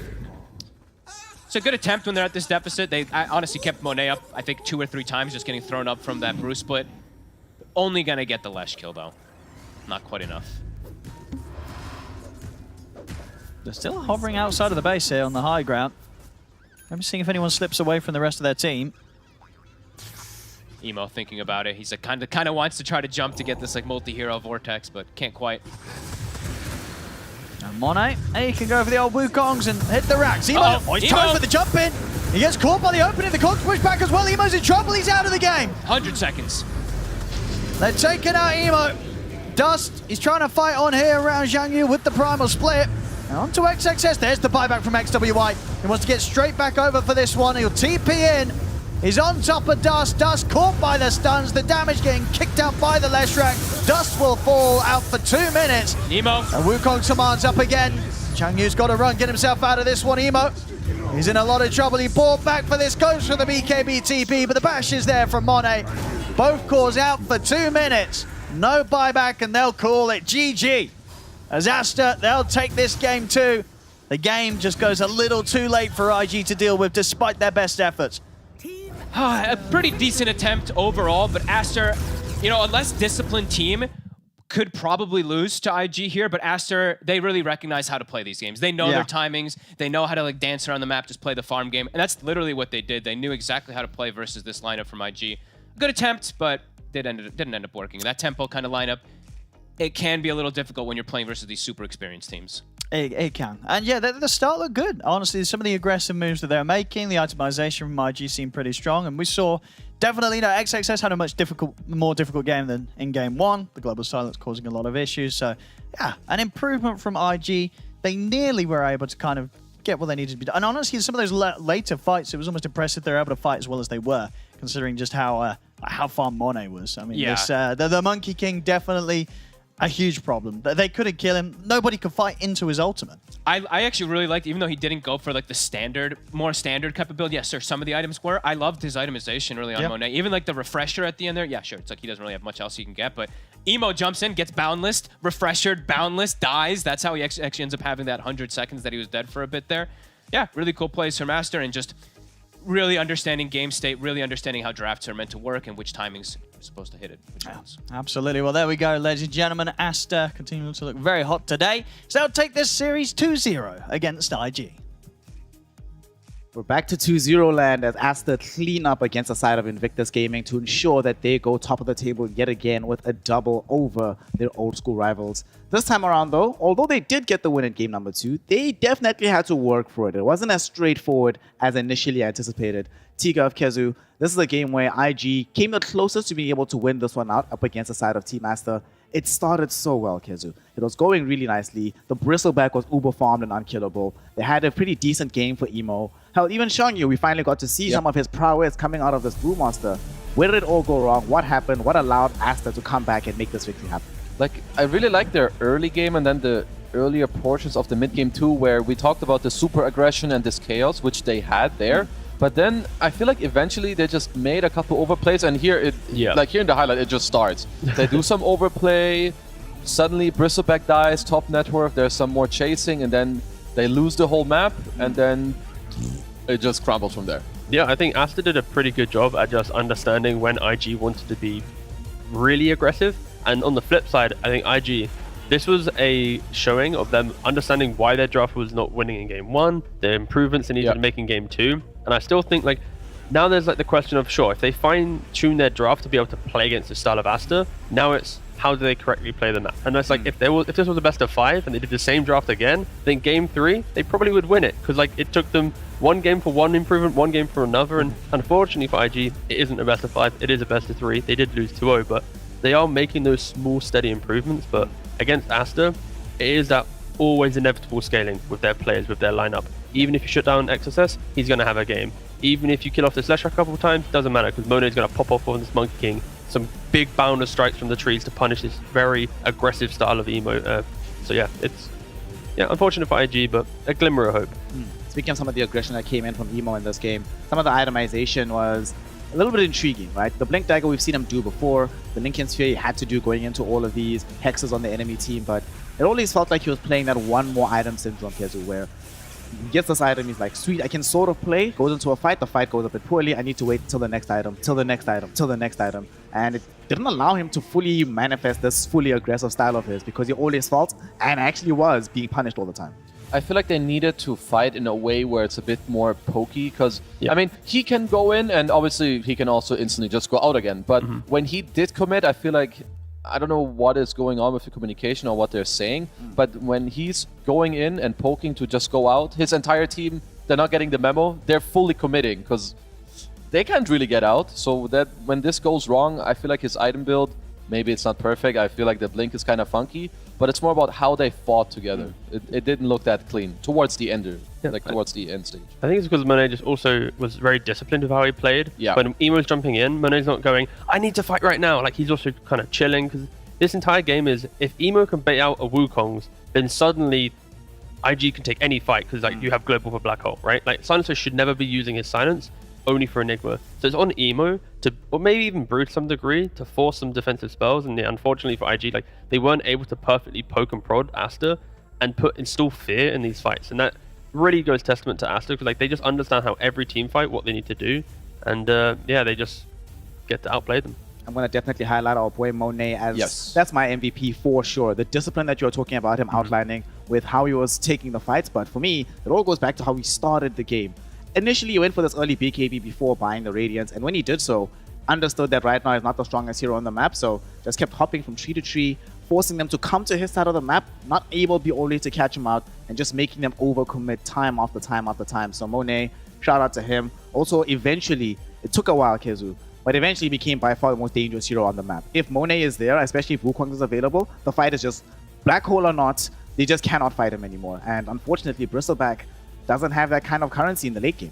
No, he played phenomenal. Like, not only the item build that he went for, but whenever the Storm would jump in, he would use Wukong's to like protect his Enigma, allow his Enigma to step out of the fight, allow his teammates to get out of the fight. And then sure, you know, IG, they will try to kite it, but then he's ready. He's waiting in the trees. Emo goes in, bam, Boundless Strike. And then even though his BKB is cooling down, his Wukong's is starting to fade away, he's still ready. Like, he's still patiently waiting for a good opportunity. Yeah, did an incredible job on this Monkey King. And if you're right now, if you're ROTK, Tiga, you must be smiling from ear to ear, because you'd be like, well, we played literally the same style of draft, the game in, game out, and it just keeps working. Must be the easiest thing in the world to be coach for them right now. I mean, if it ain't broke, don't fix it, right? Like, just keep chilling, just keep vibing, and I think that's the cool. I mean, we did mention it with Aster. They are very stuck with their drafts, at least in China, and maybe the league is a point where they might want to experiment a little bit, but you can't fault them. When they do get their heroes, they do play some immaculate Dota. Yeah. For me, the thing that I love about how they play is what you were talking about, Kezu, discipline. Right? They make sure that no matter what, right, they've been playing the same style and same brand of Dota for quite a long time, and you can see that it's ingrained in just how these players move around the map. They're one of these teams where if they have a 10k gold lead, but they're not 100% confident in taking an objective, they just simply won't. They'll wait until they are 100% confident, and then they'll go for it. The amount of times you saw in this game that where they're like, we're 10k gold up, we have Aegis, we just bought a new item, but Dust feels a bit strong. It's fine. Let him go, let him chill. We'll take over the entirety of the map, then we'll come back. It's difficult, right, to get yourself into that mindset of not just wanting to go whenever you have even a little bit of an advantage. No, especially like in Dota, you need to understand these timings of when you can really keep being aggressive. And sometimes even when you're up 10k gold, your enemy team, they might be hitting a timing, like triple BKB. Then you need to like respect them a little bit, and you can't just go face frontal and try to like run at them. So for them, it's like this nice controlled aggression and discipline where they chill when they have to, but when they have this Aegis, Wukongs, they go high ground, they take half your Rex, they force a glyph, 2 minutes later, they do it again. So it's just, yeah, I mean, they're just showing why they're one of the best teams in China. Yep. Relative to what we saw earlier today, Tiga, with PSG LGD, who of course also rents their series, Team Aster, they're now still probably with a team that feels the strongest, right? I want to talk about their mid laner right now, XWI. Obviously, this is his second tour so far with this particular roster. Last time out, they had Ori. Very difficult to fill into the shoes of Ori. Now, it might be a little bit soon, right? But do you think he's making decent enough progress to get to the point where he can be relied upon in the same vein as they relied upon Ori? Oh, man, 100%. I just feel like he's, solo killing Emo in the mid lane. It's pretty unexpected. I don't think you're meant to really die there, but I think he is playing with confidence even after, in this game, right, there's these moments where the Boundless Strike, there's a small window to then layer your stun on a Storm. If you don't, he gets out, restarts the fight. The skirmishing, the poking comes online. So I think just the level of communication that he has with the team and understanding, it is a beautiful fit. And I just look forward to Aster just improving and maybe diversifying a little bit on the line, but individually, I couldn't fault any of the players today. That's kind of scary, though, to think that this is not even the final product, that this team is going to get even better as time goes on, as the communication improves. They've just had an experience at the major. Presuming that they do well in the region right now, they'll be going to another major, which is more experience, I think, for them. Just more time, not just for the players inside the game itself, but for ROTK as well, on the outside of things. He's the sort of new coach, and not just that, but he was off of coaching for a while. So for him, it's also a reintroduction into Tier 1 Dota. And you've been on both sides of this equation, Kezu. Which do you think is harder to reintegrate into, being a coach at a high level or a player at that level? Probably a player, because I think coaching has also a bit more to do with like getting to know your players and understanding like how do you need to talk to them and just getting this info from games of, okay, we are lacking a lot here, the rest is good, so I can put this aside. But, you know, just like spending more time and really understanding what you need to work on and just getting comfortable with your players. He certainly is getting that comfort right now. So can't wait to see how the drafts evolve over time as well, especially because right now it's just been, nothing's broken. So there's kind of nothing to fix at this point in time. One thing that is good for them here, though, T-Gov, is the fact that beating out an IG side, who, there's one thing about IG, right? Yes, they're not necessarily the final product just yet, but they have a ton of grit. This is a team that you really have to work hard to put them down for sure. It's not going to be a simple situation. Even when they're losing, they still feel like they're willing and able to take fights. So the fact that your team can show the ability to beat down those kind of squads, as well as take the easy victories when they're available, that's very good signs. And I think it's probably better that you start like that before you get the really difficult opposition where you might not be able to find yourself getting the comeback. But instead of asking you some of this stuff, we should probably ask one of the players from the winning team, as we have XXX on the line to join us, off-lane extraordinaire for the side of Team Aster. XXX, firstly, congratulations on your victory. I wanted to just quickly talk to you about what's been happening in the last few weeks. You just came from a major, your first one with this new team, XWY coming into the team, ROTK in the background. Can you talk to us about the difference that ROTK makes relative to Lanem, who was your coach for so long when you're in a LAN situation? 首先恭喜你拿下这场比赛的胜利。然后其实的话，上个赛季刚打完，然后有新的队员加入，有中单加入，然后有新的教练加入，然后你们也刚打完了 Major。想问一下，就是 LTK 加入之后的话，因为国土带了很久嘛，你觉得给你的感觉上最大的差别在哪里？就是感觉 LTK 对 BP 方面的理解比较多吧，然后国土对就是每个人个人游戏怎么玩，然后英雄理解会教的比较多一点。I think RTK focus more on the draft side. He has many ideas about drafting, and Lenham put more focus on the players' position in the game and the mechanics. He focused on the details more than RTK. Right. Definitely makes sense. Tiga, what you got for us? All right, congratulations on your win. So you play a lot of Zoo heroes, Beastmaster, Enigmas. In the previous patch, there was a nerf to player-controlled units, like 10% less damage. But you're still playing them, of course. What do you think they'd have to do to nerf Zoo heroes? 就是你玩了很多召唤系的英雄嘛，召唤物英雄，像是兽王啊，像是谜团，然后之前的话也做了一个那个召唤物的伤害改动嘛，就相当于可能少了10%的伤害，但是我们看到现在主流的召唤英雄还是很强势。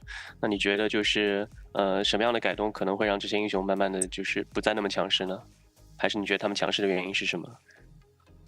我觉得要把他们的对线削弱一下吧。就我觉得这些召唤物英雄对线都太容易打成5-5开甚至以上了，然后就削弱一下召唤物的伤害，让他们对完线的发育速度没那么快吧，可能这英雄就会很垃圾了。I think the main point, strong side is the laning, because those heroes are really good at making the lane even or even come out top on the landing phase. So I think they probably wanted to nerf their landing stage, or maybe nerf the damage scaling, so they won't, even when they are behind, they can still catch up really fast after the landing stage. Sure. Cool. Thank you very much. Okay, what you got? I have a quick question about you guys and using the strategy time. Does RTK in the 1 minute after the draft is over, does he tell you, hey, you should think about these items, you should think about like defending the safe lane tower, or okay, enemy team, they have DP mid at minute 6, they might want to like make a big rotation there? Does he like pre-communicate what he wants you guys to focus on in the game? 我想问一下，就是 BP 完之后的1分钟策略时间里，阿神一般会怎么布置？他会跟你们说每个人就是这场比赛前期的一些战术布置，或者说根据对面的阵容，比如说有死亡限制的时候，会提醒你们中路去防守对面到6的这一波进攻。就是想问一下，阿神是平时怎么习惯来跟你们交流的？他一般就会说一些，比如说就对线打好一点，然后优势路要怎么对线，劣势路需不需要勾兵，然后前期的主要是进攻防守哪一路，然后眼大概要做在哪个方向吧，就大概会说这些吧。He usually talk about the laning stage. How do we play the safe lane? How do we play the off lane? Do we need position 4 to put the creeps for position 3 on the off lane? Where we should put our wards on the map? And how are we gonna offense and defense in the game? That's what he usually talk about. Okay, that makes sense. I have one more quick question. You've been playing Nature's Prophet in your pubs, and it's not working out. The win rate ain't too pretty. What's going wrong when you play Nature's Prophet? 想问一下你最近先知路人局的惨淡胜率，你觉得问题是哪里？问题出在哪里？为什么先知打路人一直赢不了？就是我学了那个 GG 的 ACE 的先知嘛，然后发现他夹腿裸 A 仗特别厉害，但是我打路人每次我夹腿 A 仗了。队友都不去打架，还在刷钱，然后我就很生气。后来我就变成点击电锤了，然后输了几盘。后来我又好好玩了，然后就开始后面还是最近1-2天赢了1-2盘吧。就是我自己这个英雄其实玩的不好，所以要路人多玩，然后可能后面比赛可以用吧。So I wasn't really good at Prophet. That's why I'm trying to practicing in pubs. And at first I tried to copy strats from Ace from GG, and I went to Trads and Aghanim's, and every time I do that, I want to fight, but my team still staying the line and farming. So I think, oh, okay, screw this. I went to Midas into Milestone, and then I lose another couple games. And I just then I tell myself I have to make some adjustments, so I just went back and play normally. So it's getting better. I think I won 1 or 2 games yesterday. So maybe when I'm good at Prophet, I will bring it to the competitive match. Okay, good job. Thank you. Okay, I have a really dumb question, unrelated to Dota. Why you have a really interesting webcam angle? Why during the game do you have it behind your monitor? So we don't get to see your reactions. Like you hit a big black hole, but we don't get to see it. We just see your monitor. 想问一下，今天为什么就是摄像头摆的这么怪？因为就是比赛的时候想看你拉那个拉的时候的表情，然后但是被摄像头挡住了。就是你觉得是为什么？就之前那个摄像头架在屏幕上，因为我的脸会离屏幕比较近，就拍不到脸。后来我们的领队买了一个手机支架，但是这个手机支架的这个摄像的角度调整起来比较难，可能赛前没有调得很好吧。我下次争取把它调好一点，然后就可以看到拉大时候的表情，就是这样。So the camera used to be on the top of the screen, but I tend to play very close to the screen, so it cannot catch the full picture of my face. So my team leader just bought another stand for mobile phone, but it's kind of difficult to catch the picture. So we will make some adjustment later. So next time when I do some crazy team fights, you guys can show my expression. Yes, thank you so much. Thank you. That's what we want. Before we let you go, I'm very curious about one last thing, right? For a long time, obviously, there's been a very strong region within China. And I think like 2 or 3 seasons ago when the region was incredibly stacked, there were like 6 or 7 incredibly good teams just in Div 1 alone. At that time, you were still voted amongst all of the players in China as the best player in the region, the player's player. What do you think it is about the way you play Dota that sets you apart from the rest of the offlaners within the region? 想问一下，就是中国赛区，尤其是之前几个赛季最强的时候，可能有5、6支强队。然后在那种阶段的话，其实打 DPC，叉哥还是被提名成了这个 MVP， 是被评价为最有价值的选手嘛？就是想问一下，自己这方面的话是做了什么才能让自己一直保持在这么高的一个强度？首先是自己版本强势英雄的熟练度吧，然后每个英雄肯定要玩好。然后是之前和栏目和教练也有讨论很多英雄打法吧，然后也会学习其他赛区一些英雄玩的好的人，比如说33的谜团兽王，然后就是一些崩溃哥的他们猛犸什么的，会去看他们录像，学习怎么出装，然后什么时候该去哪吧，然后就学了很多，所以可能对很多英雄都比较熟练的能掌握吧。Yeah, I think you have to know how to know the mechanics of the popular heroes of the patch. That's the most important thing. Also, during that time, I always have a discussion with Lanham about how a hero should be played, and me myself, I always look up to the good players. For example, I did a lot of research on 33 on how he played Beastmaster and Enigma, and I also downloaded many replays from clubs when he playing Mars.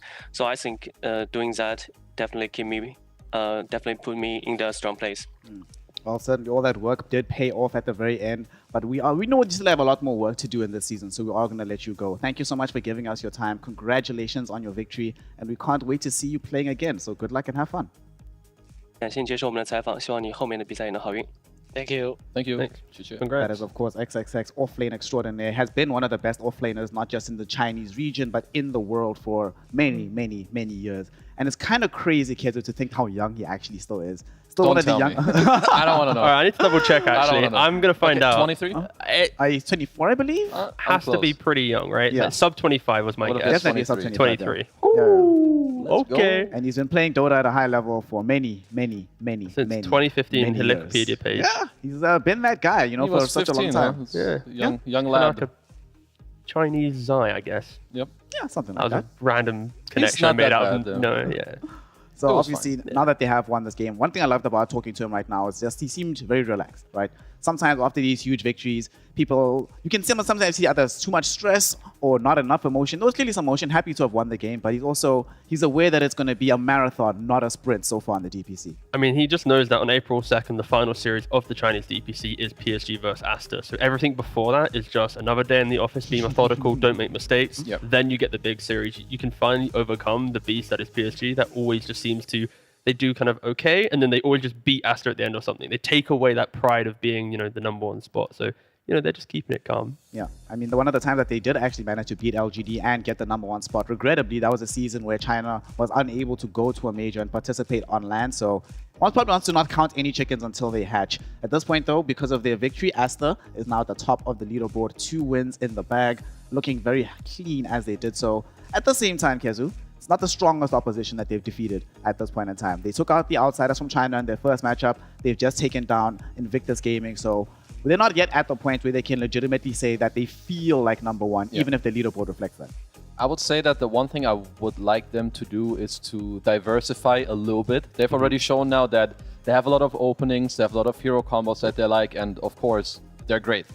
But in order for them to, I think, beat out LGD consistently and then go to these international events and do well, they need to show me a little more. Just a little I need the smidge. spice. A little spice, yeah. Just a little bit of the Salt Bay on top of things. Yep. Of course, with that does mean that today's Dota is done and dusted, right? But that doesn't mean that the entire DPC tour is done, nor that the weekend of action has completely finished out here. We had 2 series for this particular day. Tomorrow we'll be having 3, and all of them are very intriguing matchups in their own right. We end out the day with PSG LGD taking on VG Gaming.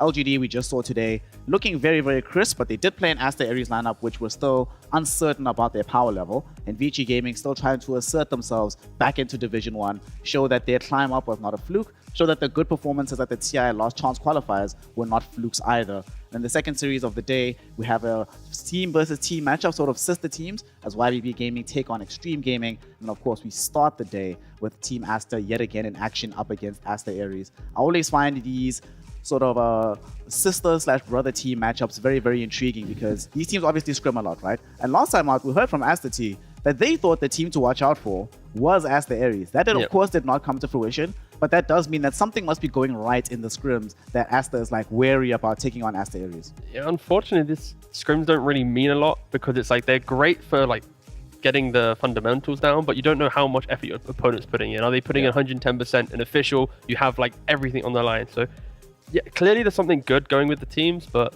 it's also kind of funny that we get the 2 double whammy, Asta versus Ares in the extreme. So it's we get to find out who's the better one. Oh, you know what? It'd be cool to have an upset there tomorrow. Yeah.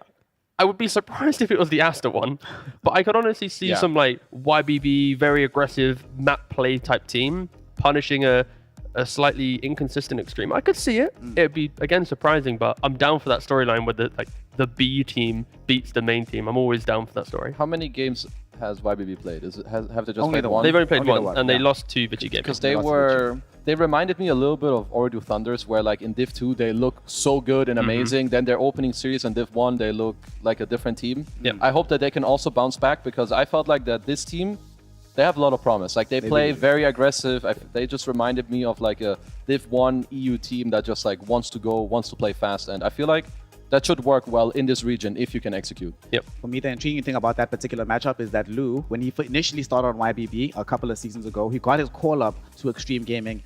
Didn't necessarily work out for him there. Not only did the level of play not necessarily work out, but there were so many lands he couldn't attend, so many tournaments he wasn't allowed to participate in. So for him, if he's able to get this win, it would mean probably a lot more than for anybody else involved in that particular lobby of players.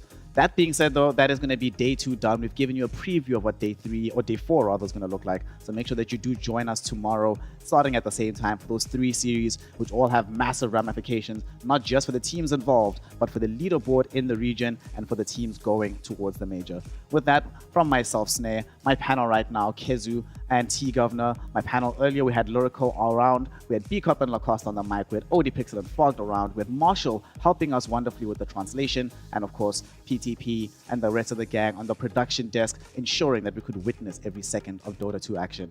We'll see you tomorrow to continue that hype. More Dota coming on the cards, more DPC action, and importantly, just more of the road towards TI. Thank you. See you tomorrow. Get some water. Make sure that you love one another, love people, play some games, Production. smile, and we'll be back tomorrow. Peace out.